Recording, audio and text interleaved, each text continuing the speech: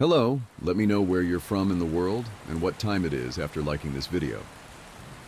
One of the topics that I get asked about a lot, here and in real life, involve things like the rake, the wendigo, and other related legends. I can't honestly say that I know a lot about any of them, but based on some light reading I did, I can say that I've heard stories that seem to be loosely related to them. You've heard the old adage that legends like that come from somewhere, and I'm sure that's true, but as you all know, I do try to take things with a grain of salt. You have to, out here. It's sort of like working in a hospital, I'd imagine. You could spend all day thinking about how many people have died there, and how there are probably ghosts, or whatever you want to call them, all over the place, but it doesn't do you any good. It just makes it harder to do your job. I think a lot of us feel that way, and that's why we try to just go about our work like everything is fine. Once you get paranoid, there's not really any going back, and a lot of cadets quit because of it. My park especially seems to have a high turnover rate because the cadets graduate and get so freaked out about everything, and they can't seem to let it go. You have to learn to internalize things and shut off. I've talked to KD a bit about her experience because I wanted to know what she thought about the Wendigo. She didn't really have anything in particular to say about it. Aside from that, she didn't want to think about it that much. But she told me a friend of hers had had something similar happen. I contacted this person, H, over Skype, and they agreed to talk to me a bit. They're aware of my work here, and they're fine with me posting the story exactly as they wrote it. I grew up in Central Oregon, and there's a reservation called Warm Springs about 2 or so hours from where I lived. I only mention that because a lot of people in my area have friends there, and a lot of the land in that area belongs to that tribe. When I was a kid, we used to go camping up there. Not on the res, of course, but in that area, and I met a lot of kids who grew up there. I got to know one kid really well. His name was Nolan, and we ended up hanging out a lot when our families were in the area. Our folks got to know each other, so we'd all get in touch and camp out around the same time. We'd camp for about 2 weeks, so we were out there for a long time. I asked him if he camped in an RV. Yeah, my dad had one, so I guess it wasn't really camping, but we'd take our tents and stuff and set them up out away from camp most nights. I didn't like sleeping in there because I like being outside. We talked for a bit about camping. So anyway, sorry. One year Nolan and I were out there. I think we must have been like 12 or so. We wanted to go out and camp near the river because we wanted to try night fishing. I think we must have been about a third of a mile from the main camp. Far enough away that we couldn't hear or see anyone else. I remember that. We were messing around most of the day. I don't really remember much about it. But we ended up building a fire at some point. And I was really impressed because he had this flint or something that he used to start it. I'd never seen anyone do that before, so I thought it was pretty cool. I got him to teach me how to do it. And we lit some stuff on fire, which looking back was really stupid because it was the middle of fucking summer. And if I remember right, the fire warning was either at yellow or orange. But thankfully we didn't start anything major. And when it got dark, we sat around and talked about whatever it is 12-year-olds talk about. I don't really remember. What I do remember is that at some point, he looked over my shoulder at the river and asked me if I could see something. The way our camp was set up, we were about 10 feet from the river, and we were at the widest point, so it was probably about 20 feet to the other bank. It gets hot up there in the summer, but the water's still cold, which is important. I look over my shoulder, and I could see something wading into the river on the other side. From where we were, it looked like a deer, but we couldn't really tell because of the fire. I got up to look closer, and I saw a pair of antlers, so I figured it was a buck. But I thought it was weird that it was wading into the water, and it was definitely heading for us, and I asked Nolan what he thought we should do. He's looking at the fire with this weird expression, and he tells me to sit down and shut up, so I do, because I'd never seen him act that way before. He's whispering at me to ignore it, and to just keep talking like we were, but I couldn't think of anything to say. He was saying something about an episode of some show, but I could hear the deer coming through the water, so I wasn't really paying any attention, and I kept trying to see over his shoulder. But every time I did, he'd sort of hit me on the arm and make me look at him. I wasn't really scared, I remember. I was just sort of confused. But then, I hear the deer come out of the water, and I could kind of make out what it looked like, and I realized it wasn't a deer because whatever it was walking on 2 legs. I started to get up. I was super freaked out. But Nolan just yanked me back down and talked louder about this television show, and I could tell he was just as scared as I was.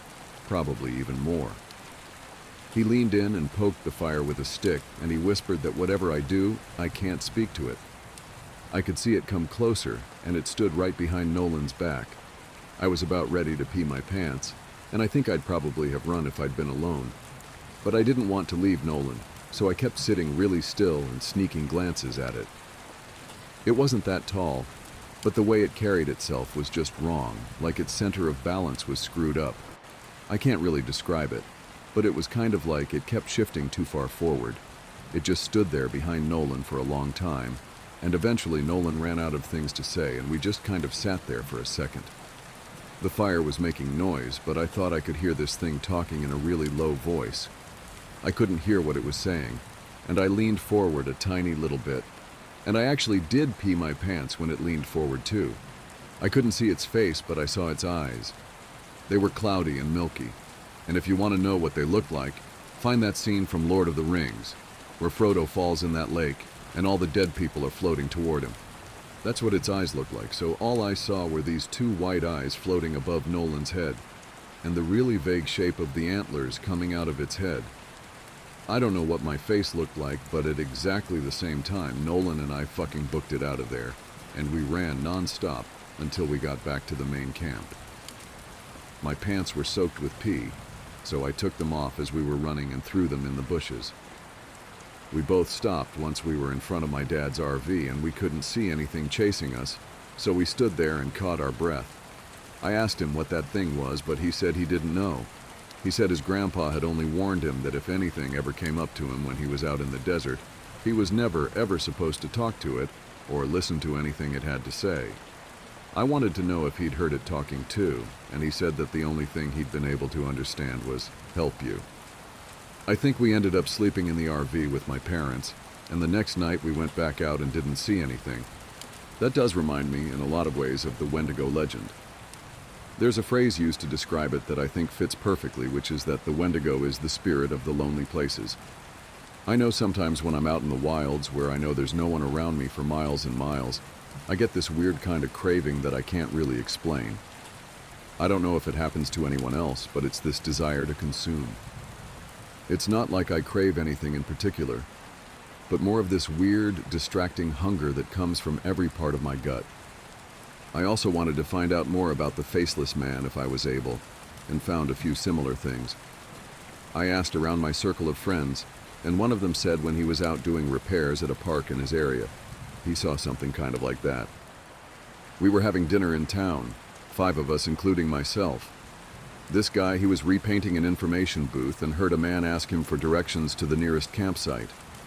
He didn't turn around because he was up on a ladder, but he informed the man that there weren't any campsites nearby, but that if he headed down the road about 4 miles, he'd find one at another park. He asked if he could be of any other help, but the man said no and thanked him. My friend said he kept painting, but he was listening and never heard the man leave. The second he came up and talked to me, the hairs on my neck stood up, but I wasn't sure why.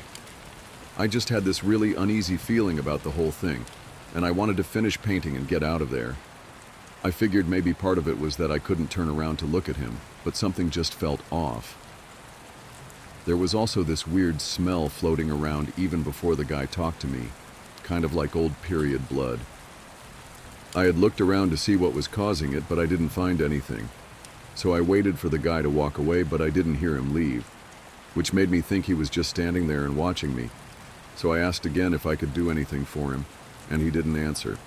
I knew he was there, though, because I hadn't heard him leave, so I did this awkward turn on the ladder to look down and see what he was doing. Now I admit it could have just been my brain fucking up, but I swear to you, Russ, for a split second when I turned around, that fucker didn't have a face. Like he had no face. It was almost concave and totally smooth, and I just about had a fucking heart attack because I couldn't even wrap my brain around what I was seeing. I think I started to say something, but there was this kind of pop inside my head, and suddenly he was just a normal-looking guy. I must have looked weird because he asked me if I was okay, and I was just like, yeah, I'm fine. He asks about the campsite again, and I point to where he has to go, and he's like, I'm not from around here, can you help me get there? Now this is when I know something is really up because there's no way this guy got out here and didn't know where he was. And for that matter, there's no car around, so how'd he get here in the first place? I said I was sorry, but that I couldn't take him anywhere in a company vehicle, and he's like, please? I really don't know where I am. Can you come with me and help me get there?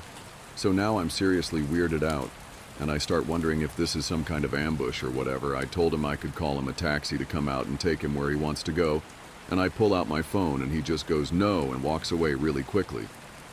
But he doesn't walk out of the park. He walks back into the fucking trees, and I got right in my fucking truck and start to get out of there, fuck the paint or whatever. I looked in my mirror to see where he was as I was leaving, and he was standing right at the tree line again. I don't know how he got there so fast, but this time I know that fucker didn't have a face. He was just watching me leave, and right before I turned the corner, he took a big step back into the trees and kind of dissolved, I guess. Maybe it was just dark so he blended in, but it felt more like he just melted away. Interestingly, right after this guy finished his story, someone else piped up with another one, but with a slightly different twist. You know, actually, I had something sort of weird like that happen a while back. I was out doing some trail scouting, and I was out in the middle of nowhere figuring out where we were going to have this trail run through. I hadn't seen anyone else for probably a good 2 hours, so I wasn't really paying attention to where I was going. I was just looking at the ground for the most part. Then out of nowhere, I crested this little hill and almost ran into this guy. He was older, probably in his 60s, and I started to apologize to him for running into him. And then I noticed his face, and I probably looked like a complete douchebag because I stopped and just stared at him. It took me a second to figure out what was wrong, but this guy's face was huge. I know that sounds weird, but that's the only way I can describe it. His head wasn't big or anything, it was normal, but the amount of space his face took up was just way too much. Like if you took someone's face and enlarged it all by about 2 times. He doesn't say anything. He just kind of looks at me. And I backed up and was kind of stuttering and saying I was sorry. And I went around him and fucking got out of there and did what I needed to do. The whole time I kept looking behind me because I was so freaked out that he'd pop up behind me or something. I know it sounds ridiculous, but I swear to you it was one of the creepiest things I've ever seen. I switched the topic to the stairs a little later, and there was a definite shift in enthusiasm. No one spoke up at first. There's a real stigma around discussing them even when we're away from work. But I broke the ice with a story of my own. And the guy who told the story about the faceless man told this one, albeit very quietly. A couple years ago, I was camping with my girlfriend, and we're out about 2 miles from the road at this site I know. We went to bed that night, but we couldn't sleep because someone interjected a funny comment, and we were dangerously close to going off on another subject. But I got us back on track. Yeah, really funny, you fucker. No, it was because we kept hearing that grinding noise. My brother used to grind his teeth in his sleep, and it kind of reminds me of that. My girlfriend was freaking out, but I just kept telling her to ignore it because I've heard it before and you just have to ignore it. It goes away eventually, you guys know what I mean. We all knew what he meant. So eventually I got her to go to sleep, but I woke up probably 2 hours later because something was just off. I rolled over and she wasn't there, and I kind of freaked out because he thought for a second and then he took a very long drink. Anyway, I ran out of the tent calling her name, but I didn't have to go far. She was standing at the edge of the camp looking at something in the trees, and I could see she was really pale. The fire was low but bright enough to see her. Anyway, so I ran up to see what was going on, and she was dead asleep, but her eyes were open. She had this real spaced out look, you know. So I put my arm around her to lead her back, but she wouldn't move. She just said really quietly something like, "I have to go now, Eddie. I have to go, it's here." I was like, "You're just sleepwalking, come back to bed." But she wouldn't budge. She just kept standing there and saying that she had to go. And I looked where she was looking, and there was a fucking staircase right there about 15 yards away. Gray one, concrete. And she started to walk toward it, but I yanked her back, and that woke her up. She looked at me like I was fucking out of my mind, and she asked what the fuck she was doing out of the tent. I didn't tell her anything, I just told her she was sleepwalking. The grinding was gone, so she just went back to the tent with me and fell asleep again. I don't know. I don't like thinking about it, you know? We all knew. You guys remember that kid with I can't remember what it was. Some kind of brain fuck-up, not Downs, but something like it. Someone else brought up, well, I got to read the report he gave when they found him a week after he went missing, and it was fucked up beyond belief. I mean, you have to take it with a grain of salt because who knows what that kid actually thinks is real. But some of this stuff, I don't think he could have made up. Like what? Well, first of all, he talked about the stairs. He said he'd been watching his dad build a fire and the stairs came up to him, and he had to go up them or something bad would happen. The cops couldn't really understand what he was talking about after that because he just kept saying, like the campfire, over and over. And he kept mentioning sounds, but he couldn't say what sounds, just that it was loud and he covered his ears so he couldn't hear them. But the thing I remember most is that they asked him where exactly he'd gone, and he just said he was right there. He kept pointing at himself, and they said they thought that meant that he thought he'd never left. He said he wasn't scared because the stairs were there, and he said they talked to him, but not like people talk. Like I said, it was really convoluted and hard to understand, and I have a feeling the cops didn't take most of it down. They ended up just saying that the kid had some kind of amnesia or fugue, and that they didn't think foul play was involved. Doesn't really explain why he came back a week later perfectly fine without a speck of dirt on him and well fed, but hey, what the cops say goes. My wife has been peeking at me from around corners and behind furniture. It's gone from weird to terrifying. My wife, Lynn, and I have been together for 6 years and married for 11 months. Our entire history together has been very normal, and never once have I noticed any weird behaviors or red flags. I can't stress enough how out of character this whole thing is for her. Lynn is very kind, intelligent, and thoughtful. She's always been the no-nonsense type of person. Being childish or trying to scare me is not something she'd normally do. She doesn't even like watching horror movies. When we first started dating, she agreed to watch The Shining with me because she knew how much I loved horror. She was so scared that she didn't even make it through half of the movie before we had to turn it off. She isn't into anything creepy and has never been into pranks. It's just not her cup of tea, and that's fine. But that's what was so strange about this. It's just so unlike her. I should also add that she never had any mental health issues, and as far as I'm aware, it doesn't run in her family. I know some people are able to hide their mental health problems, but in the 6 years we've been together, I think I'd have seen some sort of sign. 2 months ago, I was in the kitchen making myself some coffee before work. I was running a bit late that morning and knew I wouldn't be able to make it to Dunkin' Donuts for my usual morning fix. I took a sip of my coffee as I hurried down the hall towards the front door, when I happened to notice Lynn peeking at me from around the corner ahead of me. I could only see her eyes, and a strand of her long dark hair hanging against the wall. The rest of her body was concealed behind the corner. I nearly spilled my coffee when I saw her. I did burn the shit out of my lips. "Geez, Lynn," I said, wiping a few drops of coffee from my pants. "You scared the shit out of me." She immediately popped out of view like a little kid that had been caught. I heard her scurry off towards the living room, and by the time I got to the front door, she was out of sight. It was really weird, and just totally out of character for her, like I said, but I also found it kind of funny that she was being more playful and a little less serious. I shouted that I loved her and called her a weirdo. As I shut the door behind me, I heard her laughing. Her behavior was a bit odd, but it certainly wasn't something to call a priest over. I forgot about it by lunch, and by the time I got home, she was her normal self. I didn't bring it up, and neither did she, and life went on. The next incident happened 3 days later. It was around 2 a.m., and I had woken up to get a drink. I was standing at the kitchen island, jug of Oj in hand, when I felt a strong feeling that I was being watched. For whatever reason, I looked down at the floor and saw my wife's smiling face staring back. She was peeking at me from the other side of the island, staring up at me with wide, unblinking eyes and grinning. Grinning like the Cheshire Cat, I screamed, I'll admit it. Not out of irritation, but fear.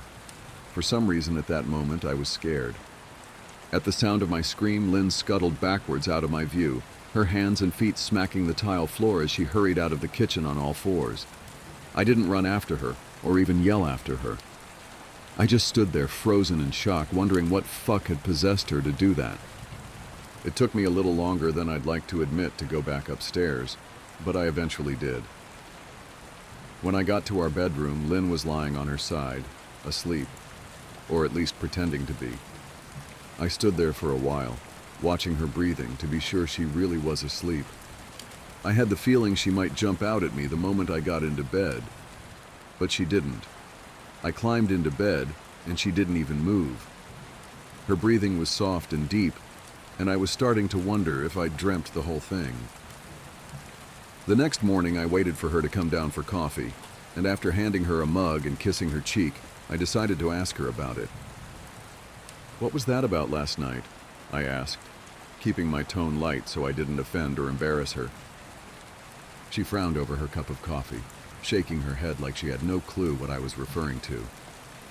"You were peeking at me again. From over there," I said, pointing to the spot on the floor by the kitchen island. She followed my gaze, and when she looked back at me, she burst out laughing. She laughed so hard that I couldn't help but join her. "You creep me the fuck out sometimes, you know that?" I said. She giggled and set her cup on the counter and wrapped her arms around my neck. "You creep me out all the time, so I guess we're even," she teased. We said our goodbyes and left for work. As I drove, I kept thinking about how creepy it had been seeing her grinning at me from behind the island like that. The sounds her hands made on the floor as she crawled away. I told myself she was just trying to be silly, just trying to join me in my love of all things horror. It's not like I was afraid of her, but it still didn't sit right with me. I started seeing her peeking at me more and more. Sometimes she'd be peeking out from behind the couch or living room curtains.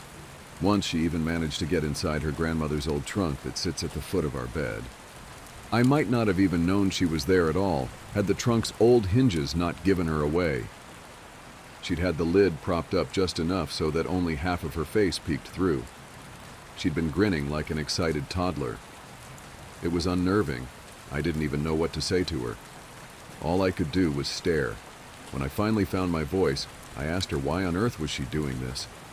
She didn't answer, but she had slowly closed the lid, shutting herself inside the trunk.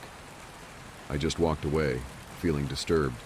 I didn't understand why she was doing it, but it clearly made her happy. I just hoped she would tire of the game quickly. Lynn didn't peek at me for the next 2 weeks. I started to think she was done with her weird prank, and I was relieved. We were watching a show on Netflix one night, and I jokingly said that I hadn't seen her peeking at me lately, and that she must have given up on her spy game. She looked up at me with a small smile and said, "Maybe I've just gotten better at it." I didn't say anything, but I wondered whether or not she was joking. For the next few days, I couldn't stop thinking about what she'd said. Was she still peeking at me when I wasn't looking and I just hadn't noticed? And if so, what the hell was she getting out of this? I started to feel paranoid, constantly checking whether she was watching from around the corner or behind a door. I was jumpy whenever I was home and she wasn't in full view of me. I felt stupid and a little crazy. But after a few weeks without another incident, I began to relax. I stopped checking behind furniture and walls and told myself it was just a bad memory. Then a few days ago, things got so much worse. Lynn left to go to a friend's, and I lounged on the couch and played a couple games on my laptop. Around 9 p.m., I hopped in the shower, and as I was washing the soap from my hair, I felt that awful feeling that I was being watched. I slowly opened my eyes and almost had a fucking heart attack. Lynn was peeking from behind the shower curtain, her entire head stretched into the shower, leaving just her body outside. Her long dark hair hung against the curtain, the ends dripping with water. Her mouth hung open in a terrible grin, eyes wide and red, as if she hadn't blinked in a while. I screamed and jumped back against the wall. She didn't move, nor did her smile waver. Her makeup ran down her cheeks in 2 black streaks. She looked giddy and completely deranged. I was fucking terrified. We stood like that for a few moments, neither of us saying a word. Finally, after what felt like forever, she slowly pulled her head back out of the shower, and I watched her blurry figure through the curtain as she moved backwards towards the bathroom door. A second later, the bathroom door slammed shut, hard enough to rattle the mirror. I screamed again and jumped out of the shower to lock the door. I stayed inside the bathroom for over an hour. Maybe I overreacted to some of you, but joke or not, I wasn't going to put up with the crazy shit anymore. That's what I kept telling myself as I paced in my bathroom, stopping to listen at the door every few minutes. Suddenly I heard a muffled sound, and I pressed my ear against the bathroom door, straining to listen. I couldn't hear anything, but I envisioned Lynn standing on the other side of the door, giggling at her joke. I felt a surge of anger. I was beyond pissed at being made to feel scared in my own house, and made to hide in the bathroom for an hour. All for what? Some joke? If it was a joke, it was an awful one. "What the fuck, Lynn?" I snapped. "This shit is getting really fucking annoying." I waited for her to apologize or to call me a jerk, but instead I heard a faint moan, so quiet I wondered if I heard it at all, and then complete silence. "Lynn?" I called out, not able to even hide the shakiness in my voice. I got no response, just my own heavy breathing. "I swear to God, just fucking stop it," I yelled, pounding my fist on the door. I waited for her to cuss me out, something I would expect from me talking to her like that. I never screamed at her before, but there was nothing, just the occasional drip from the shower head. I won't deny that I was scared, too afraid to open the damn door and face my own wife. I waited another 30 minutes or so, which feels like a fucking lifetime when you're scared. Finally, I decided I wasn't going to spend the night hiding in my bathroom, so I got down on my knees and peered under the door. I almost expected to see her face peeking back at me, but thankfully I didn't. I could see straight down the hallway to the top of the stairs, but no Lynn. I didn't know if I should be happy about that or not. I looked for a few minutes, waiting to see her head pop up over the top step, but it never came. I stood up, my hand hovering over the door, and mentally prepared myself to open it. I slowly turned the lock with shaky fingers, and was about to yank it open when I heard a sound that still makes me feel nauseous when I think about it. A moan, louder than before, but this time I was able to tell just where it was coming from. I turned my head to the closet door as if in slow motion, and locked eyes with my wife, who was peeking out at me from the slight gap. Her eyes were still wide as ever, and her mouth was hanging open in the most grotesque, gaping smile I'd ever seen. I didn't even scream. I was too scared for even that. Her hands were clasped to her chest, body trembling with sheer delight, as if she could barely contain her excitement. A short, raspy moan bubbled up from her throat, deep and raw, sending a shiver through my entire body. Somehow I found the ability to pull the bathroom door open and ran as fast as I could all the way down the steps, snagging my keys and phone from the table in the living room before running outside to my car. I could hear her shrill laughter behind me, but I didn't hear her getting closer. I didn't bother shutting the front door. I drove away from the house faster than I legally should have, shivering the entire time, either from fear or the cold. Maybe a little of both. I hadn't grabbed a coat or even a pair of shoes. I was still in my boxers and my hair was still damp. I drove straight to my brother Chris's house, about 40 minutes away, ignoring any and every call and text I got. I didn't check my phone until I was safely parked in my brother's driveway. Lynn had called 4 times and sent a flurry of texts, all wondering where I'd gone and why I left like that. I threw my phone at the dash in a rage, furious at her nonchalant attitude. My brother and his wife were surprised to see me, especially dressed in just a pair of boxers, but told me to stay as long as I needed. Chris lent me some clothes and asked me what happened. I told him Lynn and I had a fight, but didn't get into the details. I didn't want him to think I was overreacting, leaving my wife over a prank, even if it was a strange one. I mean, hadn't I encouraged her for years to lighten up instead of being so serious all the time? I had wanted her to relax and loosen up, but this was definitely not what I'd had in mind. I tried to sleep on their sofa, but my brain wouldn't let me sleep. Every time I closed my eyes, I saw Lynn's face staring at me from inside the closet. Knowing she'd been in there with me the entire time made my skin crawl. She'd never left the fucking bathroom at all. Instead, she slipped inside the closet and slammed the bathroom door shut to fool me. The mere thought of going back home gave me anxiety. I tossed and turned, unable to sleep. Chris ended up giving me a sleeping pill, so I was able to get a little rest. My sleep was filled with terrible dreams, all of Lynn's smiling face. I woke up just as the sun started to rise. My sore body ached from the sofa, and I felt drained. I knew I'd have to call Lynn at some point, but I didn't know what to say to her. I wouldn't be going home unless she gave me her word she'd never do any more creepy shit. I just wanted my wife back. Her normal, serious self never looked so good to me. I was contemplating calling her and telling her that, when that familiar feeling came over me. I was being watched. I was staring at the ceiling, my heart in my throat. I didn't want to look away, but the longer I ignored the feeling, the worse it got. My eyes drifted away from the ceiling almost on their own. Her face was pressed up against the window beside the couch, staring down at me with that same gaping smile. Drool dribbled down her lips, leaving 2 long streaks down the glass. I didn't know how long she'd been there, but something told me she'd been there quite a while, possibly all night. I didn't bother screaming, though I was afraid anger trumped any fear I felt at that moment. I jumped up from the couch and pounded my palm against the glass. "Lynn, are you crazy? What the hell is wrong with you? Just go home," I shouted. "Now!" She didn't move, and her ghastly expression never changed. If anything, her smile only grew, as if she had never been more elated. I could hear Chris and his wife moving around upstairs, as if Lynn could hear them from her place outside. Her head twitched slightly in their direction, and she began to close her mouth slowly. Chris called my name from upstairs, obviously concerned. I turned to see him and his wife Rebecca hurrying down the steps. When I turned back to the window, Lynn was gone. The only sign she'd been there at all was the 2 streaks of drool still dripping down the glass. I tried explaining to Chris and Rebecca about waking up to see Lynn watching me through their window.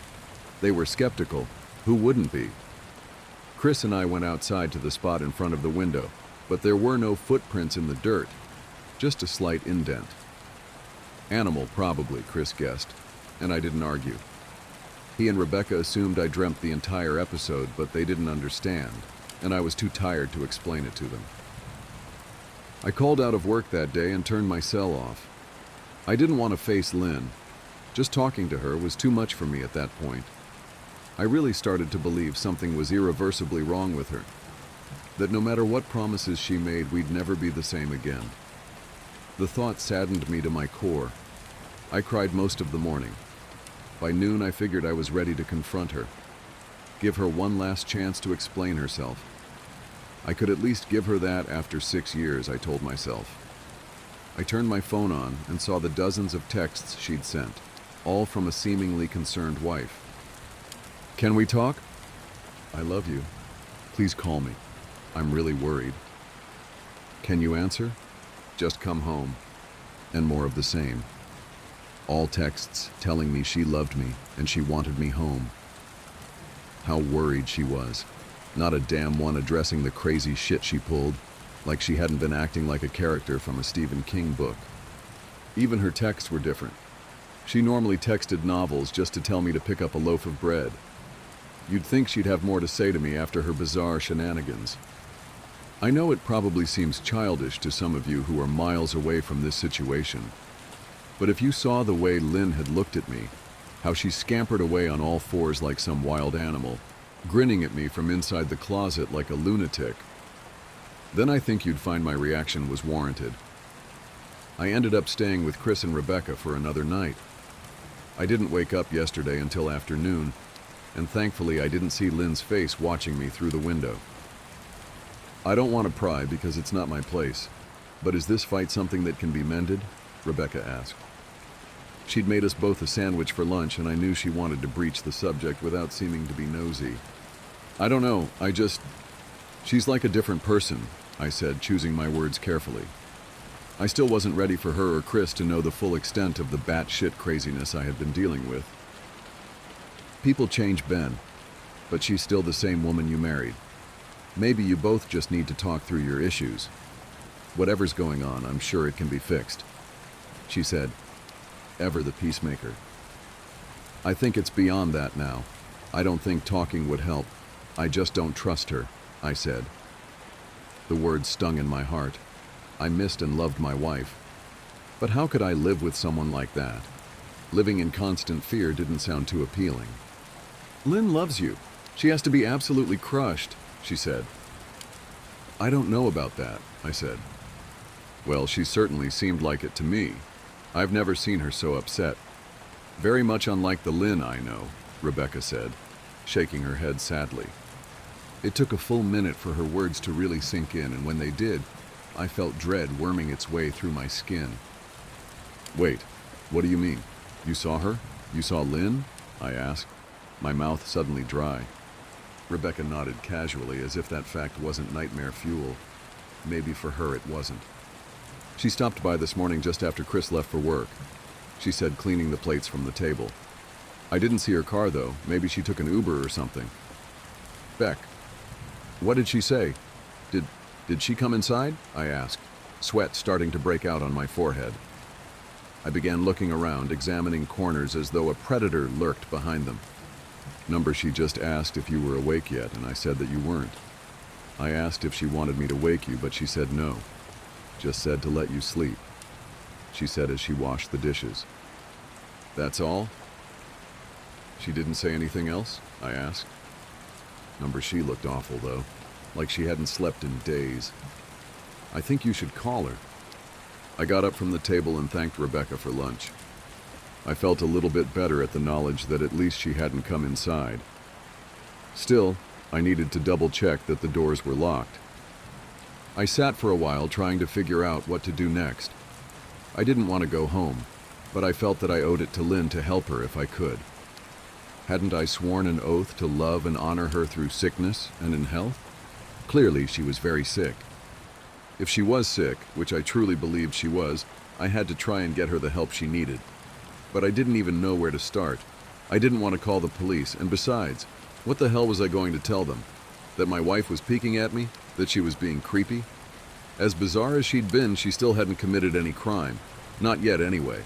The police would have probably said that I was overreacting. But this wasn't some prank. It felt wrong, dangerous even, like something sinister lurked beneath her smile. I knew as her husband I was well within my rights to have her committed, but what if she simply acted normal in their presence? She'd obviously been able to fool Rebecca into thinking she was just a concerned wife. As long as the doctors didn't find her a danger to herself or others, they'd have no choice but to release her after 72 hours. I felt lost and overwhelmed. So I did what any husband in my position would do. I called her mother. I didn't want to, believe me. Her mother, Marianne, and I were never on the best of terms. We'd never fought or anything like that. She just wasn't a very warm person and wasn't really easy to get along with. She hardly ever smiled, and when she did, only her lips would move into a thin-lipped smile, leaving her eyes as blank as before. She gave off this aura that felt like she was permanently on the offensive. I'd only met her twice, and both times were for such short visits. I got the impression she didn't approve of me for her daughter. Lynn always ushered us out quickly as she didn't want me to feel uncomfortable, which I was grateful for. Being in her mother's company felt almost unbearable, like walking on glass. I was glad when we moved 3 states away so we didn't have to see her often. I was happy to avoid the woman, but I needed her help. I really didn't want to talk to her at all, but I had to talk to someone, and someone who knew Lynn better than I did. So I grit my teeth and did what I had to. Yes, she answered, already sounding irritated. Marianne, it's me, Ben. Do you have a minute to talk? I asked. I could hear her cluck her tongue in irritation. I'm in the middle of writing some checks, but if you insist, I suppose I can spare a moment. What is it that you want to discuss, Benjamin? She said coolly. It's about Lynn. She's been acting strangely, and I was wondering if you had any idea whether there was something. I was quickly interrupted. It's a bit difficult to follow your rambling, Benjamin. What is that you want from me? She asked. I could almost see her standing there in her thin sweater and slacks, tapping her fingernails impatiently on the table. I wanted to know if you'd ever noticed any odd behavior, or possibly any mental health issues, I asked. There was a long, uncomfortable pause that I couldn't tell was because she was just thinking, or something else. Finally, after a few seconds, she spoke. I'm not sure if this is one of your jokes, Benjamin, but if so, I don't find the humor in it. Now, I do have business to attend to, as I've said, so if you don't mind, she said, but I cut her off before she could get rid of me. Marianne, it's not a joke. I'm sincerely concerned about Lynn's mental health. Her behavior has been very erratic lately. I'm very worried about her, and I figured as her mother you would be as well, I said, my frustration evident in my voice. If you're truly concerned, then I suggest you get the health professionals involved. I don't know what you expect of me, she snapped. I could tell she was seconds away from hanging up, and for some reason I was desperate not to let her. I had the feeling that she knew a lot more than she was letting on. Please, if not for me, do it for Lynn. I tried. I heard a faint, shaky intake of breath as if she were trying to hold her steely persona together but failing. Marianne, I started. Benjamin, I don't know what to tell you. My only advice would be to seek professional help. Do not call here again. Goodbye. I tried to call out to her, but she'd hung up. I tried to wrap my head around the call and her refusal to help me. Even if she didn't like me, why wouldn't she want to help her own daughter? I couldn't understand that. I tried to replay the conversation, desperate to find something I missed. After a while, I almost gave up, until I remembered her last words to me. Seek professional help. She'd said those words with a bit of urgency. I could have just been grasping at straws, but no. I was sure her voice had changed ever so slightly when she'd said that, as if they were very important. What had she meant? I assumed she'd been referring to medical professionals, but maybe she was referring to someone else. Someone that she didn't, for some reason, feel comfortable saying directly. Or maybe I was just desperate. I waited for Chris to get home, and after a very long and exhausting conversation with him and Rebecca, I convinced them that Lynn truly needed psychiatric help. I didn't tell them everything. I wasn't prepared to go into it yet, but I told them about our last encounter, how she'd hidden in the bathroom peeking at me from the closet. They were obviously shocked, but thankfully they believed me. They too just wanted to help her. Still, they didn't think it was all that serious. Weird, maybe, but not dangerous. They just kept saying that Lynn had to be playing some kind of weird joke. Maybe for YouTube? Rebecca offered, if only half-heartedly. Chris didn't think we should involve the police just yet. He offered instead to go with me, and I readily accepted. He reasoned that calmly talking to her, trying to coax her into going willingly, was the best recourse. I agreed to do it his way. At least I wouldn't be going into that house alone. We drove over this morning, just after breakfast. There was no way I was going at night. When we pulled into the driveway, my stomach began doing somersaults. Her car wasn't there, but I still didn't let my guard down. The front door was ajar, and for a split second I thought we'd see her eyes staring through the gap. I was shaking and starting to sweat. Chris, however, was fine. He waited for me to open the door, his hands in his pockets like he was going on a fucking stroll through the park. I envied his ignorance. I pushed the door open and was immediately hit with the stench of rot. Chris smelled it too, and he walked in the house behind me with his nose scrunched up. "What do you guys use to clean the floors around here, shit?" Chris mumbled. "Shut up," I said, my eyes darting around for any signs of Lynn. The house was deadly quiet and dark despite being 10 in the morning. All the curtains were closed up tight, refusing to allow any sunlight inside. If I hadn't left it just 2 days prior, I'd have thought the house to be abandoned. We moved through each room, carefully checking any place that she might hide, occasionally calling her name.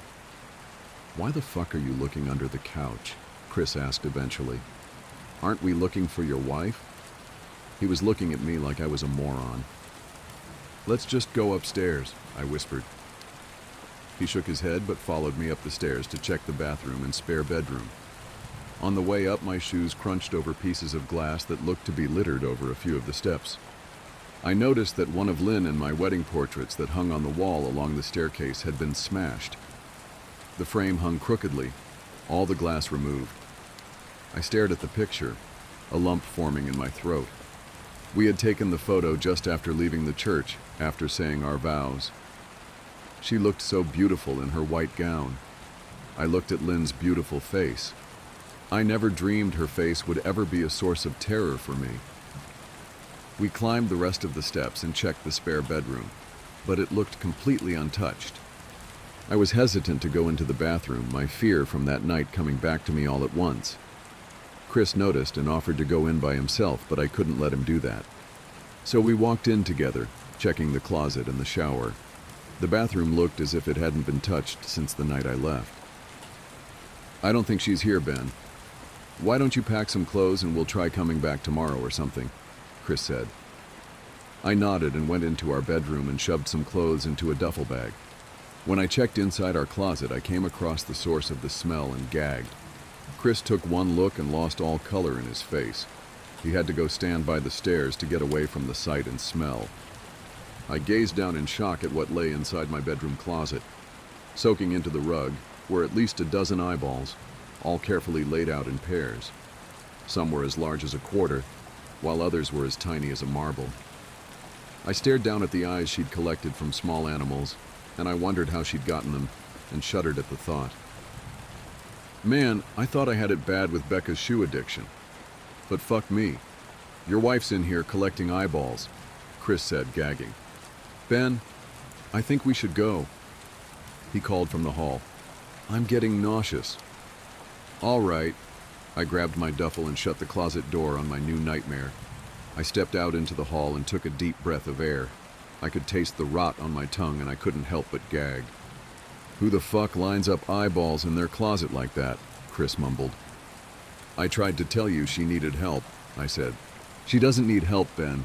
She needs a fucking exorcist," he said. "You coming or what? I can't stand the smell any—" His words died in his throat, and his eyes grew wide with fear. I didn't ask him why. I could feel it. Someone was watching me, and I didn't think it was the eyes in the closet. I turned around, my eyes slowly scanning the bedroom. "Christ," I whispered, as I finally saw what we'd missed. Under the bed, curled on her side, watching us with the excitement of a kid on Christmas morning, was my wife. She held her hands together just under her chin, and they were shaking eagerly. Now that she knew she'd been found, I could hear the quiet noises she was making, a sort of hiccuping sound in her throat, as if the excitement was just too much for her. It was unnerving, to say the least. Wide eyes, and that same huge smile. Everything in me told me to run, but I forced it away. This was my wife. No matter how twisted, she was still the woman I married. I had to help her. "Lynn," I said softly. She didn't respond, but her head bobbed back and forth in two quick little movements as if she were nodding. "Baby, I just want to help, okay? Can you let me do that?" I asked. I had taken a single step forward, approaching her like some kind of dangerous animal.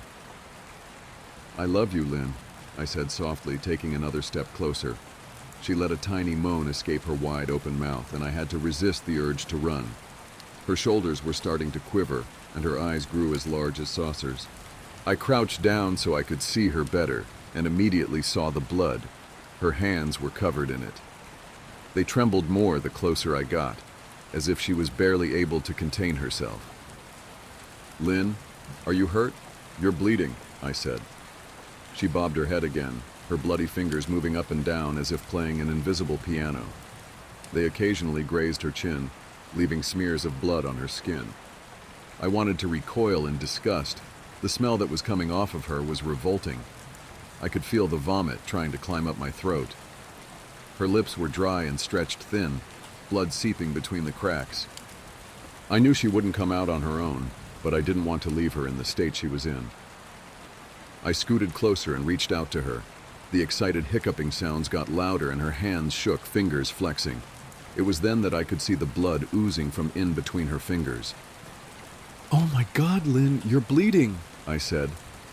Instinctively, I reached out to take her hand, but before I could even touch her, her hand sprang out towards me.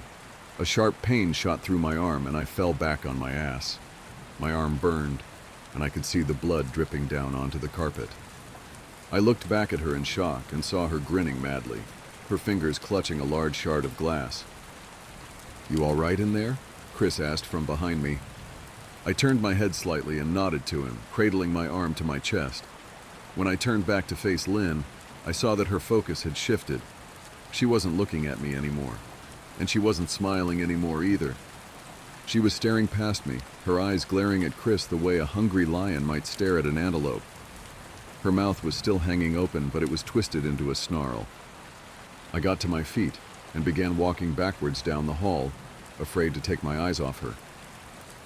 "Are you bleeding?" Chris asked. The moment the words left his mouth, Lynn started fast, scooting out from under the bed, the glass shard still in her fist. "Chris, run! Go!" I yelled. He must have been too afraid to move, because a second later I felt my back bump into him. He was still standing at the top of the stairs, staring at the horror that was my wife. Lynn had crawled completely out from under the bed and stood in the bedroom doorway, her face twisted in rage. Her whole body was visibly tense. Blood ran down her fingers and onto the floor. "Jesus, Lynn," Chris said. You, playing hide and seek?" I reached back and pushed him towards the steps.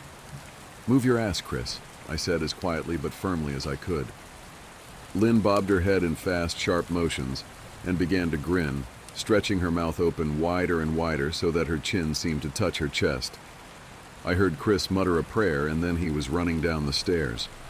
I stood at the top of the steps, stuck between the love for a woman who clearly needed serious help and self-preservation. "I only want to help," I said, choking back tears. Her eyes focused on me once again as she slowly lifted the glass, holding it out in front of her. And then she started sprinting towards me, grinning with utter excitement. Thankfully, my body took over, and I flew down the stairs, skipping 2 or 3 at a time. I made it to the front door before I felt her leap onto my back, wrapping her arms around my neck, her open mouth next to my ear so that I could hear those terrible hiccuping sounds up close. I shook her off me, knocking her to the floor. I felt a searing pain in my back as she went, but I tore open the front door and bolted to my car. Chris was standing in the front yard talking on the phone with the police. I didn't say a word, I just ran to my car and jumped in.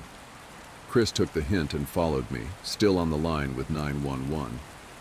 I watched the rearview mirror, sure I'd see her there, running after us. But I never did. I went straight to the ER and got 11 stitches in my arm and 3 on my back.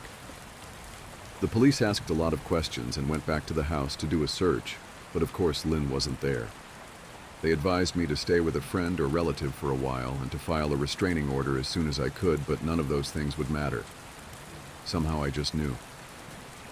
I dropped Chris off at home and went to a motel an hour away. I wanted to put as much distance between me and Lynn as I could. This is where I've been for the last 4 hours. I thought maybe the police would find her. Maybe they'd get her the help she desperately needs. But now, I don't think so. Because 40 minutes ago I got a text from an unknown number. Just 3 words, "I found you," and a picture attached. The picture was dark and grainy, but I instantly knew what it was. There was no mistaking my wife's eye. I started typing this out immediately after. I don't know what to do. I'm alone and scared, and I can't help but feel that I'm being watched. Letter from the girl who watched you grow up. "Hi, the first time I saw you, I was surprised I could see you.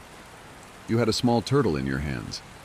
You kept calling it Michelangelo, which I assumed was a nod to the Ninja Turtles. You tossed your long brown hair behind your back and knelt down to place the turtle on the ground. You were excited to see it wobbling on the grass. It reminded me of my cat and how I used to play with him when I was your age. I witnessed your entire childhood from my small window. Your first ride on a bicycle, your first day of school, your first real friend Brenda, your first day of middle school and the cute uniform you got to wear, the time you won the science fair and you brought home a trophy shaped like a cell. You were such a happy girl. I saw you grow older, your body changing. You grew taller, your body slimmer, your face as beautiful as ever. I witnessed as others started to notice you in a different way. The stares from the jealous girls, the googly eyes from the young boys. As all this happened before my eyes, I noticed myself changing too. I got older. I got weaker. I got disillusioned, bruised. I lost my will to escape my painful life. All I had was this window to your life to keep me going. I lived my days through yours. Watching you was enough entertainment for me. You couldn't know the different ways you saved me from bad thoughts, bad days, and all the pain I had been suffering from. I saw the day that handsome young man came to pick you up in a red convertible. Your mother wasn't happy about it, but she knew she had no choice. You had to start spreading your wings at some point. You left in a gorgeous floral dress that matched the summer's flowers. You came back late that night. You had a stuffed bear and some leftover cotton candy. I imagined you had gone to the fair. I imagined all the rides you must have gone on, all the fun that must have been for you. I was so happy that you had enjoyed your first date. And then came the magical kiss. He leaned in, blushing, and kissed you. Your cheeks were so red that I instantly knew I had witnessed your first kiss. I closed my eyes, imagining what that must have felt like. For 1 second, I imagined it had been me wearing that dress, smiling so big, with butterflies in my belly and a kiss on my lips. But I was happy for you. I wanted to thank you for allowing me to live again, for allowing me to dream again. I wanted to thank you, but just couldn't bring myself to you. I couldn't go talk to you. I didn't know how. If only you knew about my window. And then one day, I heard him talking about you, the man I live with. He noticed you. I heard him complaining about how pretty girls like you shouldn't show off their legs like that. The moment he mentioned your legs, I knew it was over. I knew you would become his next trophy. I had to keep you away from him. This was my chance to thank you. I couldn't let you turn into me. I had been lucky. I don't know why he liked me this much. Most other girls came and went, never to return. And yet, amidst all the years, he always kept me down here. I think it's because he saw that I still had a light in me, because I had you. All the other girls died long before he killed them. I could tell that they were already dead in their eyes long before he viciously murdered them in front of me, showing off his skill. But not me. You kept me going. I had my little window, a little crack high up on the wall of this basement I call home. He didn't like that he couldn't break me down. He didn't know about the little crack, so he kept me to see how long I could stay like this. It is a sick game that I've been winning thanks to you. But then, he noticed you, and I knew. I knew what fate awaited you if he laid his monstrous hands on you. Whatever strength I have left, I've collected it and prepared myself to finally do something about it. I want to thank you, because if you're reading this letter, it means I did it. I gathered my courage, packed it neatly into action, and went through with my plan to escape once and for all. I will make him believe I've died. I don't know if it'll work, but if it does, he will reach to pick me up. I'll immediately kick him as hard as I can where it'll hurt the most. As hard as I can. I will then steal his keys and run as fast as I can and drop this letter off in your mailbox. I have a feeling he will chase me and get a hold of me eventually because I am weak. I'm very weak, battered. There is barely a human left in this body of mine. But if that is the case, I've been prepared to leave this world for a long time. I doubt anyone will hear or see me. This street is so desolate. You're the only life here, it seems sometimes. But so long as you get this letter, I know that I did my part and that you'll be safe. Monsters are real. This one is named Ryan Morehouse. He is your front door neighbor. I have been kept captive in his basement for a very long time. I've lost track of the years, but I believe I must be in my late 20s by now. I was 15 when he first brought me here. My parents must have looked for me. Please don't tell them about me. I don't want them to know about the tortures he put me through. I don't want them to see me broken down this way. I just want you to report him to the police. His evil nature and depraved mind can only be stopped if he is caught behind bars. They will find bodies dangling in the walls of the basement. I've learned to live with the smell by now, but they will notice it the second they step down here. There are a lot of young girls in the walls of my room down here. Tell them to treat them delicately. They were good girls. They've been my companions, my friends. Most of all, I want to thank you. You're the only thing that kept me going. You were my light. And now, I'm escaping thanks to you. Escaping this awful room. Escaping this awful life. even if it means I finally get to die. With love, the girl who watched you grow up. We found this letter in our mailbox. After contacting the police, they entered the home of our neighbor across the street. Over a span of 5 days, they found a total of 15 bodies hidden in different parts of his house. He had plans to kidnap our daughter, but thanks to this mysterious stranger, his plan was intercepted. We still have not found the girl who wrote this. We like to think she made it out alive, but sadly, it isn't likely as Ryan Morehouse is also missing. We don't even know her name. But we did find the little crack in the wall, the one where she saw my daughter grow up from. Hi, it's me. It's been a while since I last wrote you. I read on the newspaper that you received my letter. I guess you know about me now. I bet you're wondering who I am, what my given name was, who my parents were, where I lived, where I went to school, what I dreamt of becoming when I'd grow up. I don't know. Maybe you didn't wonder. Maybe I just wished you did. Maybe I just wish someone did. When you're locked away for so long, watching as the world passes by, not taking a second look at the blue house with the man with the fake smile, you start to understand that you don't really matter.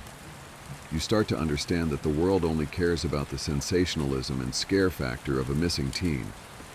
They don't really care about the face in the missing poster, and that's when you begin to float. You float when he talks to you. You float when he beats you. You float when he enters you. You float far above it all.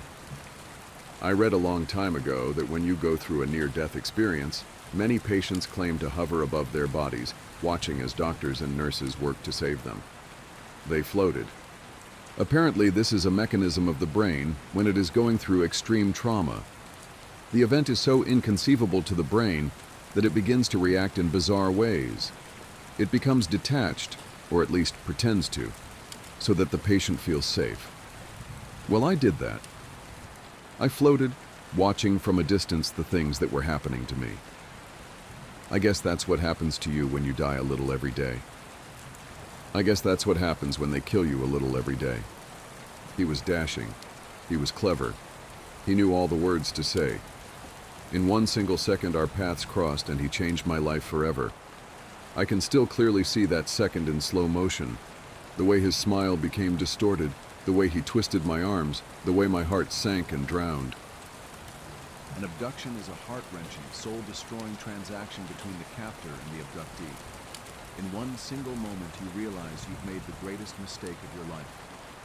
You wish you could go back for just one split second. Back to when everything was still all right. Back to when you were still only a naive, innocent child. But you can't. It's over before you even had a chance to process it. And although you always thought you would fight like a beast in a situation like this, and you always thought you would defend your body and mind with every single cell in your body, you don't. Something inside you breaks and you easily become his prisoner. You quickly believe you deserve this for being such a fool. You quickly descend into a madness I wish upon you. By now you know that I lived in a labyrinth of horrors. My pain seemed eternal. It seemed like purgatory. Sometimes, even now, I wonder if I'm not still there. If all this is just some neurons in my brain creating nicer pathways and showing me the life I wished I had. But there is one thing I always remind myself of when I begin to have these intrusive and deluded thoughts. Children grow up. Maybe I was a young, naive, and easily conquered child once, but even that could not last forever. In the end, children always grow up. But monsters, they always stay monsters. Ryan Morehouse. It's strange to say his name out loud and to no longer be afraid of it. But the strangeness of this new feeling inside me is slowly fading as I realize it was all real. The pain was real. The girls I met were real. He was real. My escape was real. I laid motionless, not breathing, eyes opened, mouth dangling. As he approached me, my body became tense, knowing the things he was capable of. But before he could do anything to me, I floated. The funny, beautiful irony of my story is that he taught me through pain and suffering the one trick that would bring it all to an end. I floated. I flew. As he kicked me that afternoon, I watched from above. But this time, even my physical body didn't react to the pain he inflicted on it. I can't explain to you what happened. Sometimes I think it was some sort of miracle. It was all too perfect. He really thought I had died. I could tell by the shock in his face. I was baffled by all the mistakes he made. I suppose he got used to my powerlessness. But on that day, I had a mission to save you. I couldn't bear to imagine you in his mind, in his hands, in his chambers of torture. As he dropped down to check my pulse, I knew it was over for him. He looked into my dead eyes. He stared intently into them, looking for any sign of life. And then I squinted with a half smile, startling him before I bit down hard into his neck. He never saw my smile coming into his skin. I think it's because he had forgotten what my smile looked like. I never knew I'd enjoy the taste of blood in my mouth so much. As he stumbled to the ground, holding his neck and crying in horror, I stood up. And for once, it was I who looked down at him. For once, it was him who looked up to me. I could see it in his eyes that he knew it was all over. I kicked him in his head until I could no longer recognize him. There was a numbness inside me as I kicked and kicked and kicked. I felt nothing. In the darkness, I drove. I still remembered a bit of my driving lessons I had the year I was abducted. Driving was incredible and freeing. I drove for a long time in his truck. I knew I had to get rid of the car, as the authorities probably would be looking for him and his truck after finding the letter I left you. But I didn't want to be found. I didn't want to speak to anyone. Not the police, not any therapists, not the media frenzy surely waiting for me, not even my family. I was thirsty for a freedom that I had never known, a freedom far away from every single living thing. I made it to the desert and walked out of the car, leaving his body in the back seat. I enjoyed the colors of the sun as it lightly went to sleep for the night. The freedom that I felt inside me was indescribable. It was as if I had been born again. As the stars began to dangle above me, I wondered if you had read my letter. I wondered if you felt safe now. I wondered if you were thinking about me. But mostly I missed you, and it made me anxious. As I enjoyed my freedom in the desert, I heard something coming from behind me. I looked over my shoulder and felt his eyes on me. I quickly turned around as he laughed, blood spilling from his mouth. He really did resemble a monster now. "Did you really think I would be this easy to kill, you stupid cunt?" He laughed, wiping his deformed mouth. "Did you really think I didn't know you weren't dead? Even I have survived worse beatings than that, you fucking fool," I retorted, slowly smiling again. "Monsters are funny. They always forget that there can be monsters hidden in pretty little things too." I pulled his gun from my pocket and shot both of his feet. He fell to the ground once again, crying in pain. "I'm not a kid anymore," I said, watching him recoil to the ground. "I'm not a woman either," I paused, my voice changing. "I'm not really even human." "I'm not. I am what he made me. I am this thing that can't feel correctly. I am this thing that can float. I am this thing that has learned to accept severe pain. I am this thing, and I've come to accept it. But I don't think the rest of the world would. I won't lie to you. Ryan Morehouse and I, we still live together. Please don't feel bad for me. It is I who chose this. I can't help but feel that only he truly knows me now. Only he knows me in this deformed, twisted version of myself. Only he can understand me because I am what he made me. But he knows. He knows that it's my turn now. He knows that there is nothing he can do about it. He understands that he must serve me now, and that he doesn't have a choice but to be powerless and helpless like I once was. With time, he will learn how to float too. I wanted to write you this letter to give you a proper thank you. Thank you for always being there for me. Through that small crack, that small hole in the wall of the basement, I saw you grow up in your front yard. I saw you shine. It is what truly kept me going. Your beauty, your innocence, your kindness, your wit all made me live longer just so that I could watch you for one more day. It was like watching my favorite TV show, and I didn't want to miss one single episode. So thank you for that glimmer of hope that kept me going through all those years that I was held captive. It makes me eternally happy to know that you'll never know the horrors of that unforgiving basement. It makes me happy to see you on your journey. It makes me happy to know that you've put the fear of Ryan Morehouse behind you. I'm ecstatic that you've chosen criminal justice as your major. I like to believe that I had a little influence in that. I love the way you've decorated your dorm room. I also love what you've done with your hair. When the sunlight hits it just right, the highlights make you look like an actual angel.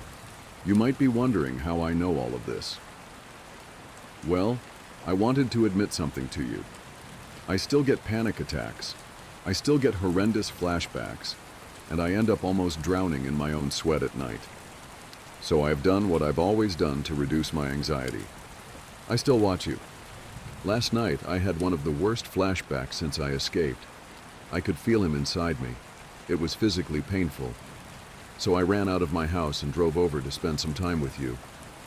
Watching you sleep made it all go away. The way your chest rhythmically moved up and down brought a calm over me that I've only known when watching you. I apologize that I still have not physically introduced myself to you. I'm just not ready to come out to the world yet. I still have some things to do with Ryan Morehouse before I can reveal myself. But do know one day, as all monsters do, Ryan Morehouse will expire from this world. And perhaps only then will I be truly free. Free to come and introduce myself to you. And maybe then we can be real friends. Maybe then you can accept me for who I am. In the meantime, thank you for your help in my time of need. I'll see you soon. With all my heart, the girl who watches you from afar. 6 months ago, we received a letter. It was a bittersweet moment. We rejoiced as we realized our daughter was saved from a horrific man. But we were saddened to find out that we had lived in front of a house where many young girls had been held captive and murdered. Most of all, we prayed that we could find the anonymous girl who left us the letter. Although we received many messages asking us for an update, we were asked by the detectives and agents not to share information as the investigation was active and ongoing. Normally, I would respect the wishes of law enforcement. However, I find myself in a difficult position. I truly believe the public should know about the dangers that hide behind pretty little houses in pretty little neighborhoods. It is nauseating and petrifying. This is why I've chosen to share it all. The first time we received a letter from the victim, we were thankful for the writer, for the girl. But this second letter has left us shocked and frightened. Once again, we are left with unknowns. The unknown of whether our daughter is now being followed by a stranger. The unknown of the mental state of this stranger, and the unknown identity of the girl who watched our daughter grow up. My friends and I found an abandoned oil rig. I watched as the helicopter pilot began his preparations to take off, barely a minute after touching down on the helipad. As Mark helped Savannah step down off the vehicle, the pilot gestured towards his headset, and I fished my radio receiver from my pocket and put my own headset on, barely quieting the still spinning rotors. You guys good? I think we're good here, man. Thanks again. Don't mention it. Just remember that you've only got exactly 48 hours. If you're not back on the platform and ready by then, I'll have to wait another week to swing back around and get you, and that'll cost extra. Good luck. I'll see you guys then. I thanked him, and as soon as the others finished unloading our prepared bags onto the helipad, we stood and watched as the helicopter took flight and disappeared quickly into the inky blackness of a starless night. I waited a moment longer, looking out into the open ocean below me, my headlight beam faintly glittering against the calm ripples of the sea. We don't have all night. Let's get indoors before the wind picks up, Julian muttered, breaking the silence. I turned away from the sea and towards the group. Julian had already picked up his duffel bag and had already begun to hastily move towards the stairs descending to the crew quarters. Mark seemed solemn as usual, but even in the dark, I could make out the smile creeping through his face as he helped Savannah grab her bags as she kissed him on the cheek. Maria sat silent, eyes locked on the clouds that had swallowed up our transport. As Mark and Savannah descended out of view, I stood next to my sister, putting my hand on her tense shoulder as I noticed her knuckles turn white, gripping her backpack. You all right? I asked after a moment. She stood motionless, and I felt her shoulder shivering. Mark said we should be able to get the rig's reserve power on. If we get inside, we'll be able to warm up. She turned her head to me and attempted to mask her frightened face with a sheepish smile. Yeah, sure. Sorry, it's just different than I expected. A bit, yeah. I lied. In truth, I'd studied my ass off doing as much weeks prior to our arrival at the rig. I'd poured through company records, I'd watched every video I could explaining oil rig architecture, and I'd even researched local oceanic weather patterns this time of year for this area. She'd begged to come along, but now, standing here shaking, it was obvious she hadn't prepared like the rest of us. I gently grabbed her backpack from her shaking hand and made my way towards the staircase. She followed close behind, and as we made our way towards the large, bolted door sealing off the crew area, she quietly called over, "Hey, Eli? What's up? Thanks for letting me and Julian tag along." I nodded, as if it were no big deal that they'd been permitted to join this expedition. Mark had approached me weeks ago with the opportunity of a lifetime. An oil rig in international waters, decommissioned for almost a decade, unmanned, and slated to be dismantled in the coming months. Even though we were further from a city than any of us had ever been, this was undoubtedly an urban explorer's wet dream. It had been years since Mark, Savannah, and I had the opportunity to go somewhere new, and with our increasingly busy lives, we figured that this was the perfect last hurrah for our old hobby. The timing worked out perfect, and we each managed to scrape enough money together to find and hire a private helicopter pilot to make the 2 trips required to drop us off and pick us back up. In all fairness, Maria had joined us on some of our trips in years prior. Being a few years younger than us, we'd opted to only let her tag along on our lower stakes outings, but she was an adult now and had begged to be allowed to come with us for this final trip. It took a substantial amount of convincing for Savannah and Mark to vote yes on bringing her, but it certainly didn't hurt that Maria's new boyfriend, Julian, had actually worked 6 months on a rig a few years back. As I pushed the heavy iron door open, the hinges groaned against the salt-corroded metal, the sound carrying through the empty corridors. I found the rest of the group already making their way through the narrow hallway, and was relived to see that the area generally matched what I'd already researched. The quarters consisted of 2 floors, the upper of which we were currently passing through to reach the lower-level access stairs at the end of the hall. We passed the expected amenities, including a galley, a laundry room, several changing rooms, and a large dry storage pantry, long empty. The crew living area, consisting of a common room and several shared bedrooms, waited for us 1 level below. As we descended the stairs, we each found a bedroom to begin to unload our things. For the next 2 nights, these quiet, windowless white rooms would be our home. I unpacked my bedroll and went to sit on the bunk bed when I heard Mark call out to gather us in the hall. As I stood in the doorway, he smiled and looked around at each of us before speaking. "All right, so we made it. Place seems to be in much better condition than we expected too, which is a good sign. I think before we start settling in for the night, though, we should review our plan." A couple of us let out an overly dramatic sigh, and I looked over to see Savannah chuckle as she rolled her eyes. Even though a plan was a necessity in a situation like this, we all knew that Mark would plan his own funeral if he could. Yeah, get it out of your system," Mark smirked. "We'll have a busy day of fooling around out here tomorrow, but there are still precautions and things we need to take care of first. Julian, you'll come with me up to the control deck here in a minute to see if we can get the auxiliary generators running. That'll get us some light and heat in here. Elijah, you stay here with Maria and Sav. Julian, you ready?" "Sure, just give me a minute to get my stuff." I looked across the hall to see Julian smiling for the first time all day. He was hard to read at times, but I could tell the familiarity of a place like this was slowly starting to bring him to life. As Mark dismissed us from our meeting, I smiled as I gestured a sloppy salute. I watched Julian pop back into the room he'd chosen and shut the door behind him for a few moments. A minute later, he emerged, pulling a pair of bolt cutters and utility gloves from his duffel bag. Maria, already changed into more comfortable clothes, ran her fingers through his curly hair and hugged him before he and Mark left. For the first time since we'd boarded the helicopter earlier that evening, I had a few minutes to unwind. It was still too cold inside to take off my jacket just yet, but I kicked off my boots and laid down on the carpeted floor. Unlike anything we'd ever explored before, this place was actually fairly well kept. The carpet, although old and shaggy, was free of debris and still felt soft to the touch. My headlamp illuminated a pristine white ceiling, lower than what I expected. As Maria tried to keep idle conversation with Savannah, I just smiled and shut my eyes for a minute, enjoying the satisfaction of having pulled off the coolest B and E ever. It must have been about 10 minutes later when a low, vibrating grumble shook the floor beneath us for just a minute, before settling to a droning hum barely perceptible but distinct from the ocean waves. I felt a shot of icy ocean air begin to flow through the vent above my head, before softening and becoming warm and cozy comfort. I stood up and quickly located a light switch at the end of the hallway.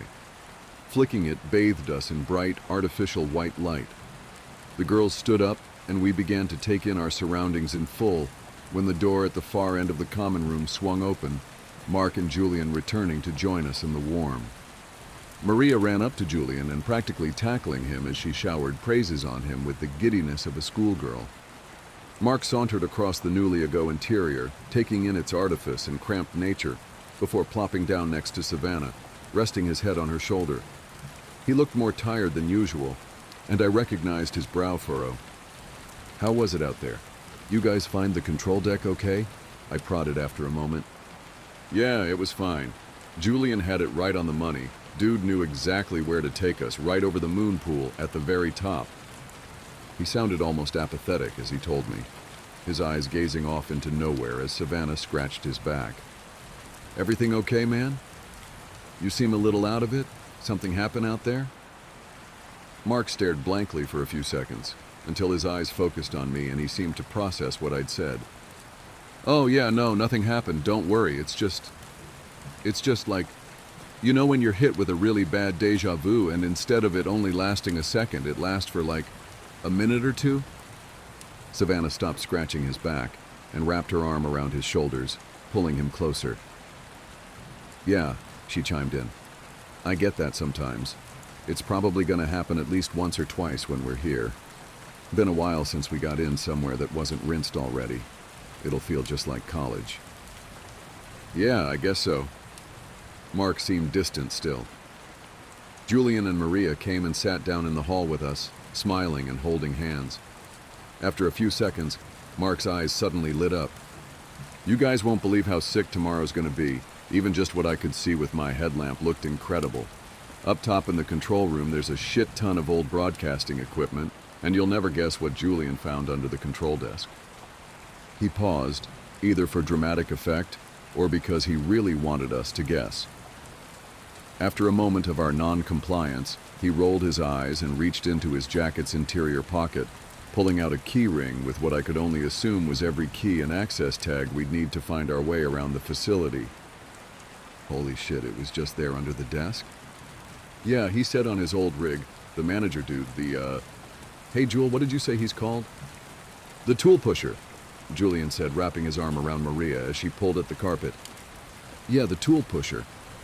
Anyways, the tool pusher would always keep a master key set in his office. Only people with the office key could get in, so it was never a problem. Thankfully, we brought a key of our own." He gestured towards the bolt cutters that Julian had set down in the hall. We laughed for a moment, and then a few more. It was good to all be here and to have successfully pulled this off. We'd never cracked anything like this before, and I won't lie, I think we were all just a little giddy that we'd done it. After a bit, Maria caught me beginning to yawn and followed suit. Sav checked the time, and we were surprised to see that we'd somehow already spent an hour on board, and midnight was rapidly approaching. Mark made some dumb remark about time flying when you're having fun, and told us to plan to wake up at 7 so we could start exploring the upper levels. Julian and Maria slipped into their room as Savannah helped pull Mark up, and the two of them wished me good night before retreating to their bunk. I closed my door behind me and thought to myself that this was a pretty awesome last hurrah before turning in for the night. I woke up the next morning to the sound of Mark knocking on my door. "Hey Eli, wake up man, it's nearly 7:30. We managed to get the water and stove running in the galley, oatmeal and bacon for breakfast if you're hungry." I rolled over and checked my phone. I hadn't bothered to set an alarm, but I figured I wouldn't have slept so well as to sleep in. I groggily rolled out of bed and got dressed for the day before joining the others in the galley. Maria greeted me with a sly smile. "Morning, idiot. Couldn't sleep." "No, I slept too well. Usually I can't sleep on boats. The rocking bothers me too much." Savannah put down her instant coffee and rolled her eyes at me. "Well, we're not on a boat, Eli. There's not going to be any rocking. This thing is bolted to the sea floor." Julian put up his hand, taking a second to chew and swallow before interjecting. "No, that's just shallow rigs. Deep-water rigs like this are tensioned to the ocean floor with cables, so they're still pretty sturdy, but they do float and rock a bit." "So why didn't we feel any rocking last night?" Julian shrugged. "The sea must have been pretty calm all night, I guess." Mark scoffed. "No way, dude. You felt how windy it was when we went out there. This thing would have been rocking like crazy if it wasn't bolted all the way down." Julian sat, brow furrowed for a second before shrugging and returning to his food. We all finished up our breakfast, and Savannah returned to their room to grab her camera while we prepared to leave the quarters. As we stepped out into the salty morning air, the daylight washed the rig in a radiant glow. It was incredible how different it looked in the daytime, the yellow structure towering past the narrow catwalk leading away from the living area. I looked down beneath the grated floor beneath me and noted that the waves seemed much more intense this morning than they had last night, crashing against the gargantuan structure sinking beneath their depths. I still didn't feel any rocking. As much as Mark typically acted a de facto leader of sorts, there was a silent understanding that at least for today, we followed Julian. He knew the ins and outs of a place like this, and we'd be way less likely to get lost if we stayed close. He led us around the catwalk, towards the stairs that would take us to the upper levels. Savannah stopped us what seemed like every 20 feet to get another picture of the rig, and as much as I wanted to be annoyed, I couldn't blame her. We'd entered dozens of brutalist structures before, but the rig took the cake for the most striking. Outside the crew quarters, every fastener served a purpose. Nothing wasted on form over function. Platforms hung suspended in the air above our heads, utility sections that would normally be hidden from view intertwined and encompassing the limited areas designated for human use. As she stopped to take a photo of one of the platforms ahead of us, Savannah froze in place before lowering her camera and gesturing for us to hold still. "Guys, do you see that?" We looked to where she indicated, and sure as day there was a security camera aimed right at us. My head immediately began to swivel around wildly, searching for any other cameras we may have missed. As Savannah, Maria, and I slowly started panicking, Mark began to laugh at us. "I noticed those last night too," Mark said with a shit-eating grin. "I flipped out too." Julian was kind enough to wait 5 minutes before explaining that they're not broadcasting anywhere off-site. They're wired in directly to the on-site systems. Julian leaned smugly against the rails. "You could have at least let them freak out about it for a few more seconds, man. Would have been hilarious." Savannah rolled her eyes and playfully punched Mark in the shoulder as she passed him on the stair. By the time we finished exploring the middle deck, it was nearly 9. We paused for a while to look out into the open sea. After a while, Maria coughed, an attempt to snag our attention. "So, I don't want to sidetrack anything we're doing, but are we going to check out the signal or what?" "What signal?" I asked. Savannah and Mark looked equally confused. Julian's face soured, and I caught him nudging her arm, as if she had brought up something sensitive. She shot him an incredulous look before continuing. "It's just, well, before we went to bed last night, Jewel was telling me that—" I said it was probably nothing. Drop it. Julian nearly snapped at her. I stood up straight from the railing I'd been leaning against, attempting to place myself closer between the two. "No, go on, Maria. What was he telling you?" She looked nervous, like a puppy backed into a corner.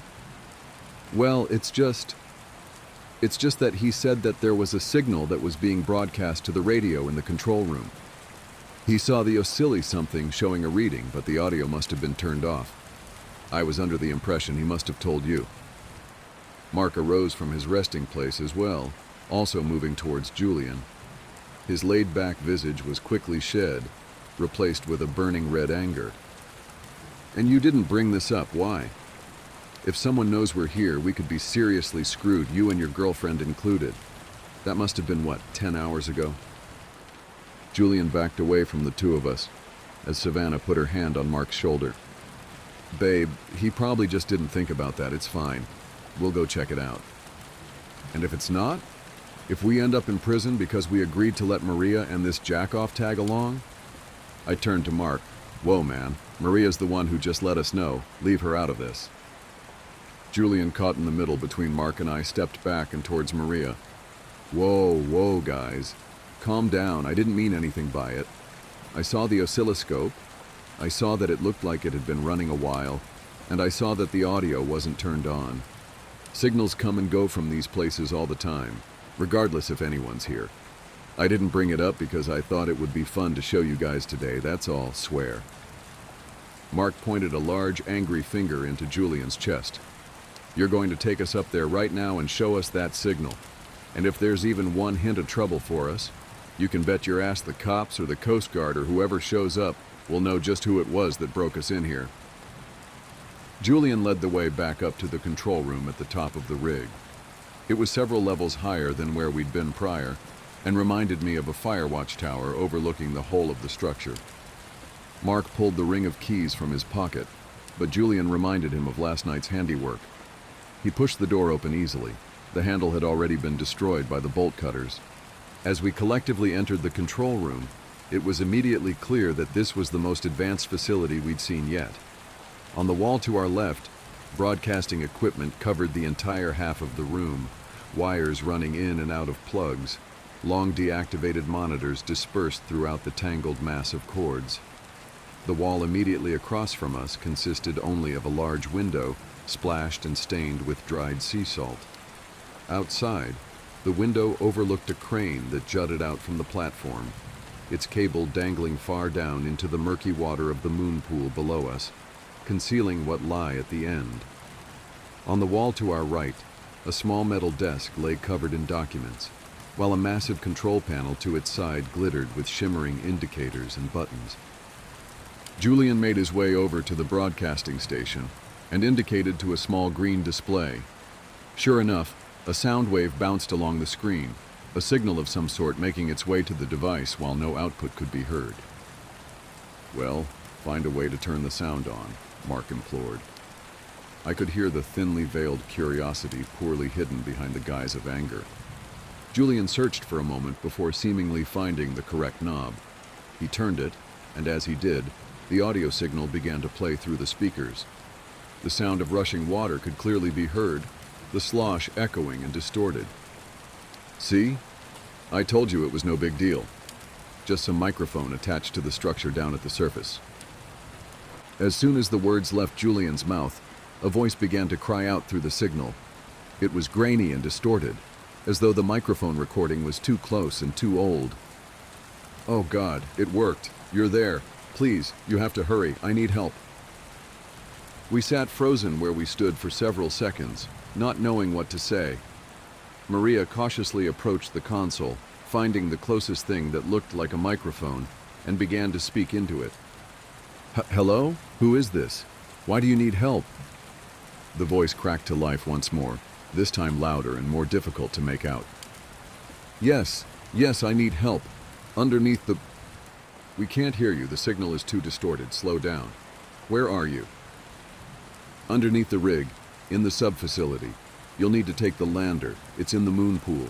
Please, the chamber I'm stuck in is slowly filling up with water. I have hours left at most. You need to come and activate the pumps, they're down here but I'm locked out, please hurry. We all looked at each other for a moment. Was this some sort of joke? What sub-facility? Savannah grabbed the microphone from Maria. I'm sorry, I don't understand. Did you say you were nearby the oil rig? Are you in a submarine or something? No, I told you I'm underneath the rig. The rig is a farce, the real facility is under the water. You can get here via the lander. I think it's the blue button, right next to the desk behind you. Please hurry. The audio cut off suddenly. We sat there in silence for about 2 minutes before I spoke up.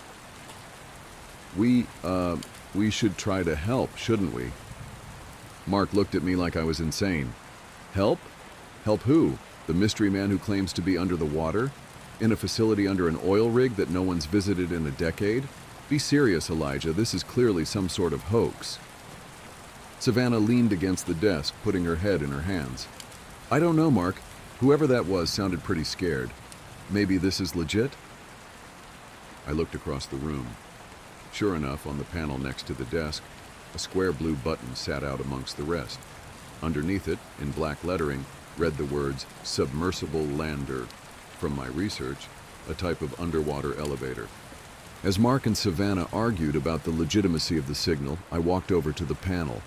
Maria stood next to me, and as I saw the fear in her eyes, I knew she believed the mysterious voice just as much as I had. I pressed the button. A klaxon alarm sounded throughout the whole rig, interrupting the argument behind me. Julian, who had stepped over to the window, called out, "Hey, everyone might want to look at this. My rig definitely didn't have one of these." As we made our way over to the window, we watched as the crane rapidly reeled in its seemingly infinite supply of cable. Suddenly, from down below, we heard an enormous splashing sound, followed by a thud and a click that echoed through the rest of the structure.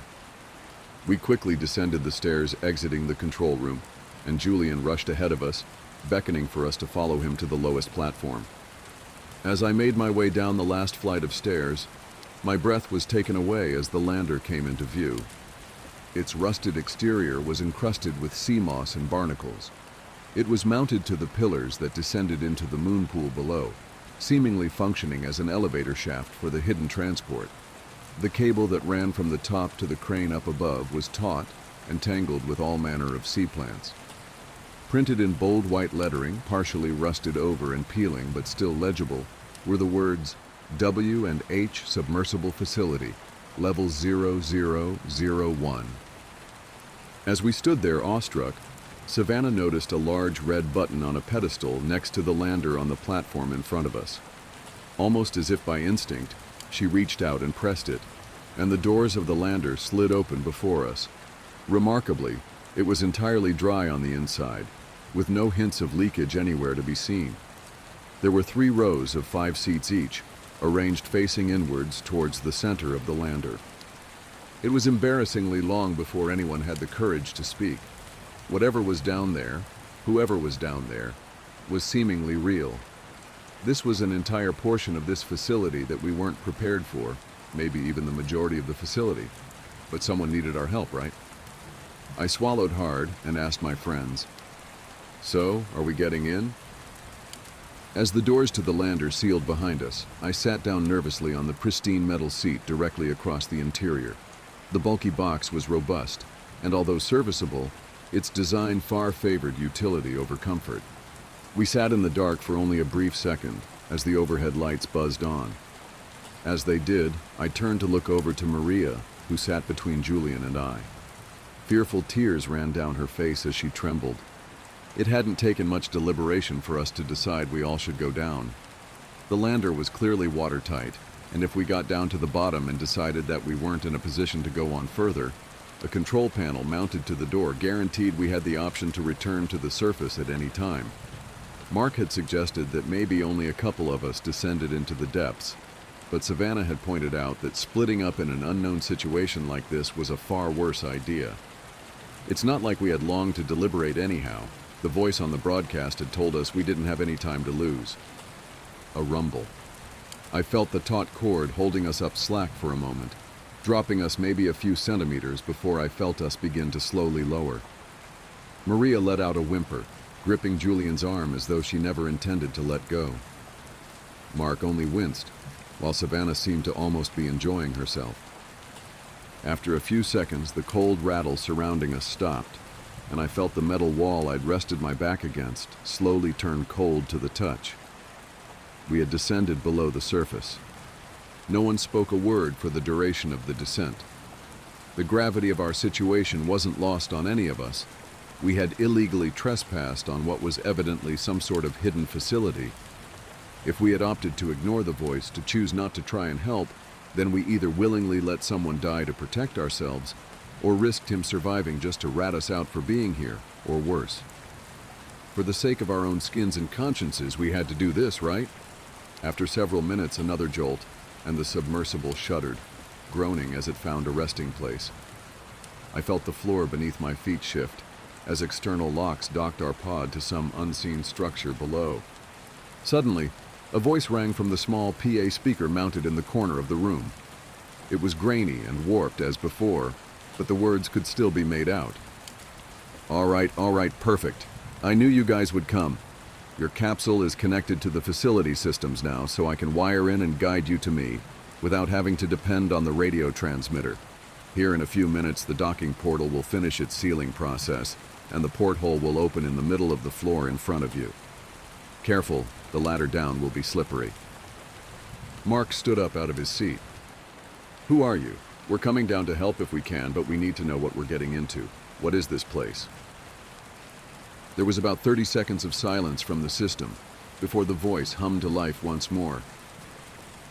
I should mention, there's no microphones on your guy's end, so I can't hear a word you're saying. There'll be cameras throughout the facility, so I can make sure you're heading the right direction. I'm going to make a guess, however, and say you're probably wondering who I am. I'll be honest, I don't have a satisfying answer for you yet, but I promise to explain everything I can when you get here. Good luck. Julian stood up suddenly. Nope, no way we're going any further with this weird shit. I didn't sign up for this. None of us did. I don't trust whoever the hell is talking to us, and neither should any of you.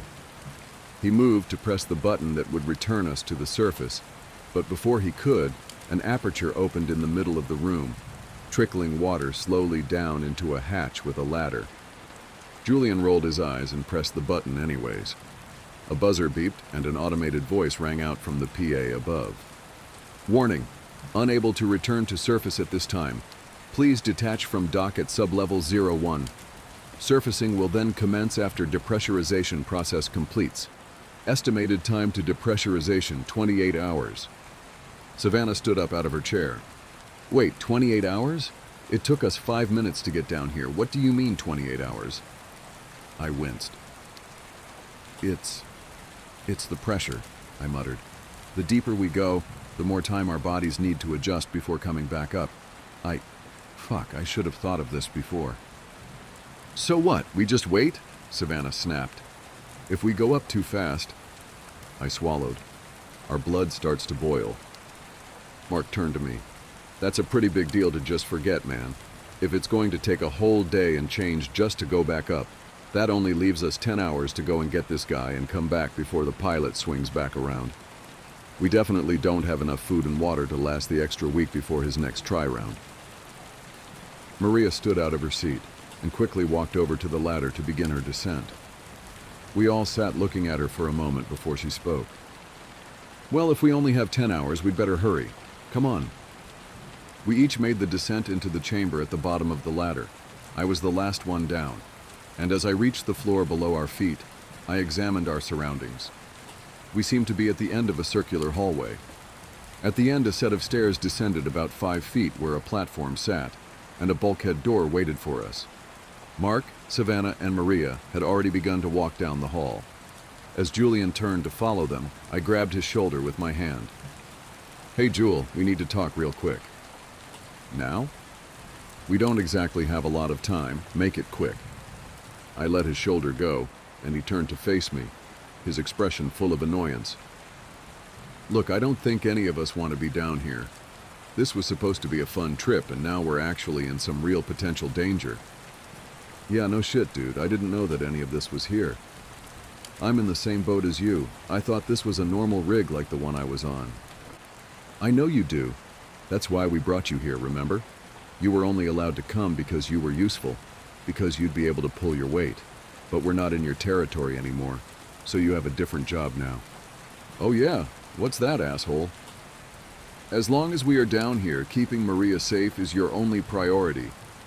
If shit hits the fan and I'm not able to protect her, I need you to swear with your life that you'll put her first. He softened, the anger on his face slowly washing away. Yeah, man, of course. Same goes to you, though. Of course. I'm glad we have an understanding. We quickly caught up to the rest of the group, who had made their way down the stairs and had opened the bulkhead door, separating us from the rest of the facility. As we passed through, the overhead lights buzzed softly, casting long, flickering shadows. The air smelled old, damp, metallic. Somewhere deeper in the structure, I could hear the low hum of machinery, the steady churn of something big operating beneath our feet. We stood at the bottom of the access stairs just past the bulkhead door. The passage ahead waited eagerly for us. Mark turned in a slow circle, his flashlight sweeping over the walls. Okay, there's no way that generator up top is running all this. Julian frowned, listening. Yeah, no chance. Maria glanced between them. Wait, what do you mean? Julian exhaled, shifting his pack. I mean, what we got running last night should have barely been enough for emergency light and heat. That thing's been sitting for years. Mark crossed his arms. We figured it was a long shot, that even if we got it on, we weren't sure how long it'd last. Offshore rigs usually run on diesel, which doesn't go bad the same way gas does, so we hoped there was a chance the reserves would last long enough for our trip. Thought we got lucky. He gestured vaguely at the hall ahead. This is way beyond that. Maria blinked. But then where's the power coming from? Savannah raised an eyebrow. I'm gonna go out on a limb and say something down here. Julian exhaled through his nose, looking down the corridor. Has to be something bigger, another power source. Something bigger. That phrase sat heavy in the air. Maria hesitated, then took a small step closer to me. So, is that bad? Nobody answered. Savannah grinned, sharp. Only one way to find out. She turned and kept walking. The rest of us hesitated, then followed. We walked for maybe 100 feet or so before a fork appeared in our path. The passageway opened into a larger chamber, where 3 hallways split off in different directions. A rusted sign bolted to the wall labeled them Sub-Level Maintenance, left, Primary Research Wing, right, Habitation and Offices, straight. Where to, mystery man? Julian muttered, looking around for a speaker or intercom. As if in response, an intercom in the corner of the room sputtered to life. The words were harder to make out than before, distorted and echoing.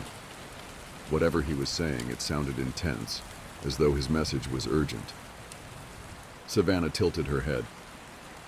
Do any of you understand what he's saying? I can't make it out. The garbled speech cut out intermittently, and we stood puzzled, waiting for clarity on our direction. Amidst the static nonsense, my ear caught just one word. Right. You guys heard that too? Sounded like he said to go right. Mark furrowed his brow and peered down the corridor leading to our right. Primary research, huh? Wonder if the poor bastard got stuck monitoring data. Maria lit up suddenly and pointed towards the floor leading into the research wing. Look, guys, footprints. Savannah pulled a flashlight out of her bag and illuminated the ground ahead. Indeed, tracks of briny water were faintly visible on the floor. They were difficult to make out in the dim lighting, but it appeared that whoever left them had been rushed, as several amorphous tracks weaved in and out of each other. As the we traced the trail of water out of the hall, the path curved around, ending abruptly against the wall next to the hallway entrance.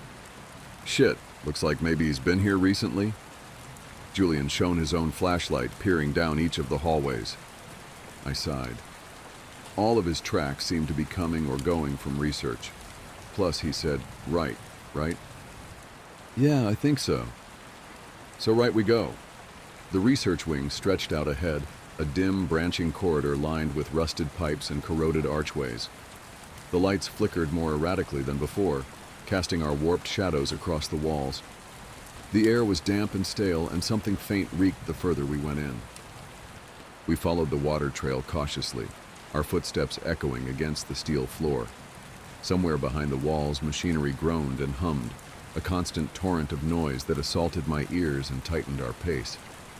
Anyone else feel like we're walking into a damn haunted house? Julian muttered.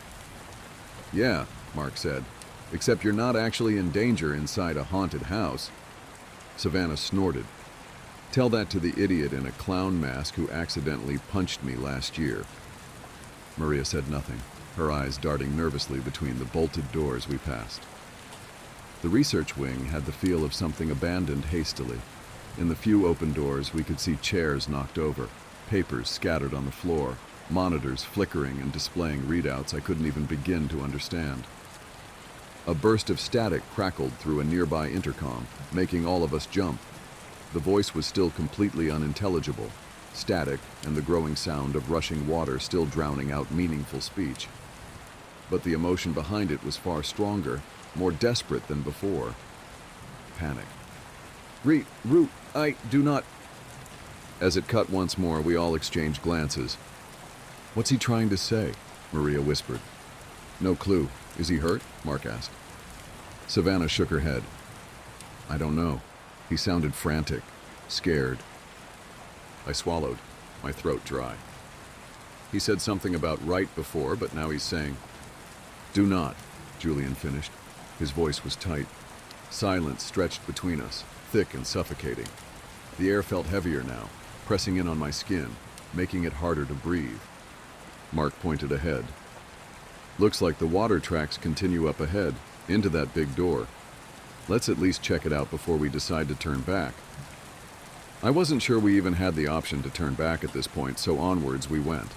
It took 3 of us to open the massive door at the end of the hallway. As we breached its threshold, we found ourselves in an enormous, cavernous room. It looked like a central hub for the research wing, a vast circular chamber with multiple exits leading off in different directions. The ceiling stretched at least 50 feet above us, lined with hanging cables and pipes. The walls were filled with observation decks, consoles, and what looked like vats, filled with an inky blue ichor.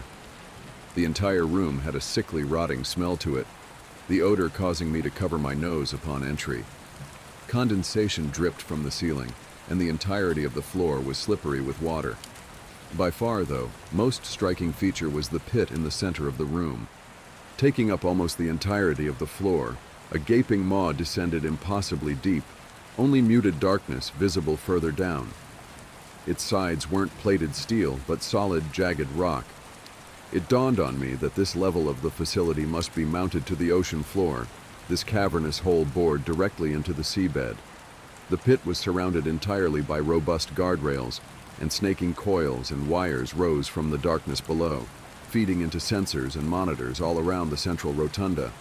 Hundreds of clear, pulsating tubes appeared to be siphoning the same blue liquid from the depths, slowly filling the vats in the room with the stuff. Mark whistled. "Jesus!" Maria inched closer to the pit's edge, peering down. "How deep do you think it goes?" Julian shook his head. "No idea, but I don't like that we can't see the bottom. Whatever's down there absolutely stinks, though." I moved toward the railing, gripping the cold metal, and squinted into the void. There was something about the way the cables draped into the abyss, like fishing lines waiting to pull something up. I stood staring into the void, and out of the corner of my eye I saw Maria, Julian, and Mark step away. "We'll check this side of the room," Mark called. "See if there's anything useful in those offices." It made me nervous to split up, but they were only on the other side of the pit. "Guess that leaves us the left," Savannah said, nudging my arm. "Come on." I hesitated, my gaze lingering on the pit. A part of me wanted to walk away from it, to ignore the gnawing sense of unease clawing at my chest. As I let go of the rail and turned to follow Savannah, something caught my eye. A movement in the depths. At first, I thought my eyes were playing tricks on me. The darkness down there was thick, suffocating, shifting slightly like fog over still water. But as I stared, I realized there was something in it. Something moving, something rising. A shape, massive and sinuous, uncoiled from the depths like a snake. My breath caught in my throat as it breached the surface. A colossal, inky black limb, studded with glistening malformed sores and riddled with thick pulsating tubes, sucking the blue substance from its mottled veins. A tentacle, writhing and frantic. And it was reaching for Maria. I opened my mouth to scream, but the noise barely escaped my throat. My body locked in place, frozen in horror as the thing lashed forward. She barely had time to react. As she started to turn, eyes wide, mouth parting, then the tentacle struck. It coiled around her torso, squeezing tight with an awful wet crunch before yanking her off her feet. The air escaping her body warped her final scream, twisting it into a lifeless groan. The sound echoed, sharp and raw, as she was dragged beneath the pit's edge. Julian lunged forward, grabbing her outstretched arm, but the force was too strong. His fingers slipped, and she was pulled into the abyss. There was only silence, and she was gone. I stumbled back, heart hammering. My pulse roared in my ears, drowning out the horrified shouts of the others. Savannah gripped my arm in a vice-like hold. Then, as suddenly as the tentacle had appeared, a blue flash filled the room, arising from the pit below. The whole chamber was flooded with it, a pulsing glow that lasted less than a second. It wasn't light, not exactly, more like a ripple in the air, a distortion that moved through the room. The air shimmered, thickening like a pressure wave before vanishing. The flash was the least of my focus, however, and I began to run, tears uncontrollably streaming down my face as I struggled to make haste towards where Julian and Mark were. "You promised me you'd protect her. I'll kill you. I swear I'll kill you." I approached the other side of the pit, stopping to wipe my eyes between sobs. As I looked towards the two of them with clarity in my vision, they stood, gawking at me as though I was crazy. Between them, Maria was back, standing exactly where she had been a moment before. "Dude, what the hell are you on about? Calm down." I stumbled forward, gasping for air, my mind reeling. I had just seen her die. I had seen her dragged into the depths. I had heard the breath squeezed out of her lungs, but here she was, alive. "Eli," Maria frowned at me. "What's wrong?" I stared at her, chest heaving. You were..." A deep, hollow sound rumbled from the pit, and I saw Julian's eyes widen. I whipped around just in time to see the tentacle rise again, exactly as before. But this time, all of our eyes were locked on it. Exactly as before, the limb writhed with malice, before curling its slimy end and extending towards my sister. Before it could reach her, though, Julian braced himself, shoving her out of its path. As she fell to the side, the appendage recalculated, grabbing Julian instead. His strangled cry tore through the room as the thing yanked him off the ground, squeezing his chest with enough force I heard his ribs crunch under the pressure. His eyes bulged, locked onto mine as the tentacle ripped him away, disappearing like lightning into the dark. In the panic, I realized that Mark and Savannah had already taken off, attempting to run to the door and slipping in their step on the wetted floor. I stooped down, reaching to pick up Maria, who was dazed on the ground. She was soaked in the salty, slime-tinged water covering the floor. As I got her to her feet, the others had made it to the door and were holding it open, screaming for us to hurry up and make it through. Through Maria's wails, I managed to put her arm over my shoulders and helped her stumble towards the door. Mark and Savannah had crossed back into the hallway, and I shoved Maria through the doorway before I went through. As I rushed to close the door behind me, another blue flash shot through the room. I turned, just in time to see Julian standing in the exact same spot as he had before, now alone, his expression one of sheer terror as the tentacle reached for him again. The door slammed shut between us, and the last thing I heard was his scream cut off with a blood-curdling snap. Mark held Savannah in his arms as she trembled, and Maria sat collapsed, inconsolable heap on the floor. We didn't have time to wait, though. We could stop when we'd made it to safety.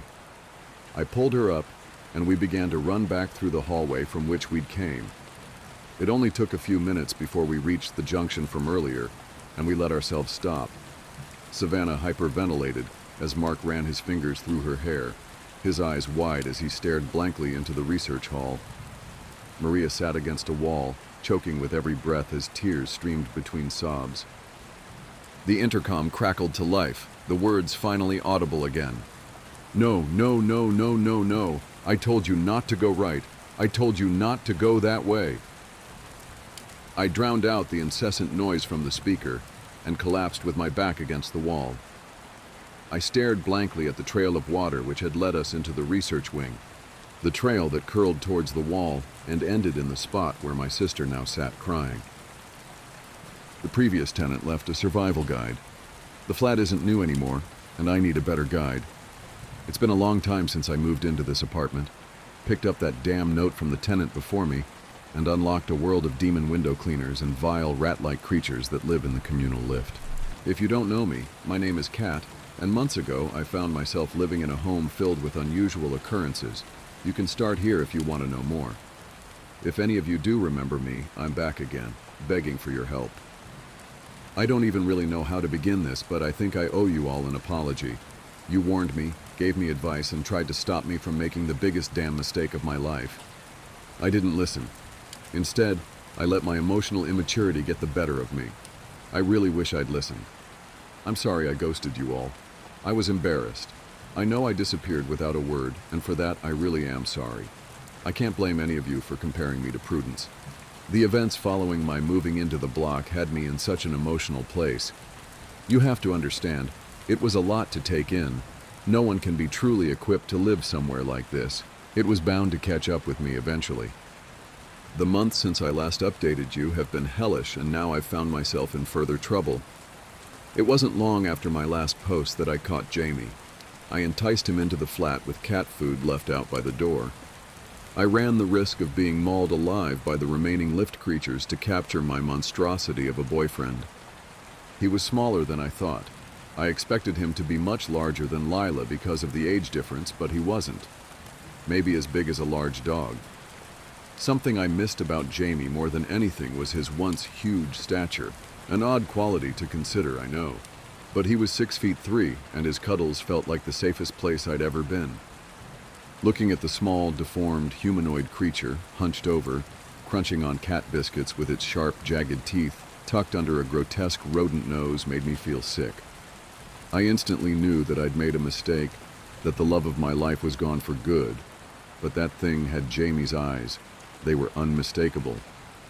Suddenly, Prudence's need to keep Lila around made sense. I could see an entire life in those eyes that had been ripped away from me, and I was too selfish to let it go. I suppose in that respect I'm exactly like her, exactly what you all think, a monster. I fashioned a place to keep him hidden in the large, built-in wardrobe of our bedroom. It wasn't like Lila's cage was, cold and restrictive. It had space, lights, and photos of us before everything happened. It was like a walk-in wardrobe. Ironically, it was something that originally attracted me to the flat. The only similarity to Lila's tiny cage was the large padlock that secured it. I tried everything to bring that little piece of Jamie left inside the creature out. I really did. I sat with him for hours, talking about our lives, reminiscing and trying to feed him his favorite meals. He would make awful raspy noises when I spoke to him at first, grunting and wheezing as if he were struggling to breathe.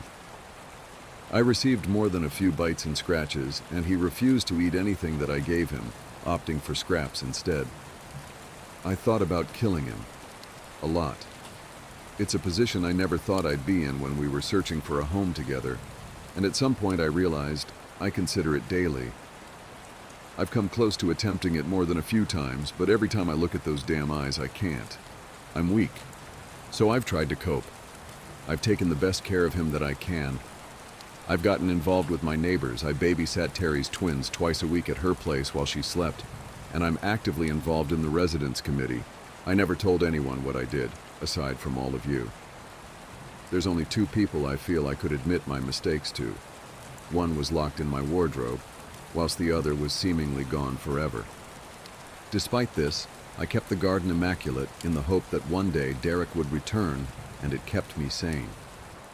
I even managed to revive one of the shrubs that Prudence tried to butcher during her attack, but no matter how much love I gave, it just wouldn't flourish, and the bench remained empty.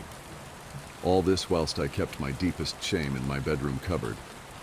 Regardless of all the anguish this place has brought me, there's nowhere else in the world I would consider home anymore. I've never felt more connected to a place in my life. So I've stayed, I've coped, and I kept busy. The tower block may be special, and its residents may often live in another world, but we weren't completely immune to the outside. Government lockdown hit us recently too. With lockdown came the loss of routine as we knew it. The whole building went into chaos, and I was no exception. Being trapped in the flat with him all day undid months' worth of self-distraction and denial in a matter of hours. I'd never been more aware of what an abhorrent thing I'd done than those first few weeks. The other residents were going through their own crises. Terry hadn't slept in weeks. We FaceTimed regularly, and I missed her and the kids terribly. Every time I spoke to her, she looked awful. There was wailing at night, banging at all hours of the day, and a whole building's worth of inhabitants struggling. When they deemed window cleaning non-essential, it sent that particular pest into chaos. He still appeared on the balconies, but instead of the relentless niceties, he just scratched desperately at the window. I tried not to open the curtains I finally got round to buying a few months ago. I couldn't take his pleading eyes. The residents committee tried to put things in place to keep the block going. We were running Zoom meetings, and a number of us started collecting essentials for the elderly and vulnerable residents of our floors, having socially distanced chats with them from the corridor as we drop off. To be honest, it was as much a lifeline for me as the elderly residents. Anything to get out of the flat, away from him. I was allocated 3 residents from my floor living in flats 48, 51, and 43. Percy and Sylvia live in flat 43. They're next door to me and generally very pleasant. Sylvia has a breathing problem, so they had to isolate. They're older but very independent. Most of the time they just needed a few essentials and didn't want to chat. Mr. Prentice from flat 48 was easy too.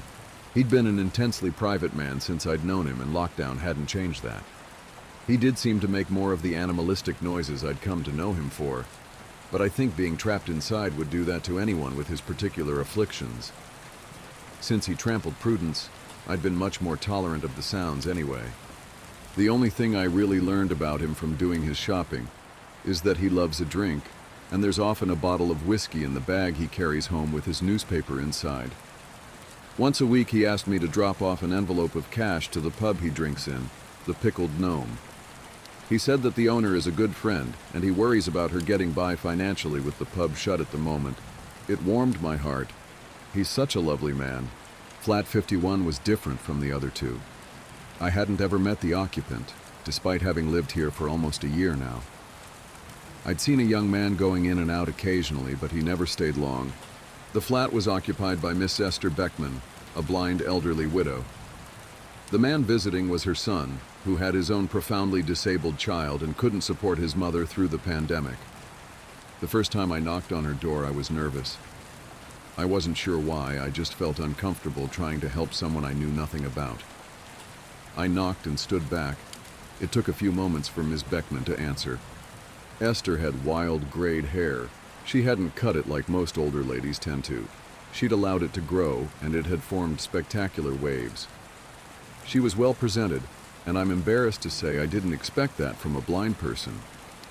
She wore a satin blue dressing gown over the top of a white day dress, and had a pair of comfortable-looking slippers on that perfectly matched the color of her dressing gown.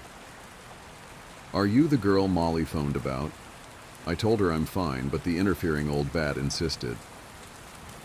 She greeted me with rummaging in the pocket of her dressing gown for a packet of cigarettes. I watched her open the pack and light the last one. Her brash attitude didn't put me off.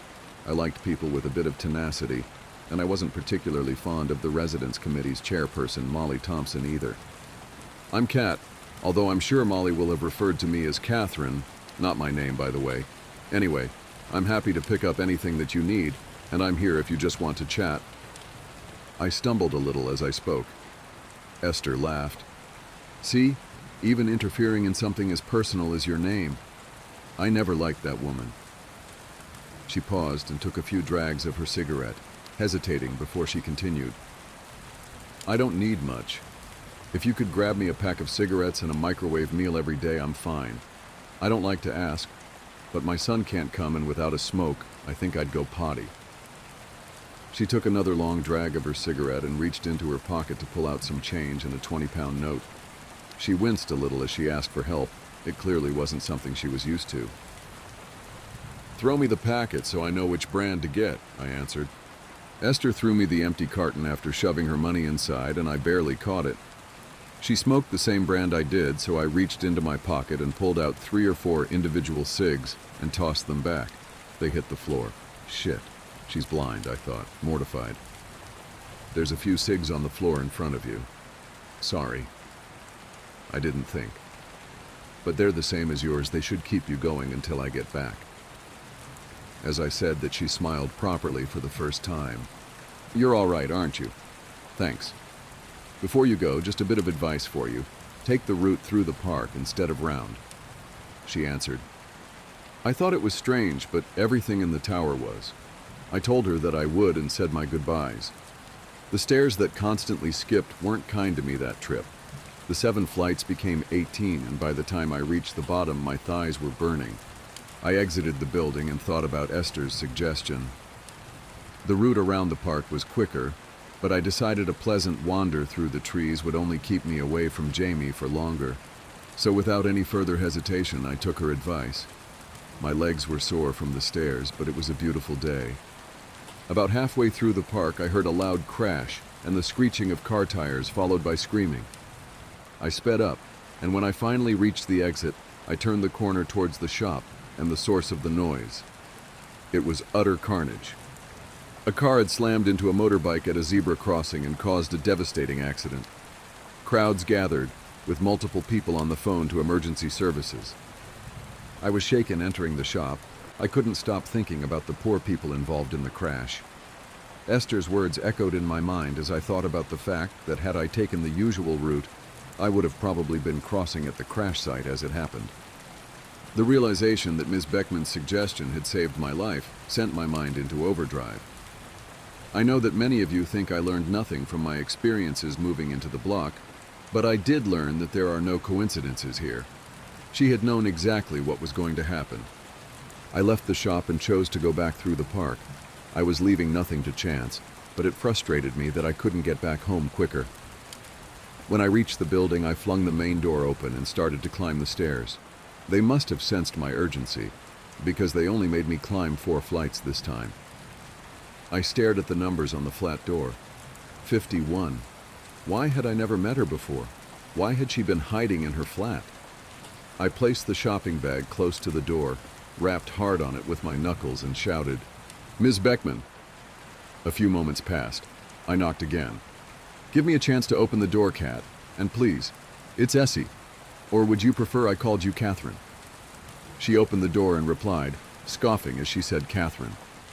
How did you know? I demanded. Know what? You know what? You saved my life. The crash. I didn't save your life. I knew that if you walked around the park, you'd be in trouble. I had no idea there would be a crash. I just made a suggestion. You saved your own life when you took it, she said flippantly. So you can see the future? I asked, desperate for answers. Don't you dare. Blind woman. Second sight. My whole life, the residents of this block have tried to reduce me to a walking cliché, and I'm not doing it anymore. I don't see anything. I've been blind since birth. I've just always had a particularly accurate instinct. She spoke with passion. I could see why she locked herself away. If the other residents knew about her talents, I'm sure she was hounded. I'm sorry. I didn't mean to offend you. I haven't been here long. These things still surprise me. Thank you for sharing your instinct. I would have been squished if you didn't. Well, I'm glad you weren't. She reached down and picked up the shopping bag, taking out the packet of cigarettes to open and light one. Thanks for this, she said, rustling the bag with her fingers. What flat do you live in? Number 42, I answered. Essie beamed. I overheard someone saying that the old witch was dead, but I wasn't sure I believed them. I thought Prudence Hemmings would ride out a nuclear apocalypse like the cockroach she was. I cringed at the sound of her name. I try not to think about her too much, or what she put me through. I try to focus on what I love about the block. Essie could tell she struck a nerve. Did I hit a sore point? She continued, noting my discomfort. I wasn't a fan of Prudence either. The idea of her coming back with cockroach antennae in the night will keep me awake now, I answered, trying to lighten the mood. You're funny. If Antenna would have benefited that woman, she'd have done anything to grow them. It's nice to have some young blood in this place. It was all starting to get a bit old and stale. Take care, Kat. We said our goodbyes and she closed the door. That night, I thought about Essie. I imagined introducing her to the twins. I was sure she would love them. And I thought of trying to get her involved in the block again when all this was over. It made me smile. Unfortunately, my happy thoughts were soon interrupted by Jamie. I sat on my bed with a cup of tea and could hear him from the cupboard, scratching and wheezing. I went and opened it up to stroke him a few times. Saliva dripped from his sharp teeth down his deformed jaw. It disgusted me. I shut my eyes and tried to imagine my once gorgeous boyfriend, arms round me on the mattress on the floor of the flat for the one night that we got to spend here together. I wished every day to go back to that, but it would never happen. When I opened my eyes, there he was, that monster. I got close to Essie over those first few weeks. I got her cigarettes and a microwave meal every day, and we chatted at the door. After a few days, I was taking my morning cup of tea to sit in the corridor and talk to her. I started making enough food for two so that she could have something home-cooked. She hated my lasagna, but she was grateful. She had lost her husband young, not long after she had her son, and never dated again. Her life was fascinating. She'd spent years as a social worker before she retired. She said that her instinct helped her give great advice to her clients, and she'd managed to help a lot of people out of bad situations. Essie may have been older, but she was full of life. I asked her why I never saw her, why she never came to committee meetings or got involved. As I suspected, she'd grown sick of the whole block hounding her for predictions about their lives. She told me that once Molly had begged her to tell her the gender of her unborn grandchild before the child's mother had found out so that she could hold it over her. It sounded like it got intense. People were offering to pay for the winning lottery numbers or the bank details of Bill Gates. They didn't want to listen when she tried to tell them that it wasn't how it worked. So she kept a distance, saw her son, and that was about it. It made me sad. I vowed that even after this lockdown was over, I was going to keep spending time with Essie. I didn't want to think of anyone hauled up at home all the time without anyone to talk to. I told Terry about her, and she remembered Essie being friends with her parents while she was growing up. Terry told me she'd been a resident forever. I dropped Essie's shopping at the door and sat down in the corridor to chat as usual one afternoon. We spoke about music and her love of jazz. It was pleasant. Just before I left, she stopped me and told me that she had an instinct that she needed to tell me about. It was unusual. She didn't like to share them, and I didn't like to pester, but she insisted it was important. Kat, one of your friends needs help. You need to know that it is possible. It won't be easy, but if you look hard enough, you will find a way. That was all she said. She claimed it was all she knew, but I think Essie liked to hold things back sometimes. Either way, it was cryptic and confusing. I lamented her for it. That's all you're giving me? What am I supposed to do with that? I quizzed her. Haven't got a fucking clue, she replied, lighting yet another cigarette. I got an instinct, and I told you. What more do you want? There's others in this block that would kill for one of Essie Beckman's famous instincts. She laughed and flipped her wild hair mockingly. I sat in the corridor outside hers for a while, even after she closed the door. I thought about what her instinct could mean. When I finally gathered up the stomach to enter my flat, I thought of Jamie. What if it meant I could help him? What if what I'd done was reversible? What if there was hope? Or maybe it meant that killing him really was the only way I could help him, and if I looked at myself hard enough, I'd finally find the strength to follow through. I struggled to sleep that night despite trying to go to bed early.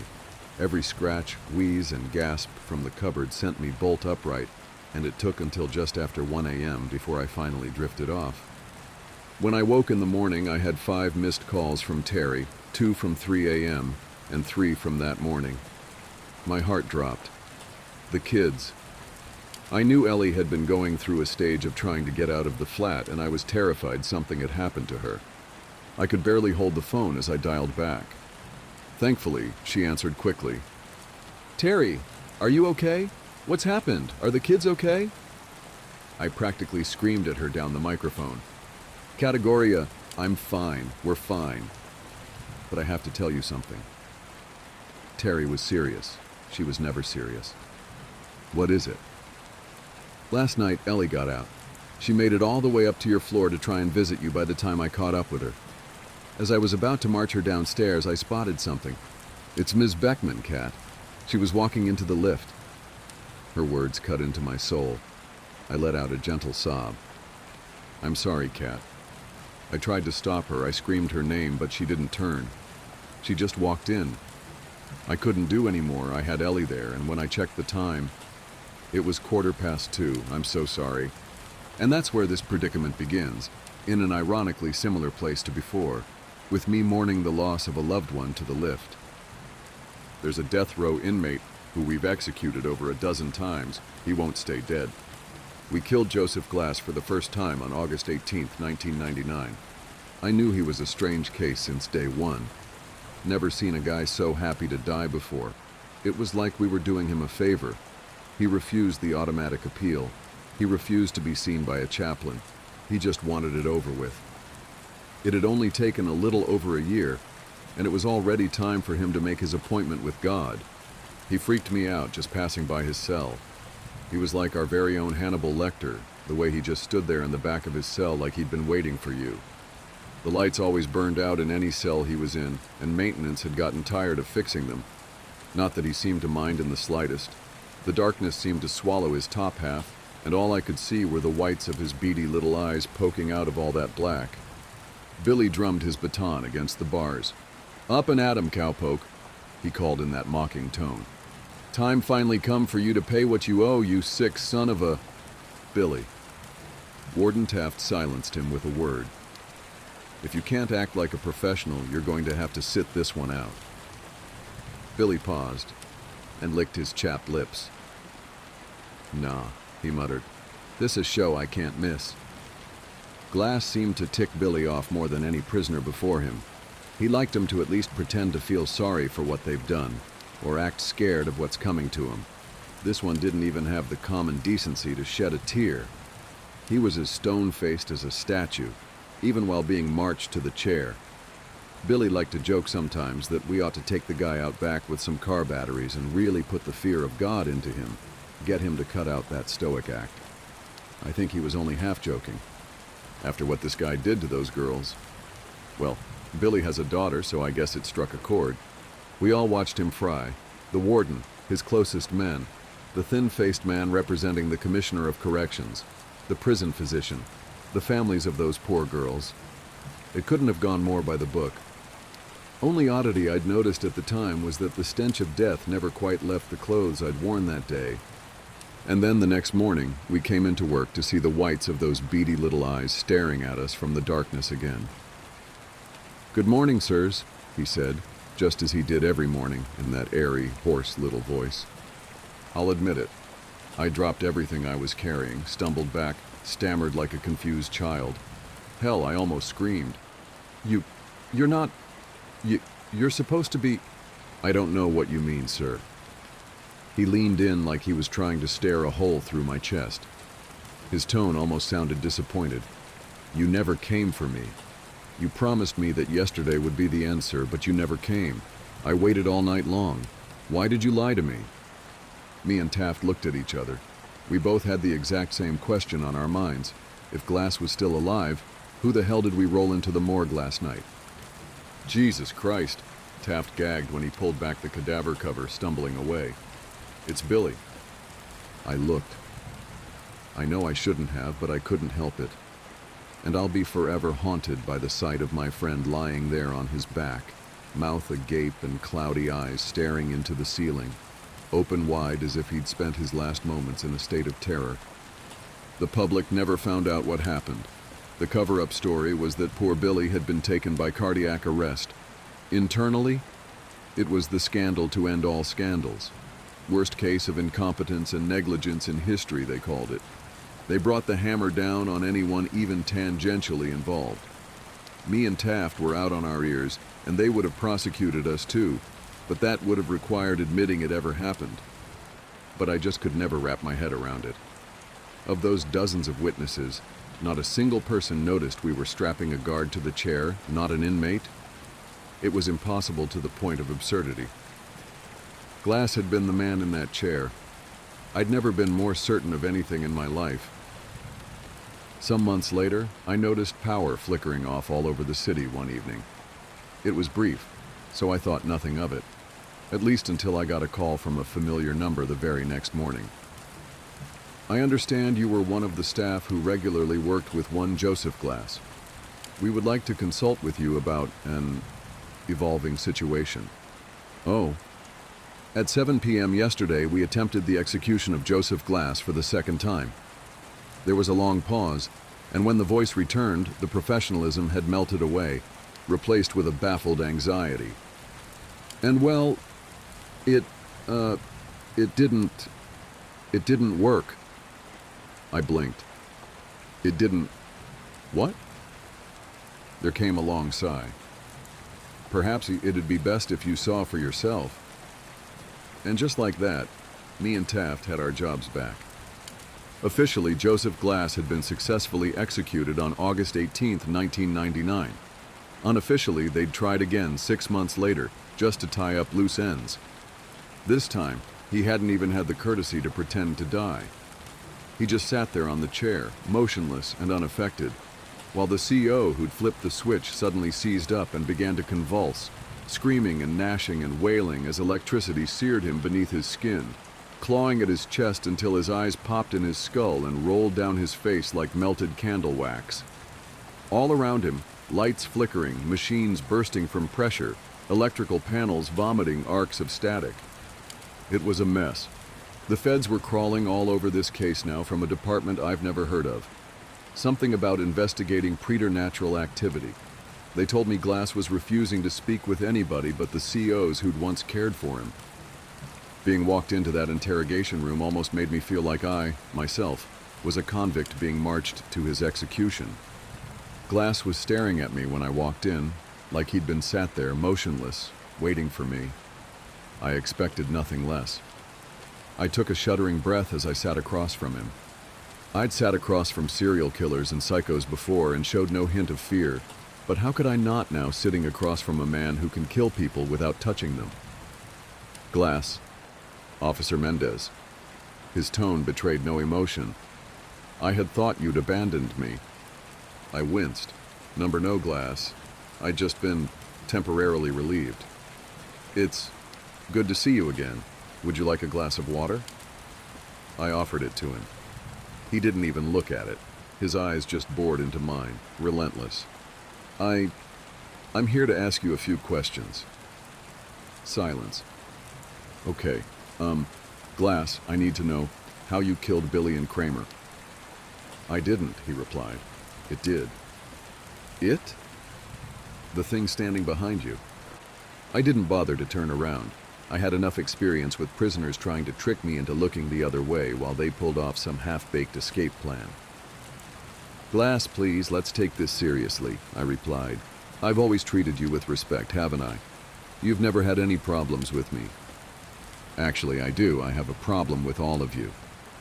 Oh?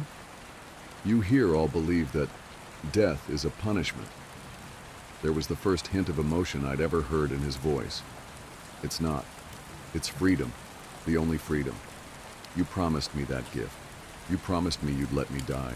You've given it to so many other prisoners while leaving me behind. With all of your machines and your science and your knowledge, surely you can find a way, if anyone. My throat felt suddenly dry. I had to take a sip of the water myself and hoped it would quell my burning nerves.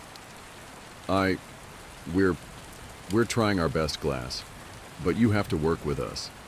It may help if you told us what exactly is preventing us from executing you. He moved for the first time, leaning in so slow as to be almost imperceptible. It won't let me die. And that's when I felt a hand settle on my shoulder from behind. Everything stopped. My lungs stopped inflating.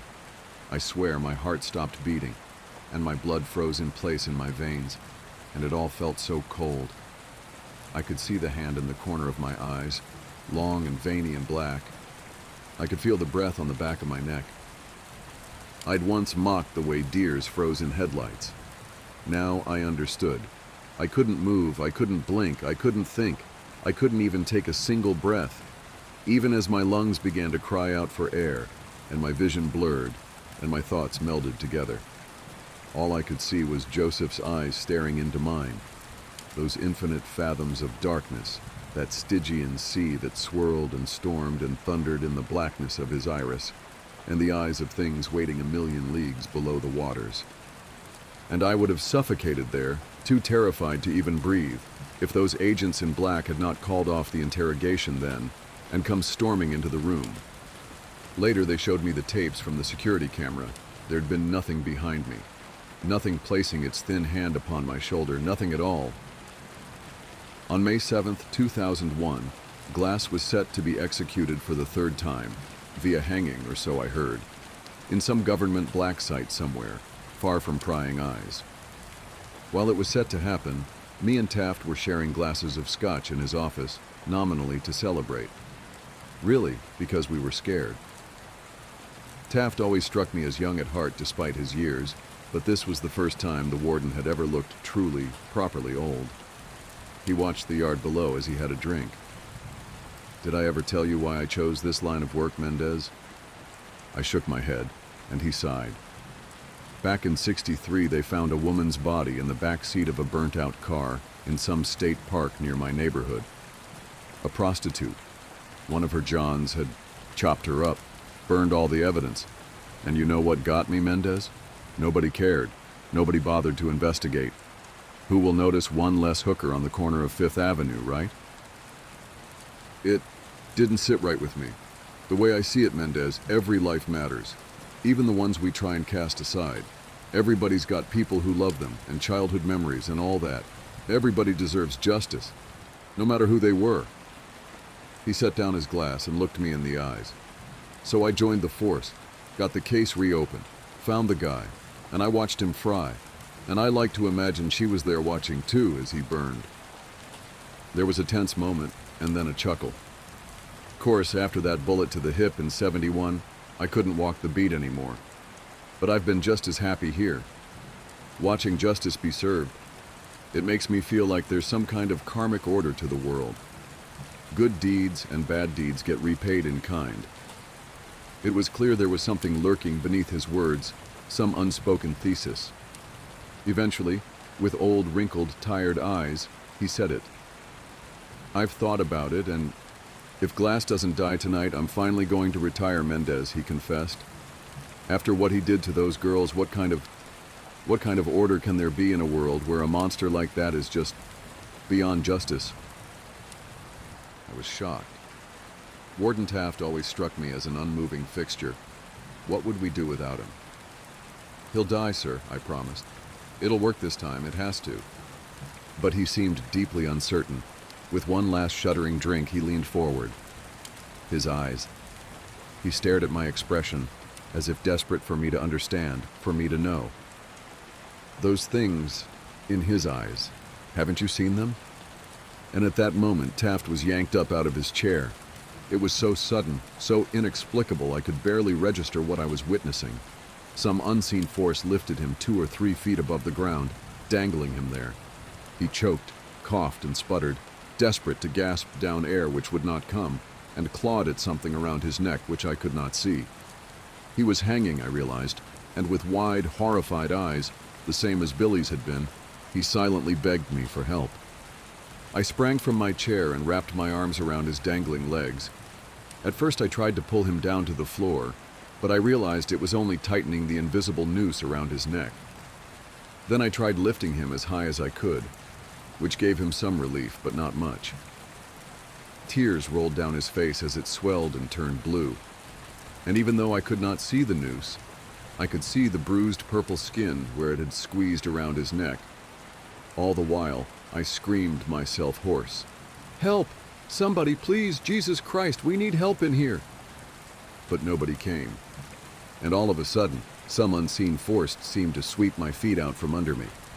I dropped like a bag of bricks, but I was so startled I maintained my grip around the warden's legs. I fell and yanked him down with me, and his body suddenly jolted with a sickening crack. It took me a while to manage the courage to look up at him. His neck had been stretched far too long, and his head was bent to the side at almost a 90-degree angle. Eyes wide, round, and bloated tongue hanging from dry lips. And then whatever force had suspended him disappeared, and his body fell upon me while I screamed and screamed.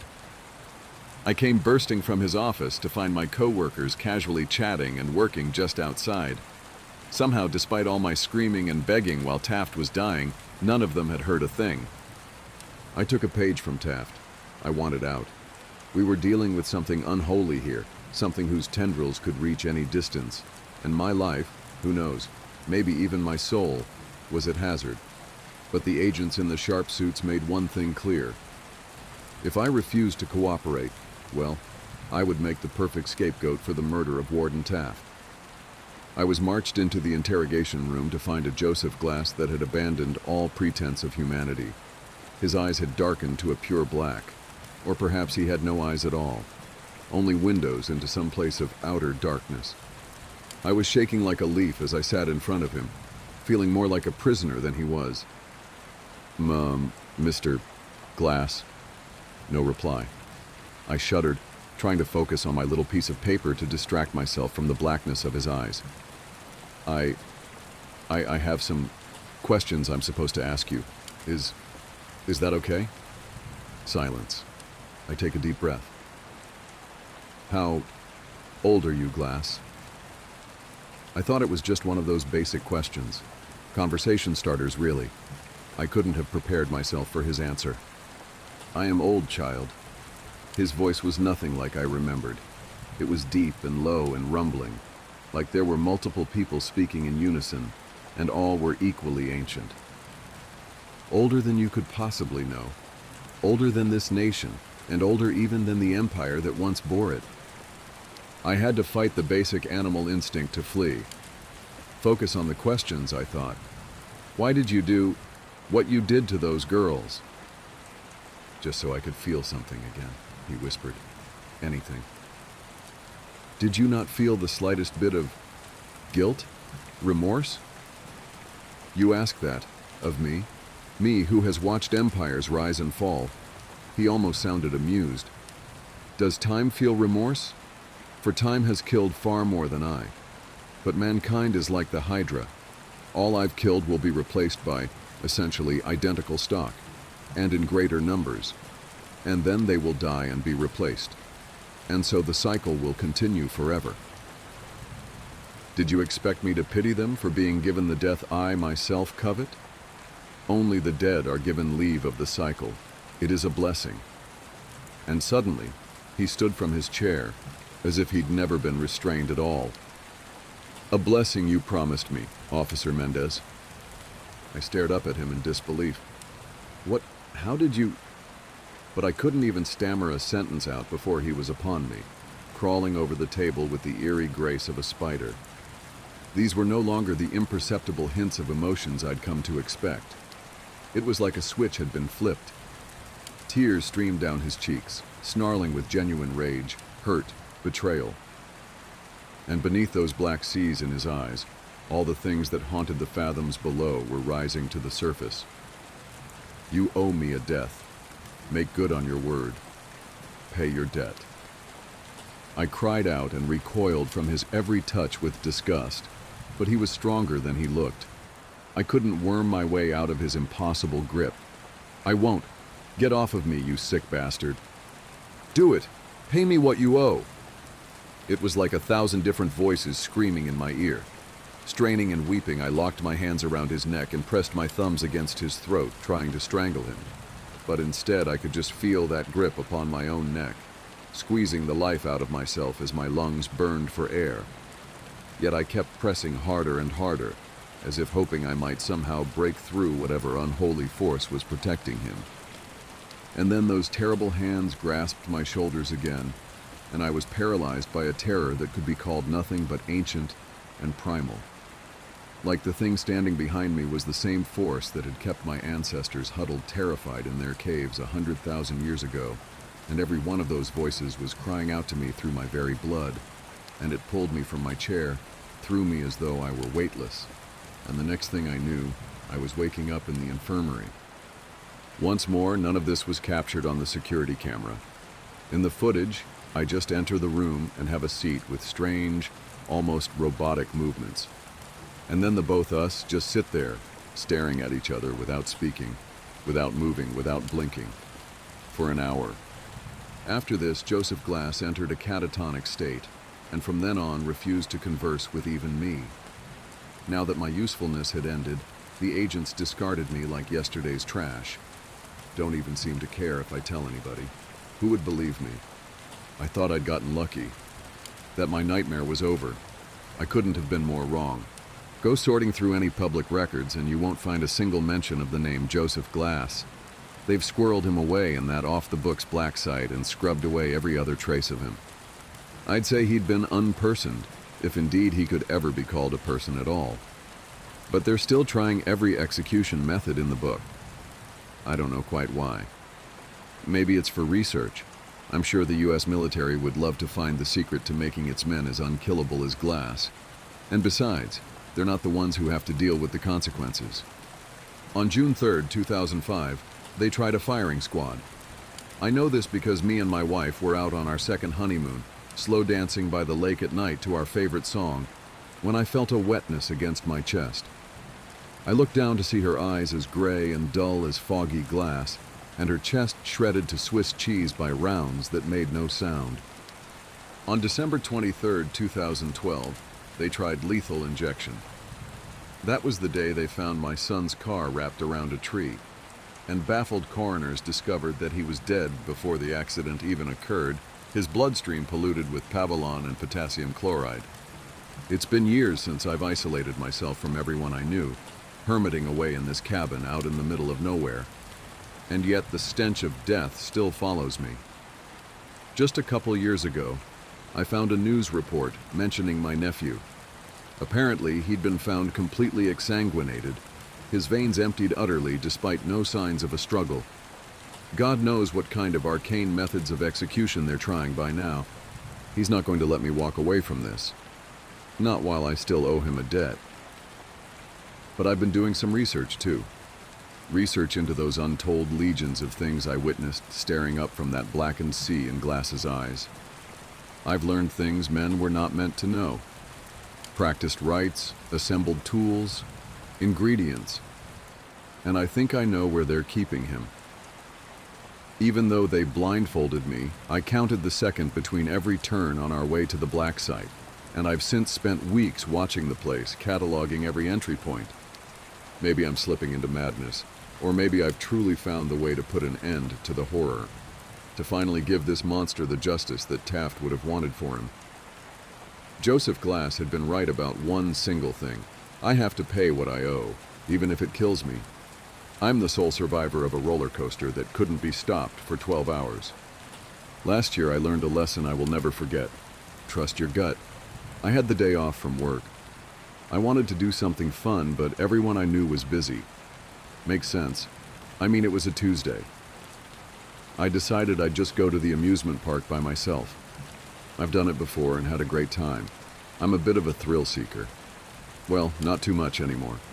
Going 5 miles over the speed limit is about all the excitement I want out of life anymore. I got to the park at around 2 p.m. It was slow, even for a Tuesday. It gave me a sense of excitement because I knew I'd be able to ride a lot of rides without having to be there all day. At the same time, it gave me a weird, uncanny feeling. All this space and not enough people to fill it up. I ignored the feeling and moved on. I don't know about you, but whenever I go to an amusement park, I like to work my way up to the really crazy rides. I'll start small and finish off the day with my favorite. My favorite just happened to be called the Grim Reaper. It feels a little too on the nose, doesn't it? It was 7:30 p.m. and the park closed at 8 p.m. And I knew it was time to get in line for my final ride. I also made a new friend while there.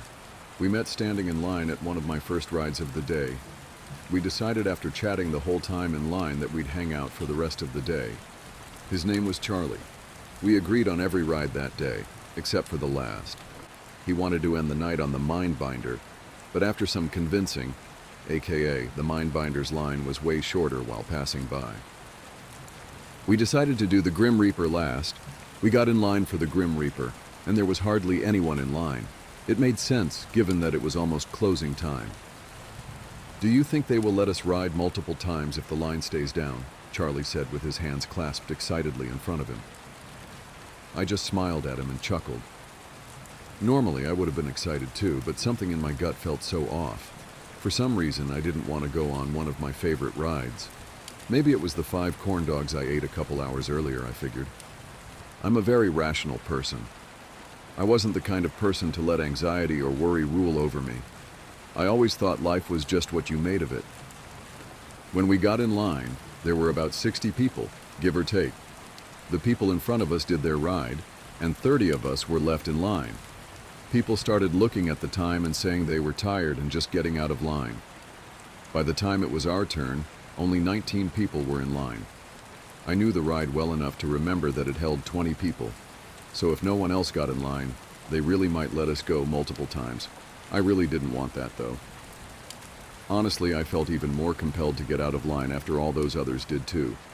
And I didn't want to seem lame to my new friend if I wanted to get off the coaster after one ride. The time came for us to get on the ride. My heart was pounding faster than it ever had. I wondered if I was all worked up, because I watched Final Destination 3 with a friend a couple weeks back. But I wasn't having visions of the terrible fate we would all face. I was just feeling off. I did everything in my power to get it to all make sense and to not worry, but nothing worked. I seriously considered just telling Charlie I didn't feel great after the last ride, but I finally found someone with my taste in roller coasters. I didn't want to let him down. We were towards the back of the line, so we didn't have much say in where we sat. We ended up in the third car from the front. I was just happy we weren't in the front car. As you get on the Grim Reaper, it plays a cheesy little jingle. Nowhere to run, nowhere to hide. The Grim Reaper will find you dead or alive. With music in the background that always sounded so dumb in the past, I couldn't believe it was getting to me. Charlie even hummed along to it while grabbing my arm with happiness. We got in our seats, and an employee came by and pulled down the metal bar restraint to secure us in our seats. It was the kind that strapped you individually over your shoulder.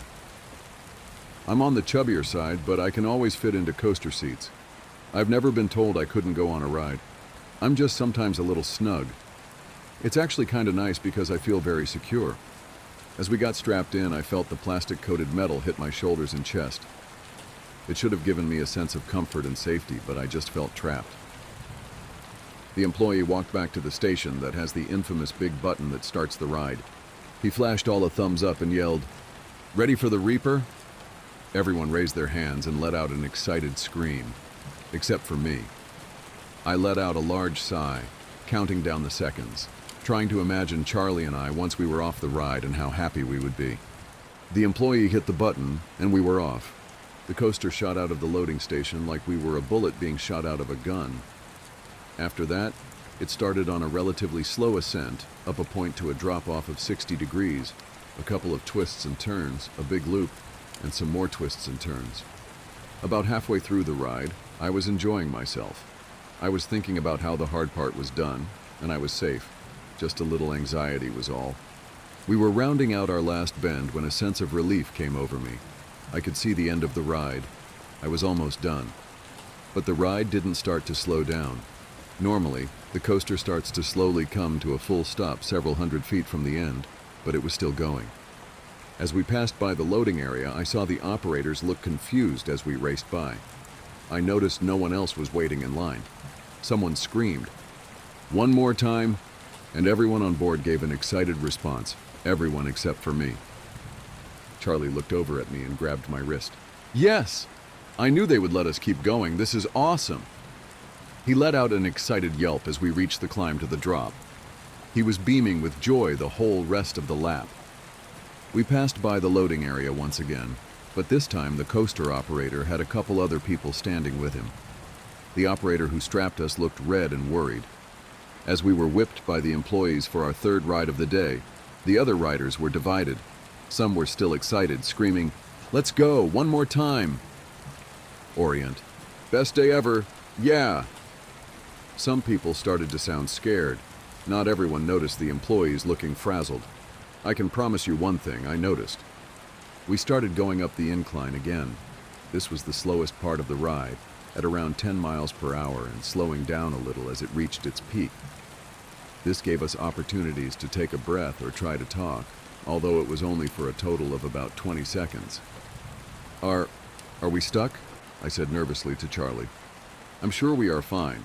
There's just a malfunction with the electrical system not activating the brakes or something. There is always a manual shut-off." He was cut off, and we went down the steep hill.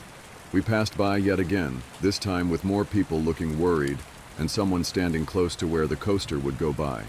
He tried to yell at us as we went by, but we couldn't really understand him. Maybe something about them working on getting us off. This time, as we zoomed by, everyone was scared and starting to panic.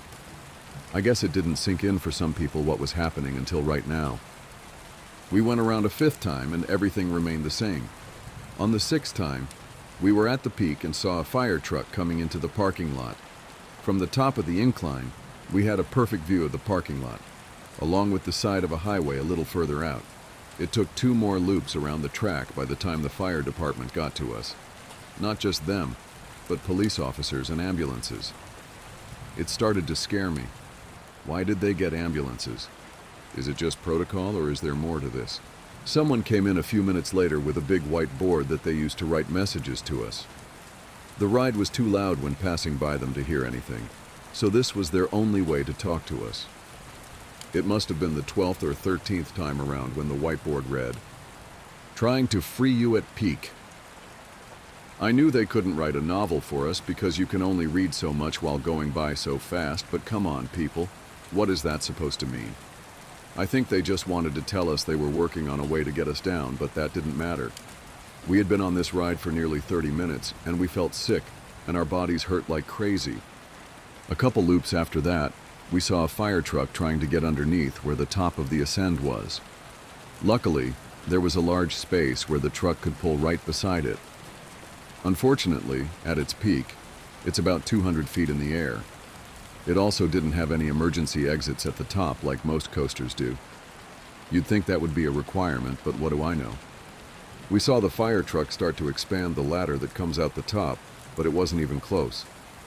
We waited for the firefighters to try and figure out a solution to save us, as the audience below us was watching us like we were some kind of show.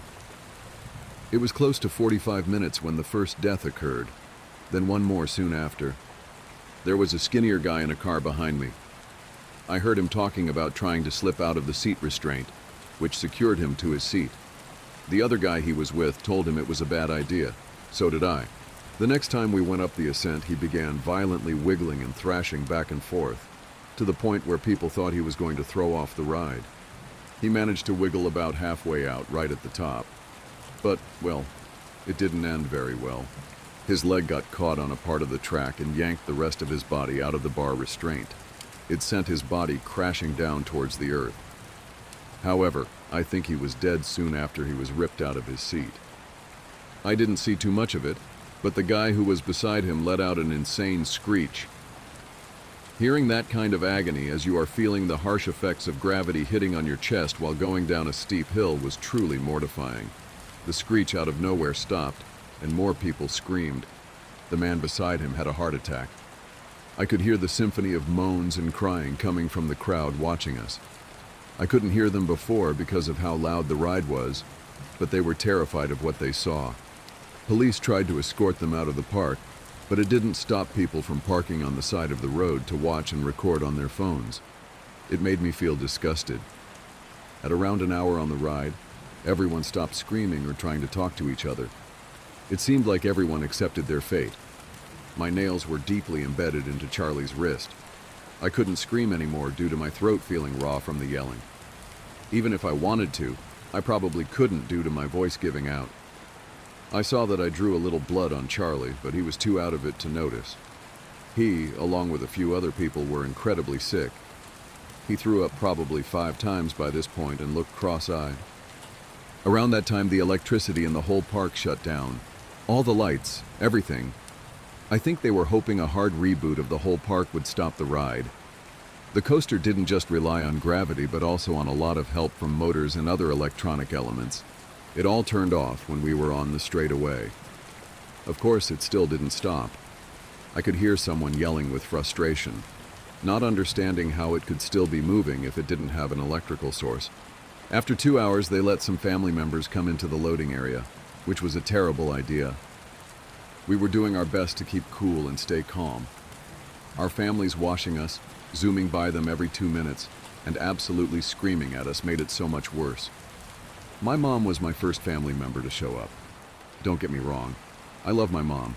But she is very stubborn and wanted something done, even though they had already tried everything. Of course, it was just because she wanted me safe, but it was stressing me out. The firefighters put down a safety net underneath the ascent. It was still quite a jump if we could even get out successfully to land on it. And we might be okay, but we were all a little scarred from what happened before. It seemed like they put it out just in case someone tried to get out again. It didn't seem like it was the plan to have us all just jump out of that moving death machine. They weren't desperate enough at that point. We saw a large group of people passionately arguing and yelling at each other. From what I could tell, it was made up of family members, firefighters, and some employees of the park. I'm sure with lots of varying opinions. The ride was on hour 3.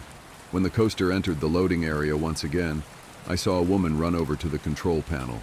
A couple people ran over to her and told her to stop and not press the button.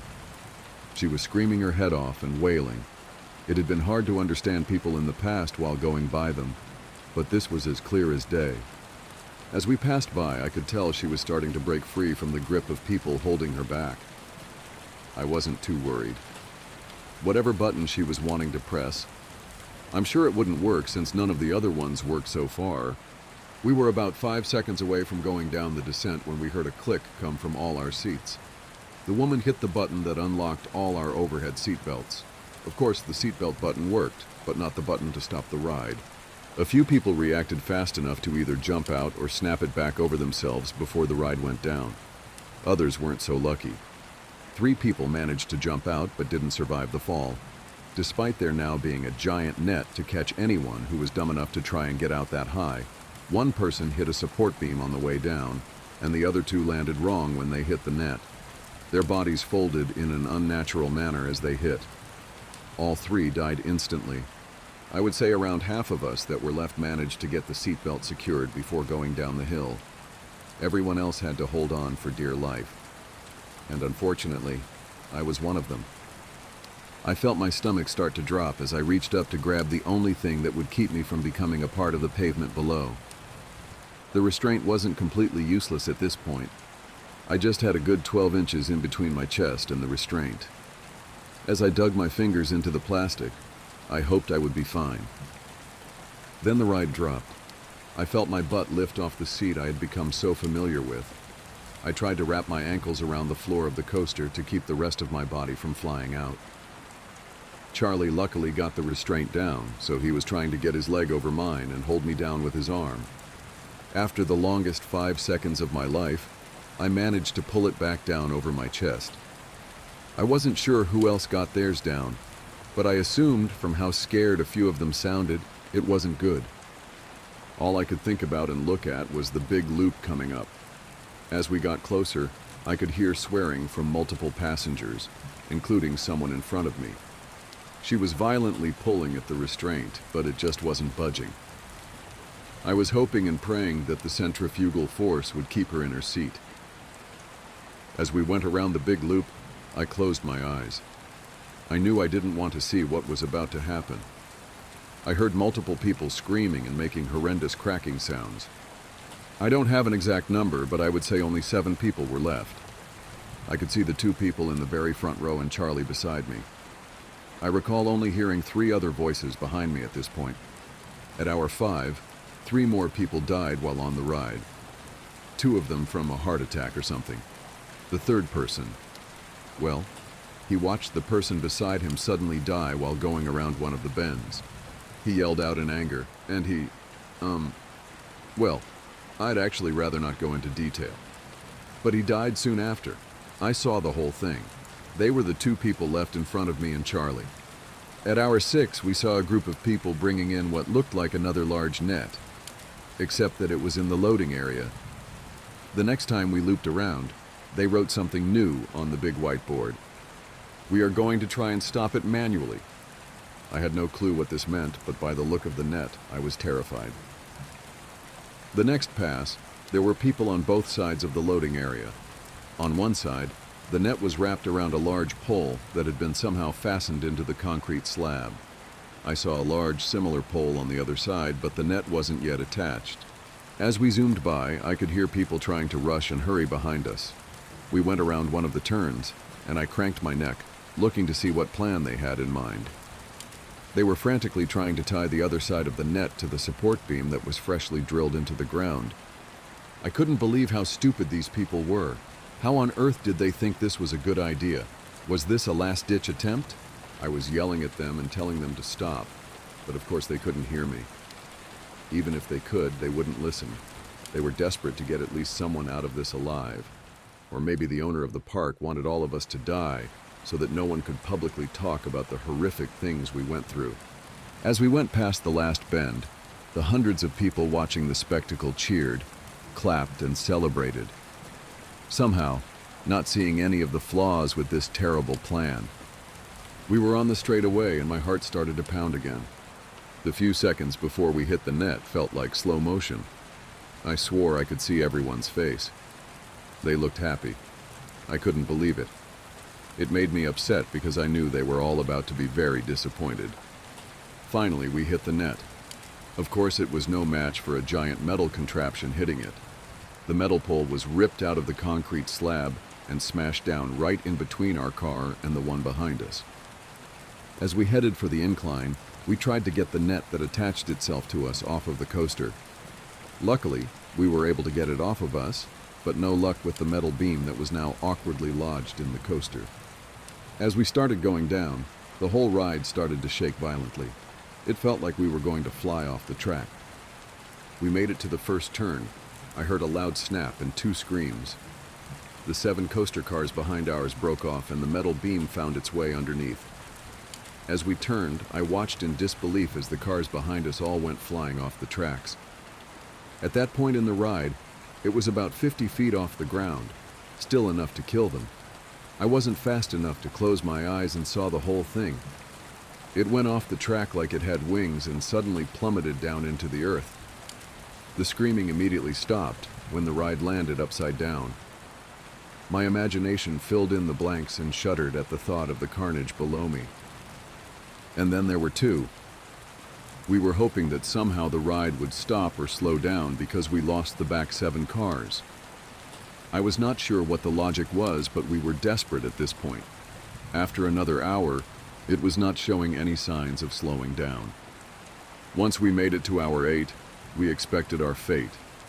I was hoping that this would all be over soon and we could just be done. I don't think either one of us thought we'd get off. We just hoped, at this point, that our deaths would be quick. Over the next couple hours, we noticed a piece of metal on the car ahead of us start to wobble and loosen. I'm not sure if it was just the wear and tear of the ride going for so long or the whole net fiasco. It kept looking like it was about to come loose, and we'd duck out of the way. We were imagining the worst possible outcome, thinking it would fly off and decapitate one of us. Eventually, it did come off. But it wasn't a dramatic moment like we thought it would be. It was so much worse.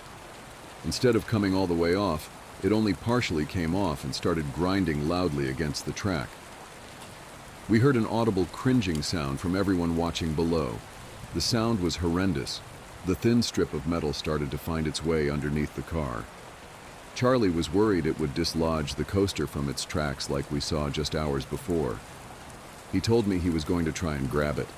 I begged him not to. After a few laps of me telling him to just leave it, he made up his mind and contorted his body to try and grab the sharp metal. I couldn't see his hand as he reached down for it, but I could see his face. Somehow, that made it worse. His expression quickly changed from focused to shocked in a matter of seconds. His face was blank. I heard screaming but had no clue what was going on. He lifted up his arm and I don't think I will ever be able to get the image of what used to be his arm out of my head. When he gripped the metal, it slipped and went deep into his forearm. I tried to grab his shoulder to calm him down, but to my shock, he was calm. He was more silent at that moment than he had been the whole day. He wouldn't even look at me. He was almost mesmerized by the sight of his bloodied, disfigured arm. I felt lightheaded and had a ringing in my ears, watching the blood start to make its way down his entire body, then to me and the floor of the coaster. It was making me feel sick watching the blood move around the car as we went around the twists and turns of the ride. Within minutes, Charlie looked like a ghost. I did my best to try and wrap his arm up with shreds of my shirt, but it was completely pointless.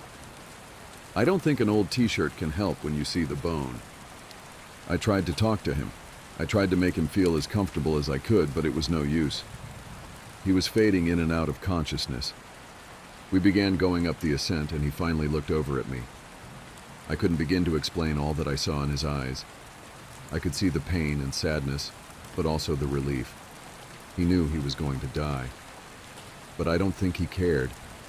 He gave me a weak nod of the head and looked ahead when we went down the hill. I tried to keep a close eye on him this lap, but it was honestly hard to look at him. I heard him take a deep breath right before the loop. When we finished the loop, I looked over at him, and, well, he was gone. I was now left alone in the death trap. I never imagined it could have gotten any worse. But having a dead body sitting next to you on a roller coaster is not something I would recommend. I was sitting in shock next to my dead friend for a couple hours. I was frozen in fear, not wanting to even think of a way out. After gaining some courage, I contemplated my next move. I came back into reality and realized the coaster was going just slightly slower. It wasn't significant, but if the loops were taking just slightly longer than before, that damn piece of metal that killed Charlie must have made its way underneath and not derailed it but slowed it down. I ended up taking off my shoes and Charlie's shoes.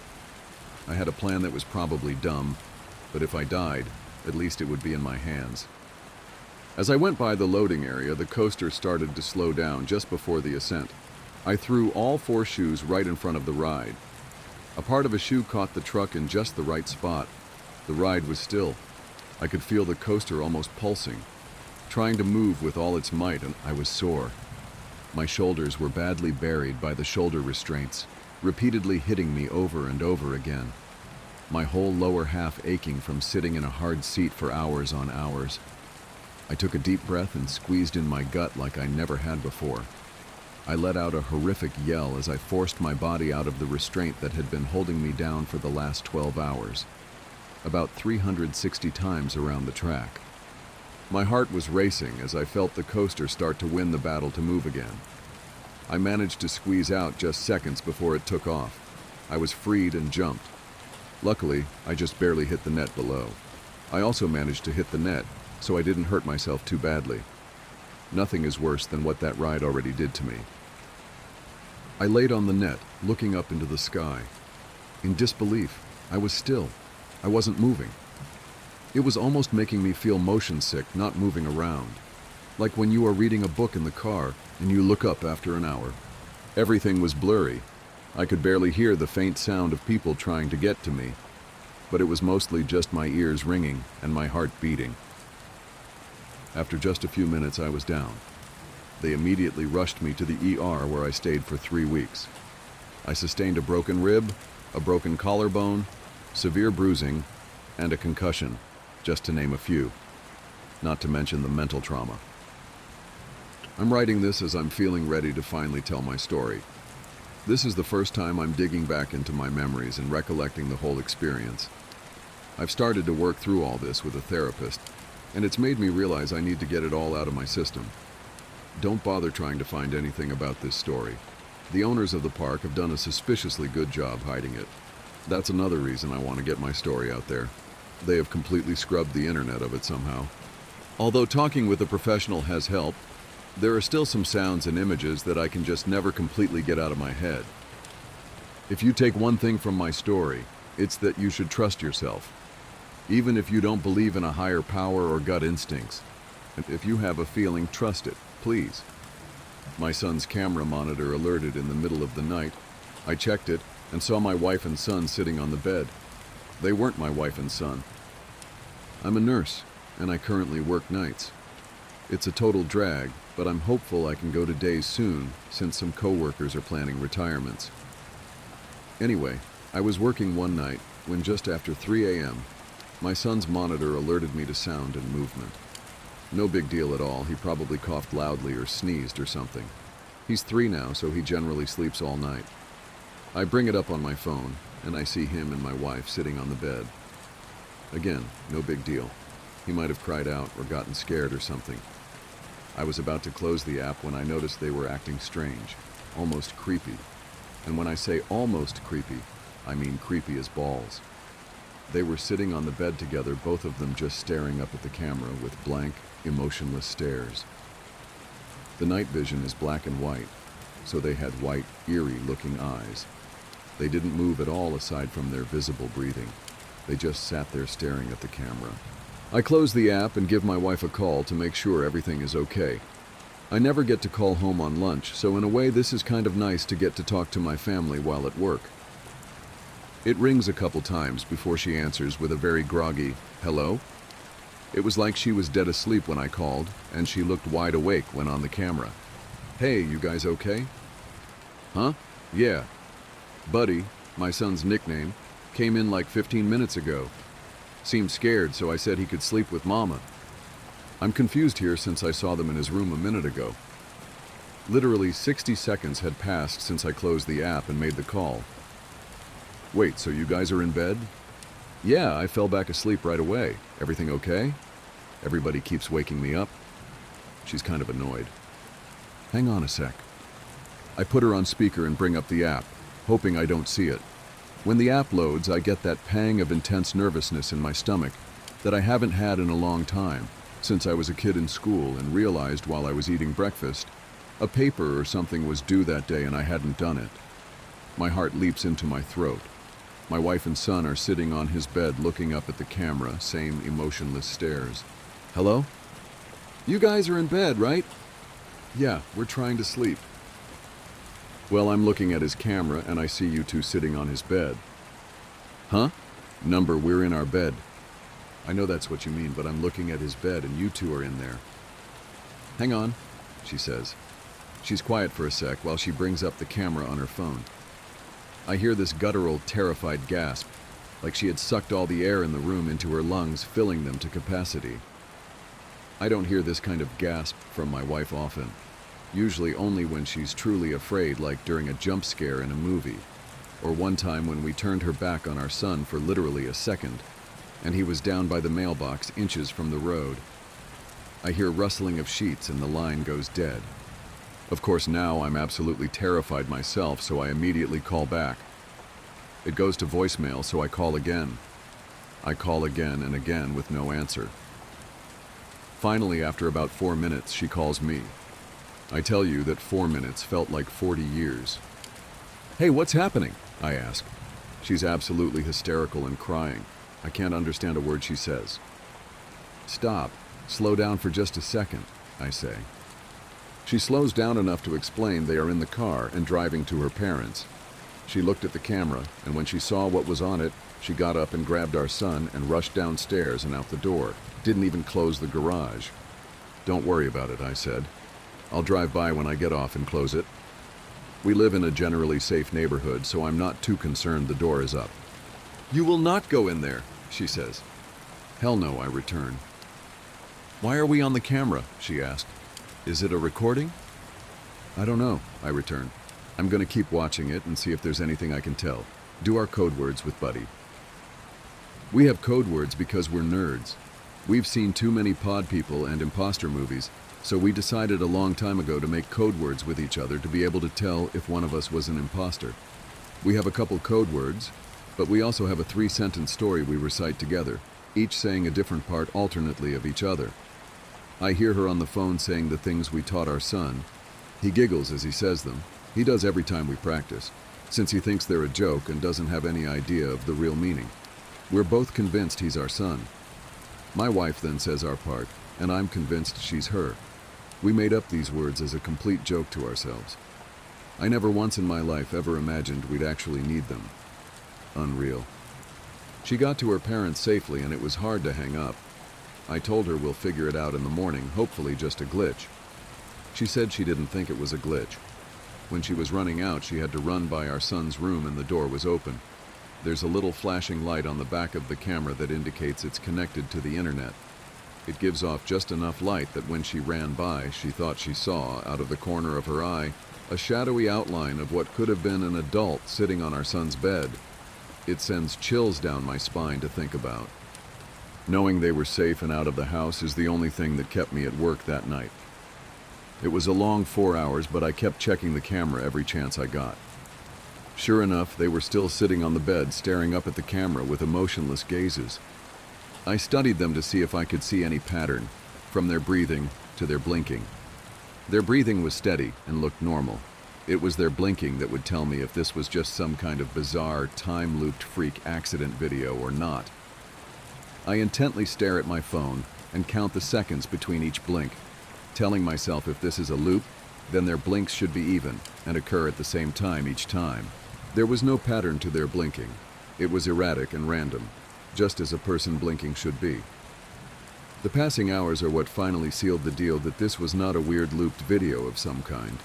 My son's window is visible on camera, and I can see on camera that it is getting lighter outside his room.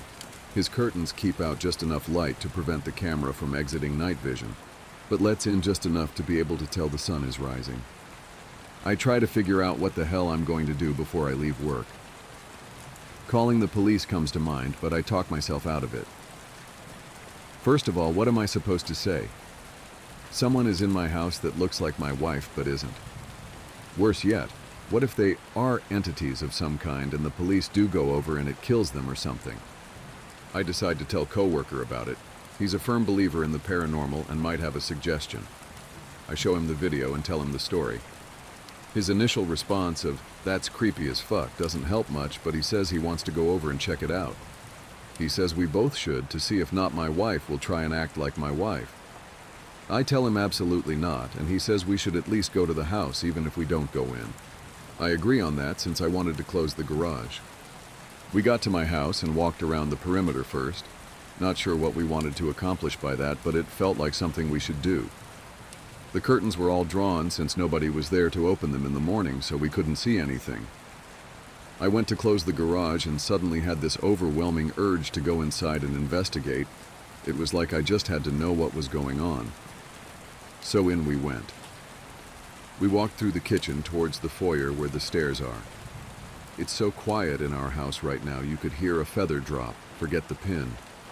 We stop at the bottom of the stairs and wait a few seconds. I look at the camera again and they are still sitting there. I've never been so scared in my life. My coworker puts his foot on the first step and I suddenly say, "Stop," loudly. "Forget this. We're out of here," I tell him. "Come on." I start making my way back to the kitchen. We hear a loud creak in the floor from upstairs. It's my son's room.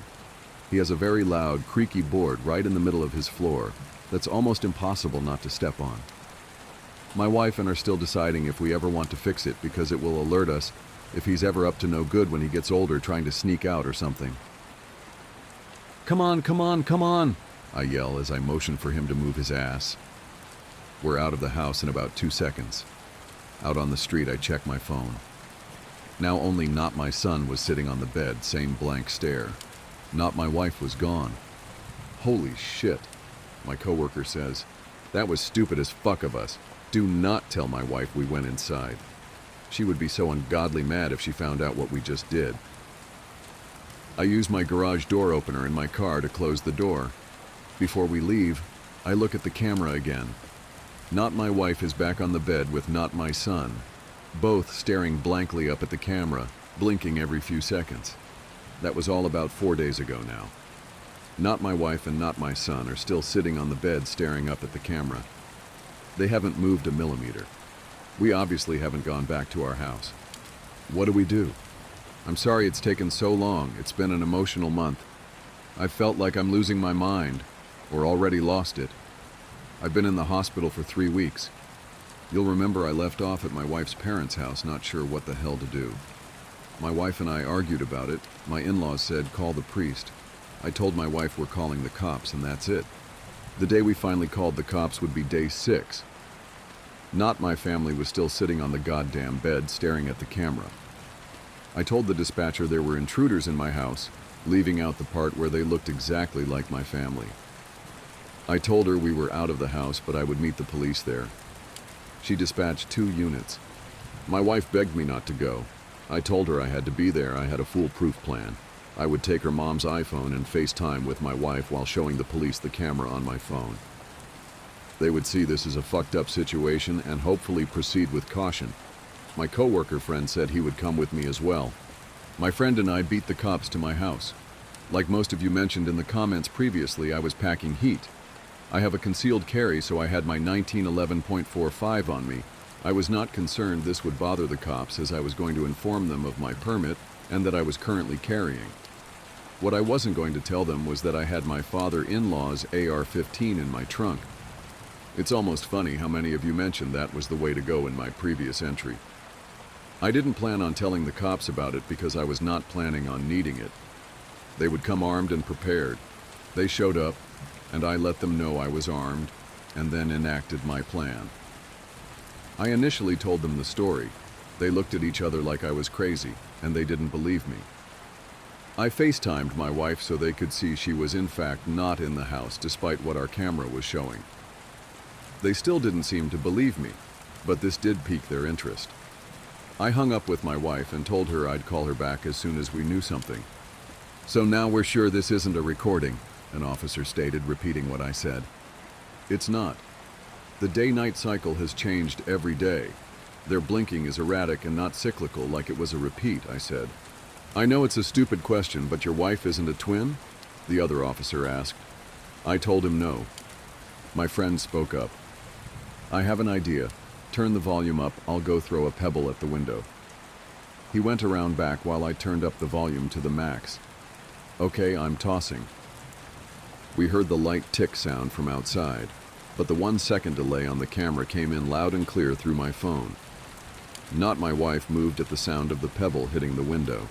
The first time I'd actually seen her move aside from the time she wasn't on screen, when I initially went inside our house the first day. She turned her head towards the window just slightly, before turning back to the camera. "Okay, so this is live," an officer said. "Okay, sir, I need you and your friend to stay outside here. We're going to go in and find out what's going on here." "Should you ask for more units?" I asked hopefully. "Not at this time. We're going to assess the situation first. They don't appear to be armed, but we're going to be cautious." I opened the garage for them and they made their way in towards my kitchen door. They radioed dispatch that they were headed in and to stand by. They disappeared into my house. A few seconds after they went in, the camera went out. I wanted to vomit, and I felt like if I put my fingers in my mouth, I'd be able to feel my heart since it had leapt so far up into my throat. "Shit," I yelled to my friend. I immediately popped the trunk and got my rifle out and ran into the garage, my friend right behind me. We got inside just in time to hear a low, guttural howl from upstairs, demonic sounding almost, along with raised voices from the police. There were several shots. "Need backup. Shots fired." He was cut off. "Oh my God," my friend howled. He was scared shitless, but so was I. "God fucking damn it, I knew it," I said, running up the stairs. "My son's room is the first one you come to after getting upstairs, so his wall is also what you see as you walk up the stairs." As I reached the top, I laid into the wall with my rifle. It has a 30-round magazine, but I felt like I fired 100 shots.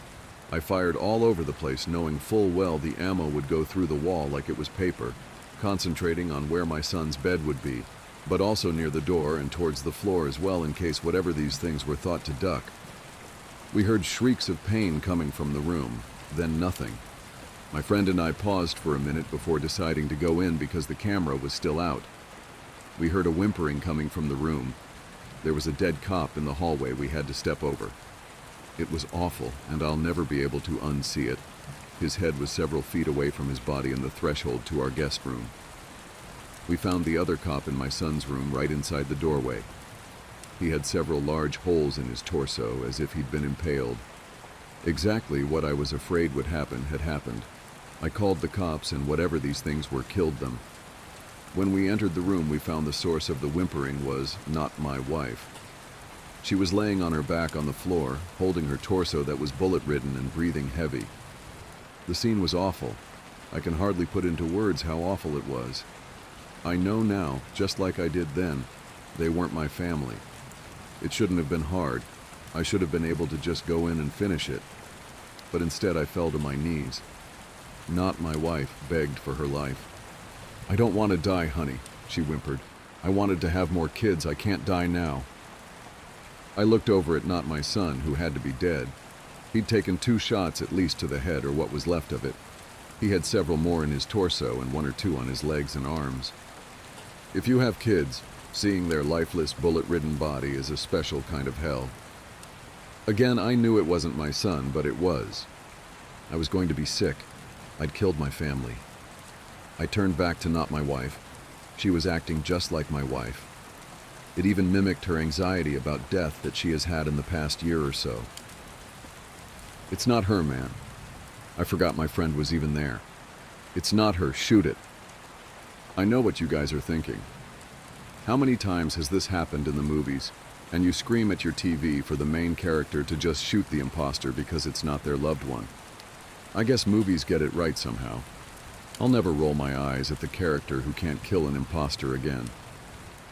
Please don't shoot me, it begged. My hands were shaking as I aimed at it. Why couldn't I do it? I knew, this wasn't my wife. Listen, man, my friend began calmly. Look at it. Its blood is yellow. It's not your family. Was it yellow? It was.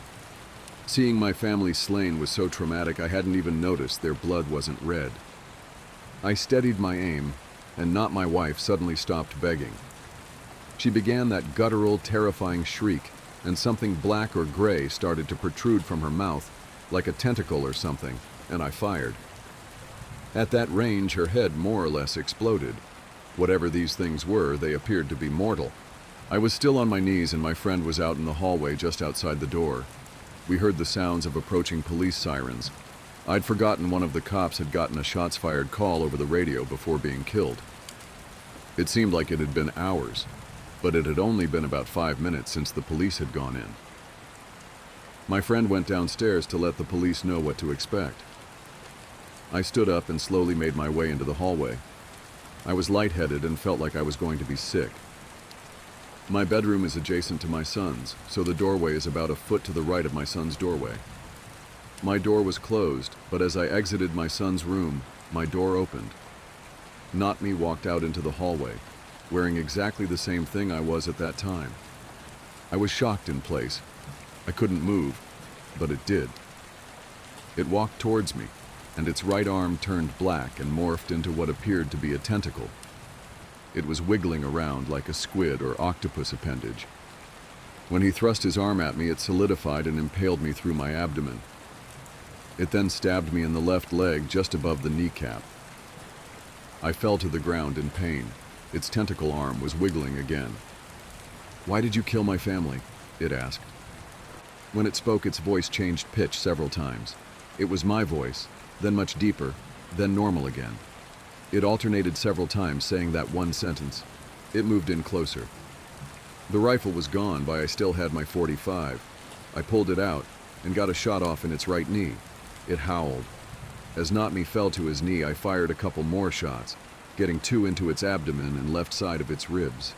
It breathed heavily for a few seconds before I used the last of my strength to aim proper and shot Not-Me in the face. Its blood was also yellow. I lay there bleeding out, thinking this was it for sure. I still had some strength from adrenaline kicking in, so I took my belt off and tried to make a tourniquet for my leg. With my stomach wound, it was hard to give it a good yank to tighten it. I then took my shirt off and balled it up and packed my stomach wound and applied as much pressure as I could. Being a nurse probably saved my life. I passed out, but the measures I took must have kept me alive long enough for EMS to arrive. I heard raised voices and the sound of pounding coming up the stairs before I went out. It was probably a cop, but I felt pressure from somebody trying to keep my wound packed before I went out. I was in and out of consciousness as EMS arrived, along with probably every cop in the city. I was wheeled downstairs and put in an ambulance, but while I was being loaded onto the gurney upstairs, I heard cops freaking out, and rightfully so. They'd lost 2 brothers and there were 3 other bodies. Did he kill his brother? Are they twins? Probably referring to Not-Me's dead body. Or his whole family? Put him on armed guard while at the hospital. He'll probably be getting charged. As I was getting placed into the ambulance, I saw my friend talking to a group of about 10 cops, all listening very intently to what he was saying. I went out again in the ambulance. I woke up in the ER, My wounds had been treated. The tentacle hadn't been more than a few inches wide, so it was just slightly larger than a large knife. They'd sewn me up, and I found that I was currently receiving a blood transfusion due to blood loss at my home. My wife had authorized them to do whatever they had needed while I was unconscious. She was also extremely pissed that I went in the house. We're okay now, but that's a story for another day. I was in the hospital for 3 weeks since I ended up getting an infection and almost went septic. I needed quite a few antibiotics. For the entire 3 weeks, I had cops in my room with questions.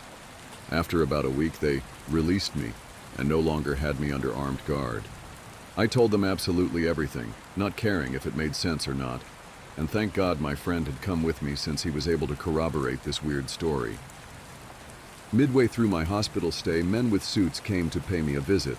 They were government, I knew right away. They said they were FBI, but I don't know if I believe that. They wanted to talk about not my family. The police chief and the coroner were involved, and it was very hush-hush. They made it clear this was not to get out to the public. This is where I have to apologize probably for an anticlimactic ending to this ordeal. I don't know what not me and my family were, neither do they. The only thing we know is that they were sentient creatures that looked like us and had yellow blood. I begged the coroner to tell me about their autopsies, but he said he wasn't allowed to say. He must have felt bad for me, since I received a bouquet of flowers a couple days later. The card inside the envelope read, "We don't know what they are. They have the same organs we do, but in different parts of their body aside from their brain. But what's red and pink inside us is green and yellow inside them. They're humanoid creatures, but whatever they aren't human. The government thinks they may be extraterrestrial. Destroy this letter ASAP." We had our house professionally cleaned. It was almost surely a government team since they contacted us on behalf of the police. We could not find any Google reviews or website for the company online. My wife and I are not going to go back to our house. We would love to burn it down, but there's no way to do that and avoid suspicion of arson at this point. We'll end up taking a huge loss on the property since everyone in our neighborhood knows there was an incident involving multiple deaths in the house but don't know what actually happened. It'll be hard to sell, but eventually it will. We're going to move on from here. I told everyone at work it was a home invasion and they bought it. I'll go back to work in a couple weeks and we'll start looking for a new house. Again, I'm sorry. I know everyone wanted a concrete ending and to know exactly what the fuck those things were, but we just don't know. Alien sounds good to me. I've been thinking if they were supernatural or actual demons, gunfire wouldn't have been able to kill them. It's just hard to say. If they were aliens, why did they just sit there and creep in our house for a week? They didn't even try to take over our lives. It's hard to wrap my head around. If it is aliens, keep your eyes peeled out there. There could be more of them. If you're armed and at the Glenmont Metro, please shoot me. Make it a headshot. Shoot me in the temple, aiming slightly downwards. I need the bullet to travel the shortest possible distance through my brain before it hits my hippocampus. If I'm lucky, the sensation of the gunshot ripping through my skull will only last a few decades. As awful as this sounds, you'll be doing me an enormous favor. Death by a headshot, as soon as possible, is vastly better than the alternative.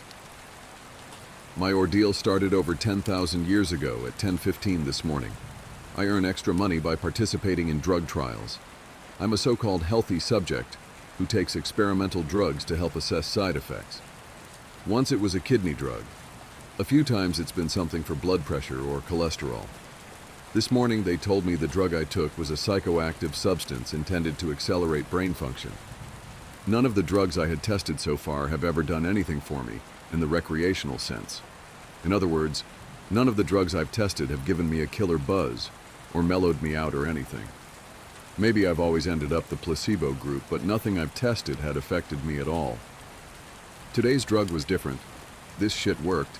They gave me a pill at 10:15 and told me to hang out in the waiting room until they called me back for some tests. Only about 30 minutes, the research assistant told me. I flopped onto the waiting room couch and read a few articles from a copy of Psychology Today that was sitting on the coffee table. They hadn't called me back when I finished the Psychology Today, so I picked up a US News and read it cover to cover. Then I read an old Scientific American. What was taking them so damn long? I sluggishly turned my head to look at the wall clock. It was only 10:23 a.m. I had read all 3 magazines in 8 minutes. I remember thinking this was going to be a long day. I was right. The waiting room had a little bookshelf with some used hardcovers on it. When I stood up to walk to the bookshelf, it felt like my legs barely worked. It's not that they were weak, they were just slow. It took a full minute just to stand up off the couch, and another minute to take 2 steps to the bookcase.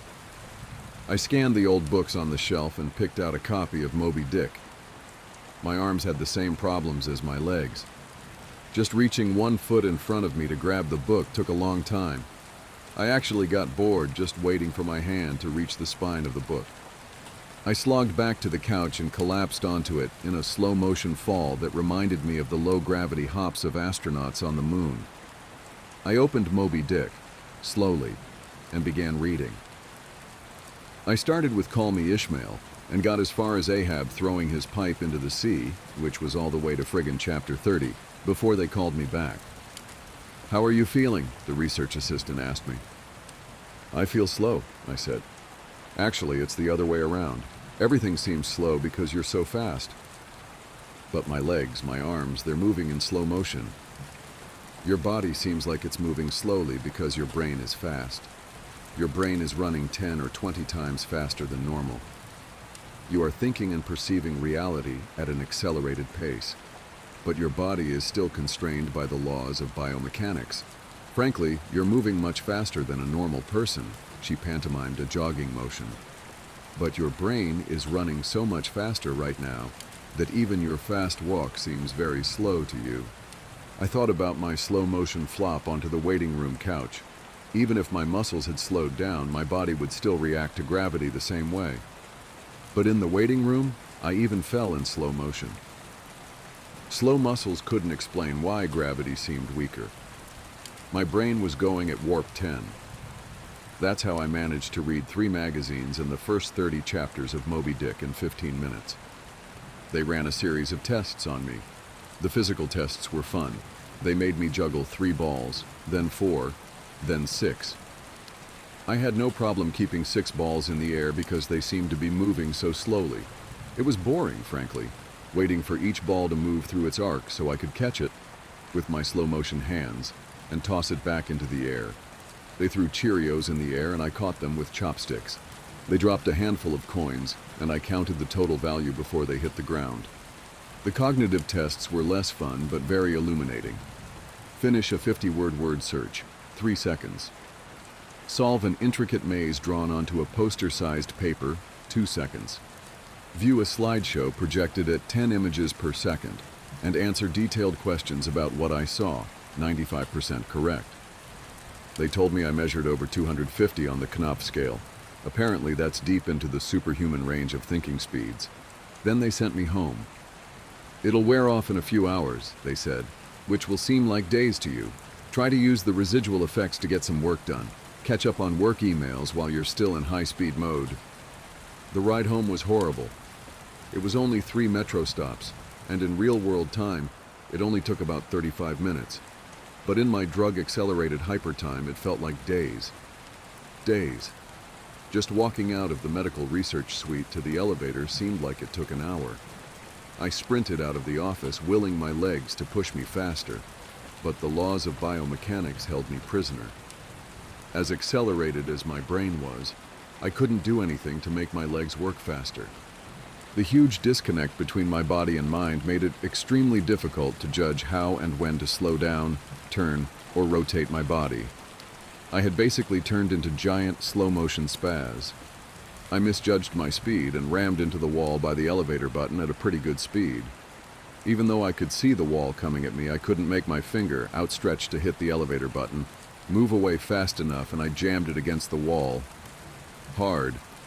The pain was intense. If my brain had been running at regular speed, it probably only would have hurt for 30 seconds or so. But in my accelerated state, the intense pain seemed to last for half an hour. 45 minutes, maybe. The elevator ride was horrible. It felt like I spent 4 or 5 hours just descending 7 floors, with nothing to look at but the interior of the elevator car. I sprinted to the metro station. I have to admit this part was almost fun. Even though my body moved at what seemed to me super slow speed, I could still carefully choose how and where to place my feet, swing my arms, and turn my torso. It only took a block or two to getting used to having a brain that ran 24 times faster than my body. Then I basically sprint danced the rest of the way, twisting and juking between people on the sidewalk and dodging moving cars with inches, aka minutes, of clearance. I spent an hour, in my time frame, descending into the subway and running to the platform. Endless tedium waiting the 6 minutes for the Red Line train to arrive. Although there was more to look at on the metro platform than inside the elevator, it was still intensely boring. I should have stolen that copy of Moby Dick. The Red Line train roared into the station in slow motion. The normally high-pitched squeal of its brakes was frequency shifted by my high-speed mind to a long, low tone, like a monotone tuba solo. It wasn't just the squealing subway train that was 3 octaves lower than normal. All sound was slowed to the point of near inaudibility. Voices were gone, shifted below the threshold frequency of my hearing. I did manage to hear a screaming baby on my subway car. Her shrieks slowed to sound like whale songs. Sharp sounds like a car horns and trucks bouncing over potholes were low, muddied roars like distant thunder. Back at the research offices, I could still hear and communicate with the research staff. But now verbal communication with anyone would be impossible. The effects of the drug were still intensifying. I spent what seemed like days on that fucking Red Line train. Days. Listening to the whale song of the screaming baby and the tuba solo of the brakes. Where ordinary voices were frequency shifted out of my audio range, smells didn't seem to be affected. I never became nose blind to the body odor, the stench of the train's brakes, and melange of farts and other smells wafting through the metro car. I finally got back to my apartment. Sprinting through my open door and into the front hall at full speed was like a slow, relaxing drift down a lazy river. I was relieved to be home. At least I had stuff I could do there. I picked up the book I was reading, 100 Years of Solitude, and finished it. Despite turning the pages so quickly that I tore many of them, it seemed like most of the time I spent finishing the book was spent on page turning and not actually reading. 3 minutes had passed since I got home. I tried surfing the internet. My God. It takes a long time for computers to boot these days, but it was too frustratingly slow. Hours, seemingly, to load each new page, and a fraction of a second to read it. 100 articles in my newsfeed read, and just 3 more minutes done. I dipped into my pile of yet-to-be-read books and finished 2 more. 4 more minutes had passed. I decided to try to sleep off the remaining effects of the drug. Unfortunately, whatever part of my mind is responsible for perception, the part that's been accelerated to hyperspeeds by the drug, isn't the same as the part that governs sleep. Despite being awake for what I perceived as days, my physical brain still thought it was 1:25 p.m. It was not ready for sleep. Nevertheless, I tried to sleep. I walked to my bedroom, a slow 45-minute drift through my apartment, and flung myself into bed, lazily falling like a feather onto the mattress. I closed my eyes and lay there for hours and hours, 10 minutes of reality time, before giving up. Sleep would not come. I was facing what was going to feel like days, or maybe even weeks of being trapped in a slow-motion prison. So I took an Ambien. The sensation of the pill and the splash of water I used to swallow it sliding my throat was sickening. A lump that blocked my breathing, moving like a slug down my esophagus. I read a book. 10 minutes had passed. I read another. 18 minutes since I took the Ambien. I threw the book across the room in disgust at my situation. The book slowly pirouetted and spun through the air like a leaf blowing in a breeze. It hit the wall with a long, faint rumble, the only sound I had had for what seemed like hours, then drifted to the floor like a flip-flop sinking in a swimming pool. The force of gravity hadn't changed since I took the pill. The laws of physics were the same. It was just my perception of time that had gone wackadoo. This meant I could use the speed things seemed to fall as a way of judging the effects of the drug. Based on how long it took the book to drift to the floor, I estimated the effects of the drug were still intensifying. I read a magazine. I turned on the television. I clearly saw each frame of video like I was watching a slideshow. Frustrated, I turned the television off. I read some more. The first two books of Churchill's A History of the English-Speaking Peoples. Not exactly a light read. Frankly, I hated it. But given the hours of tedium it would take to go get another book off my bookshelf, just sitting on the couch and reading Churchill was better. Or at least less worse. It had now been 35 minutes since I took the Ambien. I lay down on the couch and closed my eyes. Time passed. I inhaled, an hours-long process. Time passed. I exhaled for more hours. Sleep would not come. I needed a new plan. I decided to go back to the offices where they gave me the drug. Maybe they would have something that could counteract its effects, or at least something to knock me out until it wore off. I exited my apartment as fast as possible, taking hours in my time frame to do so. I didn't even bother locking the door. It would have taken too long. Down the stairs, it's faster than the elevator if you run, through the lobby, out the front door, and onto the street. These few things felt like a long day at the office. Sprinting down the street, dancing and weaving between pedestrians with what must have looked to them superhuman dexterity. Down the first flight of stairs at the metro, across the landing, another hour. Then onto the second flight of stairs. That's when the Ambien hit me. The Ambien didn't make me sleepy. Not at all. Instead, it must have had a severe cross-reaction with the experimental drug I took this morning. I was bounding down the second flight of stairs, moving in slow motion, but still making perceptible progress. Then wham! Everything stopped. The dull roar of the street and metro noise ceased, replaced by the most perfect silence I've ever experienced. My downwards motion seemed to completely freeze. Before the Ambien kicked in, my perception of time was maybe a few hundred times slower than real time. After the Ambien took effect, time moved thousands of times slower.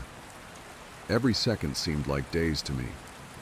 Even just moving my eyes to focus on a new point was like an impossibly slow scroll across my visual field. Over the course of the afternoon, I learned how to walk, run, and jump when my mind ran hundreds of times faster than my body. But with another 4 or 5 orders of magnitude of slowdown caused by the Ambien, body control was almost impossible. I fell on the stairs. Even though I was all but frozen in mid-step, controlling my muscles was impossible. I commanded my foot forwards for hours, then backwards for hours more when it seemed like I would miss the next step.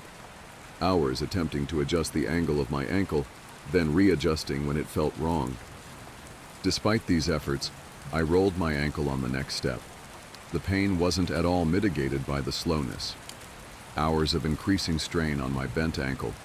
The nerve signals that send pain into the brain must work differently than the nerves in my ear. Sonic energy was spread out over time, diluted until it was imperceptible.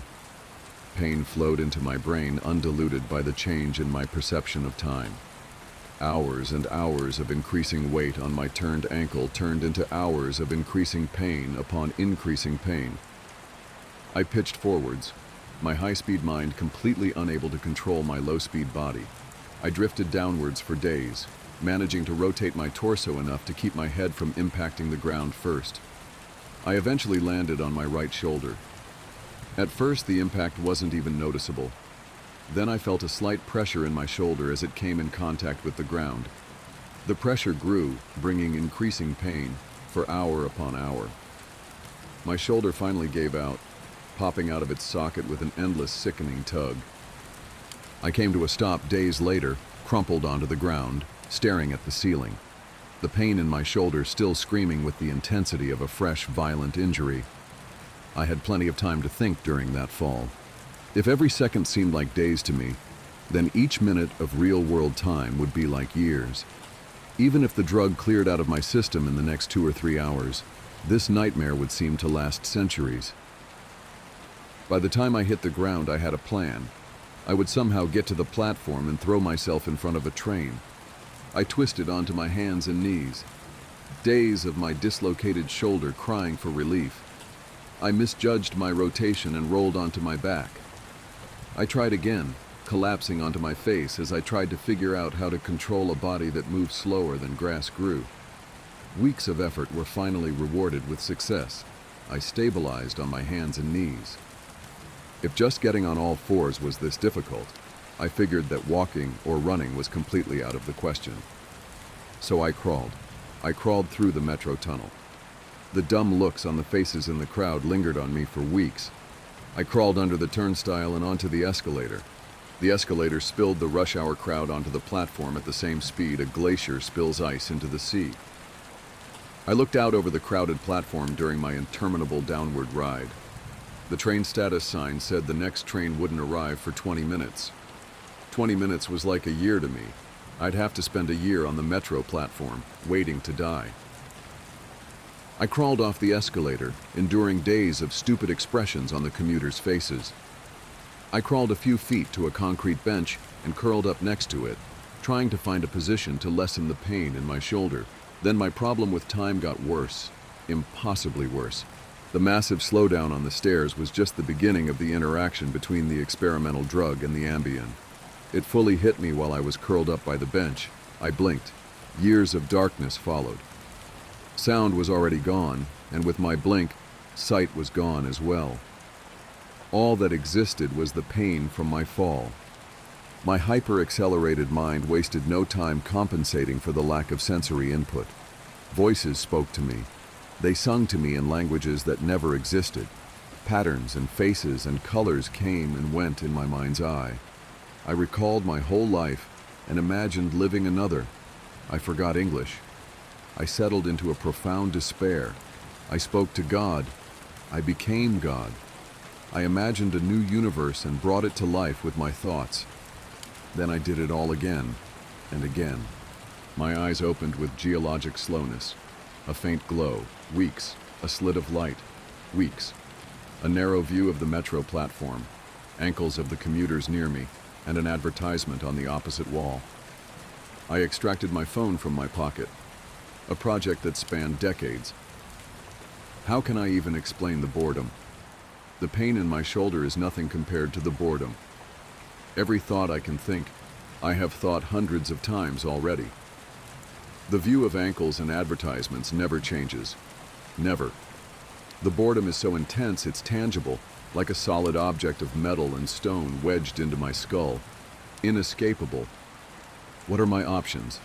If I crawl and fall onto the tracks without an oncoming train to crush me, I won't die. I'll experience even more pain from the 4-foot fall, but I'll most likely be rescued by some do-gooder on the platform and unable to act when the train finally does arrive. My suffering in that scenario will be endless, so I wait for the train, so I can throw myself under it.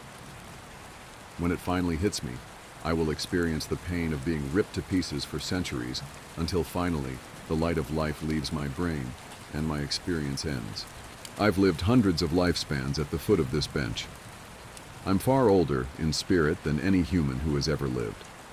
Most of my life experience has been a snapshot of pain huddled on the floor of a subway platform, with an unchanging view of ankles and advertisements. This post is my plan B, my Hail Mary, my long shot. I've spent lifetimes typing and posting this message in the hope that someone will read it and become convinced that my suffering must end. Someone on this platform right now. Someone who will find the man curled under the bench, the man who crawled down the escalator, and kill him as swiftly as possible. A bullet to the temple. If you're armed and at the Glenmont Metro, please shoot me. Things have deteriorated here to a degree that I didn't foresee. I didn't know how much writing about the things that are happening out here would affect every single part of my life. And maybe that was stupid of me. Maybe I should have considered it more seriously, but honestly I just thought I was writing about things that a few people would want to hear. I didn't think it would get this much attention. People ask me about the stairs now. It doesn't happen every day, but when it does happen, I never really know what to say. My bosses know someone is talking about them, and I'm sure that if they know, the higher-ups know. And I can tell you that they aren't happy about it. I've been formally told that I am not to speak a word about them to anyone anymore, which is part of the reason this has to be my final update. I can't risk my job for this. As much as it's been wonderful to get a lot of these things off my mind, I still do love my work. and I need to be out here. If anything, my being aware of what's really going on is enough reason to stick it out. I may not be able to tell people that they're out there, but if I see them, I can direct traffic away to somewhere safer. Because of the amount of attention the stories have gotten, I've heard a lot of stories being swapped back and forth. I've heard so many I can't even remember most of them. The ones I do remember are the ones that I wish I could forget. One story that's made the rounds here was about a young woman who disappeared upstate. Initially, everyone assumed she was a runaway. She didn't come from a great home life, and so it really wasn't any kind of surprise that she'd choose to cut and run. But people started coming forward saying that they'd seen her around the park shortly before she vanished, so some of the rangers in the area were sent out to make sure she hadn't hung herself or something on any of the back trails. It took them a while, but they did find her. Well, not all of her. Just half of her tongue and a quarter of the lower jaw. Very clean cuts, from what I heard. They've never found the rest of her. So many stories about children, so many of them going missing and turning up in caves, wedged in between impossibly tight spaces. So many of them found on mountain peaks or at the bottoms of sheer gullies. Missing shoes, missing socks, or found with both in perfect condition despite them being miles and miles away from where they vanished. So many stories of black-eyed people wandering around the woods and calling out in the night, mimicking the sound of running water or a bobcat screaming. One man in particular goes to every news station he thinks will listen to him and tells the same story. He was deer hunting, had camped out in a very remote area, and woke up because something was scraping against his tent. He thought it was a raccoon or a fox until the thing pressed its face against the door of the tent, at which point he could very clearly make out a human nose and mouth. He kicked at it, but it leapt back and was gone by the time he opened the tent flap, gun at his side. He fired 2 warning shots, and when the sound had faded, he heard a snap behind him. A man was standing at the edge of the campsite. This man was not wearing any clothing, but he also didn't possess any kind of human flesh. As this hunter described it, the man was made of some kind of amalgamation of raw meat and hair, as if someone had scooped up roadkill and molded it into the vague shape of a man. The face was lumpy and only a rough approximation of a human face. The thing opened its lopsided mouth, and from it came the sound of the gun the hunter had fired. It did this twice before mimicking the sound of the tent zipper and fleeing into the night. A young couple, out for a hike in the rocky areas of my park, reported to me yesterday that they had seen something strange out on a peak I'm very familiar with. They were taking turns looking through a pair of binoculars when the man noticed a hiker climbing up a very steep part of the cliff face. He watched the man scale the slope, and it didn't occur to him until the incident was over that this person had no climbing gear. When the climber reached the top of the peak, which was about 5 miles away, they turned and faced the young man. He said whoever, or whatever this person was looking right at them. The climber waved in an exaggerated manner before snapping in half at the waist, sideways, and leaping off the peak. The young man didn't see where the climber landed. I sent them on their way with assurances that I'd check it out. I lied. I won't be turning in a report because there are 10 others exactly like it. The climber is well known in that area. I don't question it anymore. There are so many things I won't ever be able to understand about my job, and it would take me years to relate all of the things I've heard in the last few months. When I feel like my job isn't in jeopardy, I will come back. It may be in a different format, but I will come back. Thank you all for sticking by my side and enjoying the things I've talked about. If you go out into the woods, I encourage you to be safe. Bring water, food, survival equipment. Let people know where you're going and when you'll be back. Don't go on uncharted paths unless you know exactly what you're doing. And above all, don't touch them. Don't look at them. Don't go up them. I'm a search and rescue officer for the U.S. Forest Service. I have some stories to tell. I wasn't sure where else to post these stories, so I figured I'd share them here. I've been an SAR officer for a few years now, and along the way I've seen some things that I think you guys will be interested in. I have a pretty good track record for finding missing people. Most of the time they just wander off the path or slip down a small cliff, and they can't find their way back. The majority of them have heard the old stay where you are thing, and they don't wander far. But I've had 2 cases where that didn't happen. Both bother me a lot, and I use them as motivation to search even harder on the missing persons cases I get called on. The first was a little boy who was out berry picking with his parents. He and his sister were together, and both of them went missing around the same time. Their parents lost sight of them for a few seconds, and in that time, both the kids apparently wandered off. When their parents couldn't find them, they called us, and we came out to search the area. We found the daughter pretty quickly, and when we asked where her brother was, she told us that he'd been taken away by the bear man. She said he gave her berries and told her to stay quiet, that he wanted to play with her brother for a while. The last she saw of her brother, he was riding on the shoulders of the bear man and seemed calm. Of course, our first thought was abduction, but we never found a trace of another human being in that area. The little girl was also insistent that he wasn't a normal man, but that he was tall and covered in hair, like a bear, and that he had a weird face. We searched that area for weeks. It was one of the longest calls I've ever been on, but we never found a single trace of that kid. The other was a young woman who was out hiking with her mom and grandpa. According to the mother, her daughter had climbed up a tree to get a better view of the forest, and she'd never come back down. They waited at the base of the tree for hours, calling her name, before they called for help. Again, we searched everywhere, and we never found a trace of her. I have no idea where she could possibly have gone, because neither her mother or grandpa saw her come down. A few times I've been out on my own searching with a canine, and they've tried to lead me straight up cliffs. Not hills, not even rock faces. Straight, sheer cliffs with no possible handholds. It's always baffling, and in those cases we usually find the person on the other side of the cliff, or miles away from where the canine has led us. I'm sure there's an explanation, but it's sort of strange. One particularly sad case involved the recovery of a body. A 9-year-old girl fell down an embankment and got impaled on a dead tree at the base. It was a complete freak accident, but I'll never forget the sound her mother made when we told her what had happened. She saw the body bag being loaded into the ambulance, and she let out the most haunting, heartbroken wail I've ever heard. It was like her whole life was crashing down around her, and a part of her had died with her daughter. I heard from another SAR officer that she killed herself a few weeks after it happened. She couldn't live with the loss of her daughter. I was teamed up with another SAR officer because we'd received reports of bears in the area. We were looking for a guy who hadn't come home from a climbing trip when he was supposed to, and we ended up having to do some serious climbing to get to where we figured he'd be. We found him trapped in a small crevasse with a broken leg. It was not pleasant. He'd been there for almost 2 days, and his leg was very obviously infected. We were able to get him into a chopper, and I heard from one of the EMTs that the guy was absolutely inconsolable.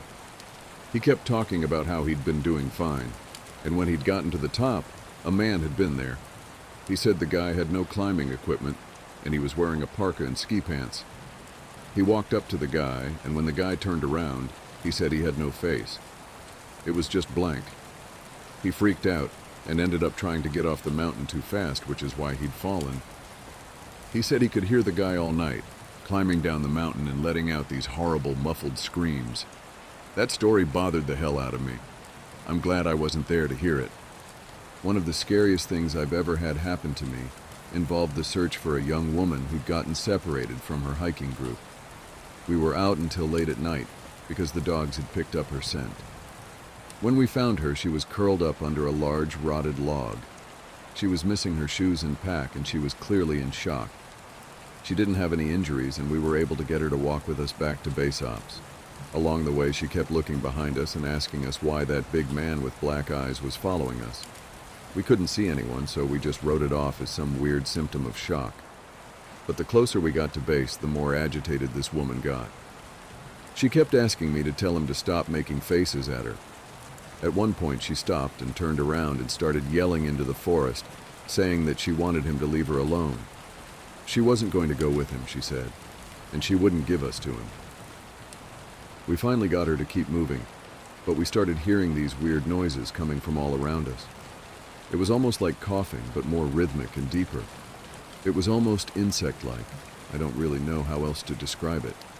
When we were within sight of base ops, The woman turns to me, and her eyes are about as wide as I can imagine a human could open them. She touches my shoulder and says, "He says to tell you to speed up. He doesn't like looking at the scar on your neck." I have a very small scar on the base of my neck, but it's mostly hidden under my collar, and I have no idea how this woman saw it. Right after she says it, I hear that weird coughing right in my ear, and I just about jumped out of my skin. I hustled her to ops, trying not to show how freaked out I was, but I have to say I was really happy when we left the area that night. This is the last one I'll tell, and it's probably the weirdest story I have. Now, I don't know if this is true in every SAR unit, but in mine, it's sort of an unspoken, regular thing we run into. You can try asking about it with other SAR officers, but even if they know what you're talking about, they probably won't say anything about it. We've been told not to talk about it by our superiors, and at this point we've all gotten so used to it that it doesn't even seem weird anymore. On just about every case where we're really far into the wilderness, I'm talking 30 or 40 miles, at some point we'll find a staircase in the middle of the woods. It's almost like if you took the stairs in your house, cut them out, and put them in the forest. I asked about it the first time I saw some, and the other officer just told me not to worry about it, that it was normal. Everyone I asked said the same thing. I wanted to go check them out, but I was told, very emphatically, that I should never go near any of them. I just sort of ignore them now when I run into them because it happens so frequently. One of the topics that I get asked about a lot, here and in real life, involve things like the rake, the wendigo, and other related legends. I can't honestly say that I know a lot about any of them, but based on some light reading I did, I can say that I've heard stories that seem to be loosely related to them. You've heard the old adage that legends like that come from somewhere, and I'm sure that's true, but as you all know, I do try to take things with a grain of salt. You have to, out here. It's sort of like working in a hospital, I'd imagine. You could spend all day thinking about how many people have died there, and how there are probably ghosts, or whatever you want to call them, all over the place, but it doesn't do you any good. It just makes it harder to do your job. I think a lot of us feel that way, and that's why we try to just go about our work like everything is fine. Once you get paranoid, there's not really any going back, and a lot of cadets quit because of it. My park especially seems to have a high turnover rate because the cadets graduate and get so freaked out about everything, and they can't seem to let it go. You have to learn to internalize things and shut off. I've talked to KD a bit about her experience because I wanted to know what she thought about the Wendigo. She didn't really have anything in particular to say about it. Aside from that, she didn't want to think about it that much, but she told me a friend of hers had had something similar happen. I contacted this person, H, over Skype, and they agreed to talk to me a bit. They're aware of my work here, and they're fine with me posting the story exactly as they wrote it. I grew up in Central Oregon, and there's a reservation called Warm Springs about 2 or so hours from where I lived. I only mention that because a lot of people in my area have friends there, and a lot of the land in that area belongs to that tribe. When I was a kid, we used to go camping up there. Not on the res, of course, but in that area, and I met a lot of kids who grew up there. I got to know one kid really well. His name was Nolan, and we ended up hanging out a lot when our families were in the area. Our folks got to know each other, so we'd all get in touch and camp out around the same time. We'd camp for about 2 weeks, so we were out there for a long time. I asked him if he camped in an RV. Yeah, my dad had one, so I guess it wasn't really camping, but we'd take our tents and stuff and set them up out away from camp most nights. I didn't like sleeping in there because I like being outside. We talked for a bit about camping. So anyway, sorry. One year Nolan and I were out there. I think we must have been like 12 or so. We wanted to go out and camp near the river because we wanted to try night fishing. I think we must have been about 1/3 of a mile from the main camp. Far enough away that we couldn't hear or see anyone else. I remember that. We were messing around most of the day. I don't really remember much about it. But we ended up building a fire at some point. And I was really impressed because he had this flint or something that he used to start it. I'd never seen anyone do that before, so I thought it was pretty cool. I got him to teach me how to do it. And we lit some stuff on fire, which looking back was really stupid because it was the middle of fucking summer. And if I remember right, the fire warning was either at yellow or orange. But thankfully we didn't start anything major. And when it got dark, we sat around and talked about whatever it is 12-year-olds talk about. I don't really remember. What I do remember is that at some point, He looked over my shoulder at the river and asked me if I could see something. The way our camp was set up, we were about 10 feet from the river, and we were at the widest point, so it was probably about 20 feet to the other bank. It gets hot up there in the summer, but the water's still cold, which is important. I look over my shoulder, and I could see something wading into the river on the other side. From where we were, it looked like a deer, but we couldn't really tell because of the fire. I got up to look closer, and I saw a pair of antlers, so I figured it was a buck. But I thought it was weird that it was wading into the water, and it was definitely heading for us, and I asked Nolan what he thought we should do. He's looking at the fire with this weird expression, and he tells me to sit down and shut up, so I do, because I'd never seen him act that way before. He's whispering at me to ignore it, and to just keep talking like we were, but I couldn't think of anything to say. He was saying something about an episode of some show, but I could hear the deer coming through the water, so I wasn't really paying any attention, and I kept trying to see over his shoulder. But every time I did, he'd sort of hit me on the arm and make me look at him. I wasn't really scared, I remember. I was just sort of confused. But then, I hear the deer come out of the water, and I could kind of make out what it looked like, and I realized it wasn't a deer because whatever it was walking on two legs. I started to get up. I was super freaked out, but Nolan just yanked me back down and talked louder about this television show, and I could tell he was just as scared as I was, probably even more. He leaned in and poked the fire with a stick, and he whispered that whatever I do, I can't speak to it. I could see it come closer, and it stood right behind Nolan's back. I was about ready to pee my pants, and I think I'd probably have run if I'd been alone. But I didn't want to leave Nolan, so I kept sitting really still and sneaking glances at it. It wasn't that tall, but the way it carried itself was just wrong, like its center of balance was screwed up. I can't really describe it, but it was kind of like it kept shifting too far forward. It just stood there behind Nolan for a long time, and eventually Nolan ran out of things to say, and we just kind of sat there for a second. The fire was making noise, but I thought I could hear this thing talking in a really low voice.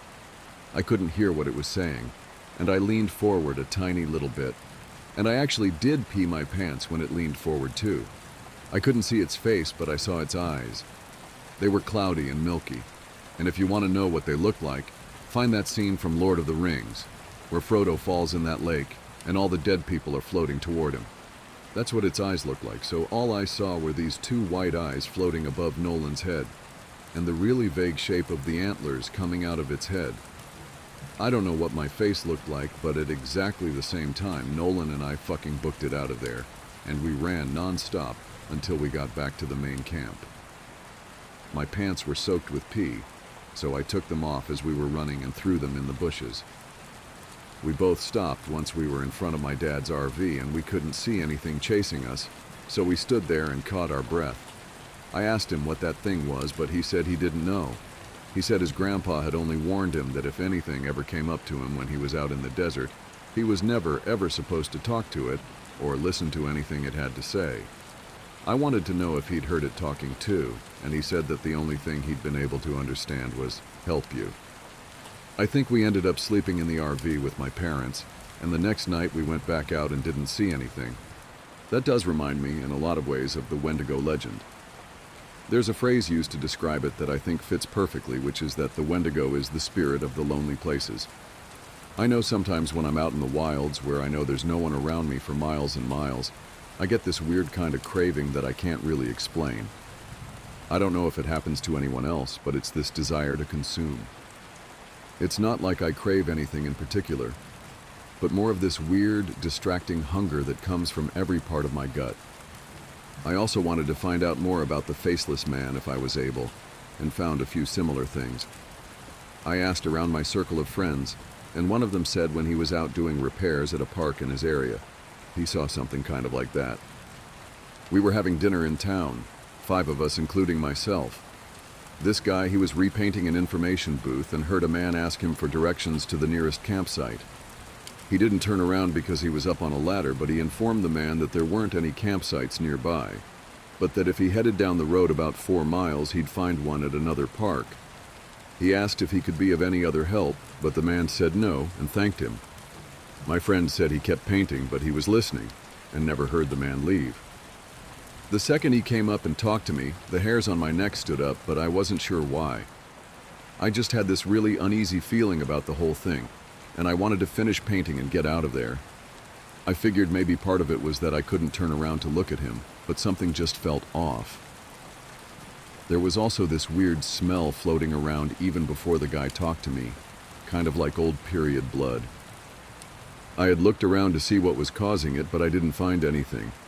So I waited for the guy to walk away, but I didn't hear him leave, which made me think he was just standing there and watching me. So I asked again if I could do anything for him, and he didn't answer. I knew he was there, though, because I hadn't heard him leave, so I did this awkward turn on the ladder to look down and see what he was doing. Now, I admit it could have just been my brain fucking up, but I swear to you, Russ, for a split second when I turned around, that fucker didn't have a face. Like, he had no face. It was almost concave and totally smooth, and I just about had a fucking heart attack because I couldn't even wrap my brain around what I was seeing. I think I started to say something, but there was this kind of pop inside my head, and suddenly he was just a normal-looking guy. I must have looked weird because he asked me if I was okay, and I was just like, yeah, I'm fine. He asks about the campsite again, and I point to where he has to go, and he's like, I'm not from around here, can you help me get there? Now this is when I know something is really up, because there's no way this guy got out here and didn't know where he was. And for that matter, there's no car around, so how'd he get here in the first place? I said I was sorry, but that I couldn't take him anywhere in a company vehicle, and he's like, please? I really don't know where I am, can you come with me and help me get there? So now I'm seriously weirded out, and I start wondering if this is some kind of ambush or whatever. I told him I could call him a taxi to come out and take him where he wants to go, and I pull out my phone and he just goes no and walks away really quickly. But he doesn't walk out of the park, he walks back into the fucking trees, and I got right in my fucking truck and start to get out of there, fuck the paint or whatever. I looked in my mirror to see where he was as I was leaving, and he was standing right at the tree line again. I don't know how he got there so fast, but this time I know that fucker didn't have a face. He was just watching me leave, and right before I turned the corner, he took a big step back into the trees and kind of dissolved, I guess. Maybe it was just dark, so he blended in, but it felt more like he just melted away. Interestingly, right after this guy finished his story, someone else piped up with another one, but with a slightly different twist. You know, actually, I had something sort of weird like that happen a while back. I was out doing some trail scouting, and I was out in the middle of nowhere figuring out where we were going to have this trail run through. I hadn't seen anyone else for probably a good 2 hours, so I wasn't really paying attention to where I was going. I was just looking at the ground for the most part. Then out of nowhere, I crested this little hill and almost ran into this guy. He was older, probably in his 60s, and I started to apologize to him for running into him. And then I noticed his face, and I probably looked like a complete douchebag because I stopped and just stared at him. It took me a second to figure out what was wrong, but this guy's face was huge. I know that sounds weird, but that's the only way I can describe it. His head wasn't big or anything, it was normal, but the amount of space his face took up was just way too much. Like if you took someone's face and enlarged it all by about 2 times. He doesn't say anything, he just kind of looks at me. And I backed up and was kind of stuttering and saying I was sorry, and I went around him and fucking got out of there and did what I needed to do. The whole time I kept looking behind me because I was so freaked out that he'd pop up behind me or something. I know it sounds ridiculous, but I swear to you it was one of the creepiest things I've ever seen. I switched the topic to the stairs a little later, and there was a definite shift in enthusiasm. No one spoke up at first. There's a real stigma around discussing them even when we're away from work. But I broke the ice with a story of my own, and the guy who told the story about the faceless man told this one, albeit very quietly. A couple years ago, I was camping with my girlfriend, and we're out about 2 miles from the road at this site I know. We went to bed that night, but we couldn't sleep because someone interjected a funny comment, and we were dangerously close to going off on another subject, but I got us back on track. Yeah, really funny, you fucker. No, it was because we kept hearing that grinding noise. My brother used to grind his teeth in his sleep, and it kind of reminds me of that. My girlfriend was freaking out, but I just kept telling her to ignore it because I've heard it before and you just have to ignore it. It goes away eventually, you guys know what I mean. We all knew what he meant. So eventually I got her to go to sleep, but I woke up probably 2 hours later because something was just off. I rolled over and she wasn't there, and I kind of freaked out because... He thought for a second, and then he took a very long drink. Anyway, I ran out of the tent calling her name, but I didn't have to go far. She was standing at the edge of the camp looking at something in the trees, and I could see she was really pale. The fire was low, but bright enough to see her. Anyway, so I ran up to see what was going on, and she was dead asleep, but her eyes were open. She had this real spaced out look, you know. So I put my arm around her to lead her back, but she wouldn't move. She just said really quietly something like, "I have to go now, Eddie. I have to go, it's here." I was like, "You're just sleepwalking, come back to bed." But she wouldn't budge. She just kept standing there and saying that she had to go. And I looked where she was looking, and there was a fucking staircase right there about 15 yards away. Gray one, concrete. And she started to walk toward it, but I yanked her back, and that woke her up. She looked at me like I was fucking out of my mind, and she asked what the fuck she was doing out of the tent. I didn't tell her anything, I just told her she was sleepwalking. The grinding was gone, so she just went back to the tent with me and fell asleep again. I don't know. I don't like thinking about it, you know? We all knew. You guys remember that kid with, I can't remember what it was, some kind of brain fuck up, not Downs, but something like it. Someone else brought up, well, I got to read the report he gave when they found him a week after he went missing, and it was fucked up beyond belief. I mean, you have to take it with a grain of salt because who knows what that kid actually thinks is real, but some of this stuff, I don't think he could have made up. Like what? Well, first of all, he talked about the stairs. He said he'd been watching his dad build a fire and the stairs came up to him, and he had to go up them or something bad would happen. The cops couldn't really understand what he was talking about after that because he just kept saying, like the campfire, over and over. And he kept mentioning sounds, but he couldn't say what sounds, just that it was loud and he covered his ears so he couldn't hear them. But the thing I remember most is that they asked him where exactly he'd gone, and he just said he was right there. He kept pointing at himself, and they said they thought that meant that he thought he'd never left. He said he wasn't scared because the stairs were there, and he said they talked to him, but not like people talk. Like I said, it was really convoluted and hard to understand, and I have a feeling the cops didn't take most of it down. They ended up just saying that the kid had some kind of amnesia or fugue, and that they didn't think foul play was involved. Doesn't really explain why he came back a week later perfectly fine without a speck of dirt on him and well fed, but hey, what the cops say goes. My missing husband came home, but I just know it isn't him. My husband went missing 6 months ago, just went out to work one day and never came home. It was a horrible shock to the whole neighborhood because things like that just didn't happen in our little slice of white picket fence suburbia. The police launched an investigation, and the neighborhood watch sent out search parties, but no one ever found any evidence to indicate what had happened to him. Our families were devastated. Recently, the missing posters have been taken down or papered over. The updates from the police became less frequent and dwindled away. I accepted that, hard as it was to admit. My Rick wasn't coming back. Until he did. A week ago, I was in the back garden watering my petunias when I heard the garden gate creak open. I jerked my head in that direction and there he was, exactly the same as he was the day he disappeared.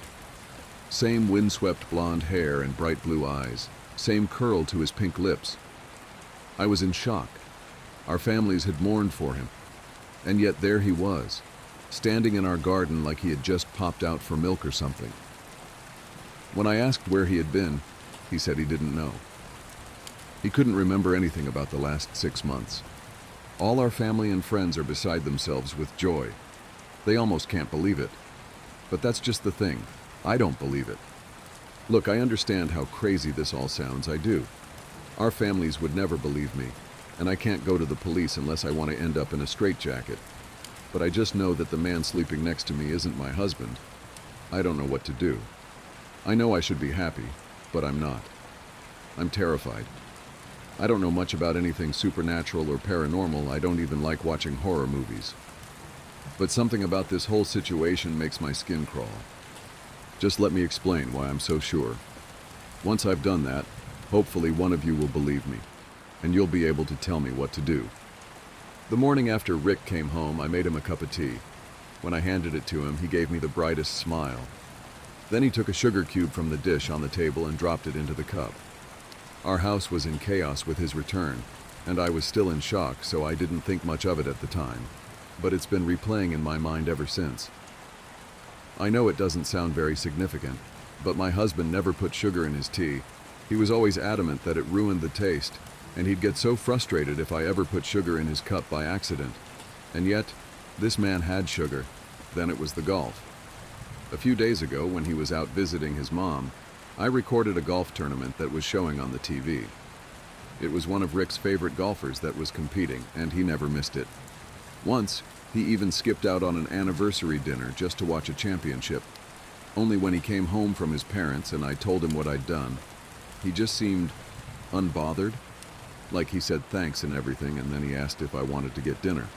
He didn't even watch it, and that's just so out of character for him. Then one night I woke up around 2 a.m. to see Rick's face inches from mine, just looking at me with these blank eyes. I kind of gave this nervous laugh and asked, "Baby, what are you doing?" And he didn't answer for like a solid 30 seconds. He just stared, almost like he was looking right through me. Then he suddenly smiled and said, "Sorry, honey. Sometimes I just can't believe this is real." Then he just rolled over and went to sleep. I didn't get much sleep after that myself.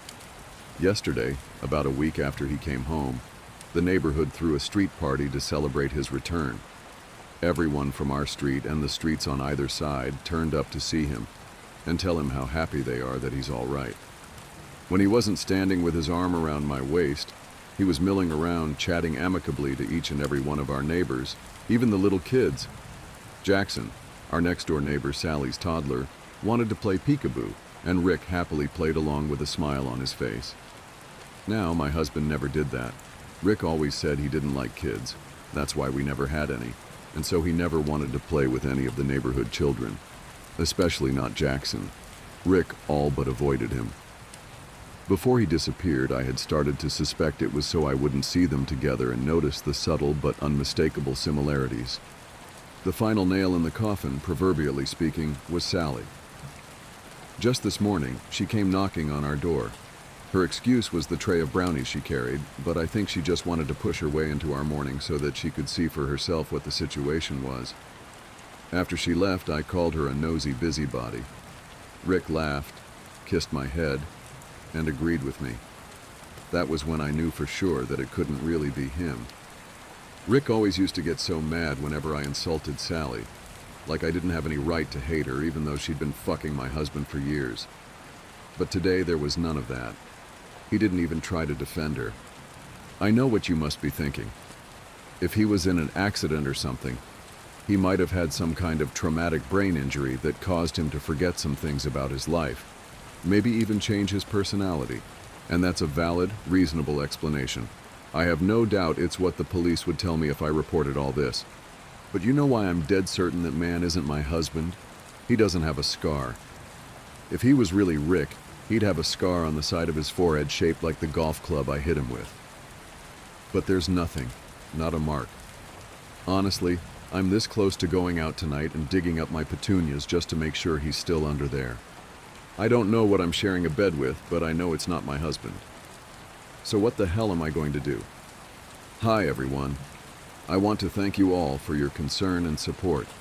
Even though I'm not giving out my real name, I obviously took a huge risk by telling anyone this at all, and I'm so grateful you've all tried to be helpful. I'm so sorry for the delay in updating. I've had some things to figure out, so I'll start with what I know. My husband is dead. In the end, I decided not to dig up the petunias. It was a rash, unadvisable notion which I have since abandoned because I realized how much worse things could get if I was caught. I've been smart about the whole thing so far, and I'm not about to throw that all away. It's too big of a risk. I did, however, thoroughly examine the flowers and the earth around them for any sign of disturbance, but I found none. Of course I found none. I don't know what I thought had happened, that my garden was some sort of pet cemetery, and my husband had clawed his way back from the beyond. Even to me, of all people, that sounds crazy. No, my husband is dead. In my heart, I know that beyond any shadow of a doubt, which means that whoever is in my kitchen right now is a complete stranger. He looks and sounds exactly like Rick. His own parents don't even notice the difference, for heaven's sake. But he doesn't act like him at all. Which tells me again that he is a stranger, that he never knew me before this, and he certainly never knew Rick. He doesn't enjoy the things Rick enjoyed. He doesn't say the sort of things Rick said. He doesn't complain, doesn't raise his voice, doesn't lie or gaslight or cheat. Frankly, he's a better husband than Rick ever was. Honestly, when I think about it like that, I'm almost tempted just to let it go. I tried to let it go, not to get caught up in worrying and just accept my new life for what it is. But I find myself unable to let it go. Because even though this man seems ordinary and kind and reasonable, there's one thing that scares me still. For someone to have so confidently taken Rick's place, they would somehow have to be sure themselves that the real Rick would not return to complicate their plans, however innocent or sinister those plans may be. Whoever this man is who is calling himself Rick, he must surely know that Rick is dead. And if he knows that, I would bet anything that he also knows how. I've gambled with my life and my freedom before, and I don't intend to do so again. A couple of you suggested that Rick might have had a twin that, for whatever reason, I never knew about, or perhaps a doppelganger who saw his chance at a more comfortable life and took it. Either of these seemed to me to be the closest to the realm of possibility, so they were the first theories I set out to confirm or disprove. A DNA test would surely be able to confirm whether this man is my husband's twin or someone completely unrelated. Of course, I was hardly going to tell him about it. At best, he would refuse, and at worst, well, I didn't want to find out. So about a week after my last post, I ordered 2 separate DNA tests designed for finding one's relatives and ancestors, and had them delivered whilst Rick was at work. Then a few nights later, I waited until he was asleep, actually asleep, not half asleep, and staring. And I pulled out a few strands of his hair, not enough that it would be noticeable in the morning, but sufficient amount to send away in a little tube to be analyzed. Much to my relief, he didn't wake up. I'm not sure how I would have explained it if he had. I sent the hair away to the DNA test companies, and they told me I'd have to wait a couple of weeks for the results. And in those couple of weeks, things have gotten stranger, shall we say. You see, I've noticed that Rick never seems to eat of his own accord. Like, he'll make dinner for us both, but that seems more to do with when I mention that I'm hungry than with his own desire to eat. He doesn't snack between meals. He never goes for a glass of water. I don't even think he takes anything with him to work for lunch. There's something else too. Rick's beard trimmer is still in its box, exactly where he left it 6 months ago, covered in dust and quite obviously unused. And yet, Rick has been home for nearly a month and his beard doesn't seem to be any longer, even though he used to trim it twice a week. On top of that, the staring has become a frequent occurrence, and not just in the middle of the night. I catch him watching me during the day too, always looking away or laughing it off whenever I notice him doing it. Anyway, I might as well tell you why I'm writing this now, because I can't make head nor tail of the situation anymore. The DNA tests came back in the mail this afternoon before Rick came home from work. I opened them quickly, eager to see who was included in the list of relatives, whether there were any names I recognized. Either way, it would answer my question. Only I don't have an answer. All I have are more questions, because the first test came back as inconclusive, with a note from the company telling me I had to send them a viable hair sample in order for it to work. I didn't understand that. I'd cut the hair myself, after all. And what did they mean by viable? But it was the second test that concerned me the most. Where there should have been information about demographic and regional origin, there was nothing, only a line of printed black letters spelling out the word unknown. Where there should have been a list of relatives and ancestors, there was no one. Not just no one related to Rick. No, I mean no one. According to the DNA test, this man has no relatives, no family, no ancestors, no biological connections, near or distant. That should be impossible, right? How can a person exist without any kind of relation? And how can he come from nowhere? I'm typing this up on the computer in the study, with several tabs open on various Google searches as I try to figure out how this could be possible. The DNA test lies on the table behind me, taunting me with the evidence of everything I do not know. And then I hear it, clear as day, coming from the doorway behind me. Rebecca? If I didn't know better, I'd say my heart stopped. I would know that voice anywhere. I never heard him come in, never even heard the door open. Dimly, in the back of my mind, I recall that our door creaks every time it opens. How could I not have heard it? I turn over my shoulder towards not Rick, a false bright smile on my face.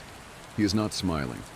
His face is calm, but there's something hard about the line of his mouth that sets me on edge. What the hell is this? His voice is perfectly level, but something about it makes the hairs on the back of my neck stand up. There's an undertone to his voice that I haven't noticed before now, something low and subtly grating. Even the real Rick never sounded like that. He holds something up, one eyebrow arched. When I see what he's holding, my stomach plummets. The results of the DNA test.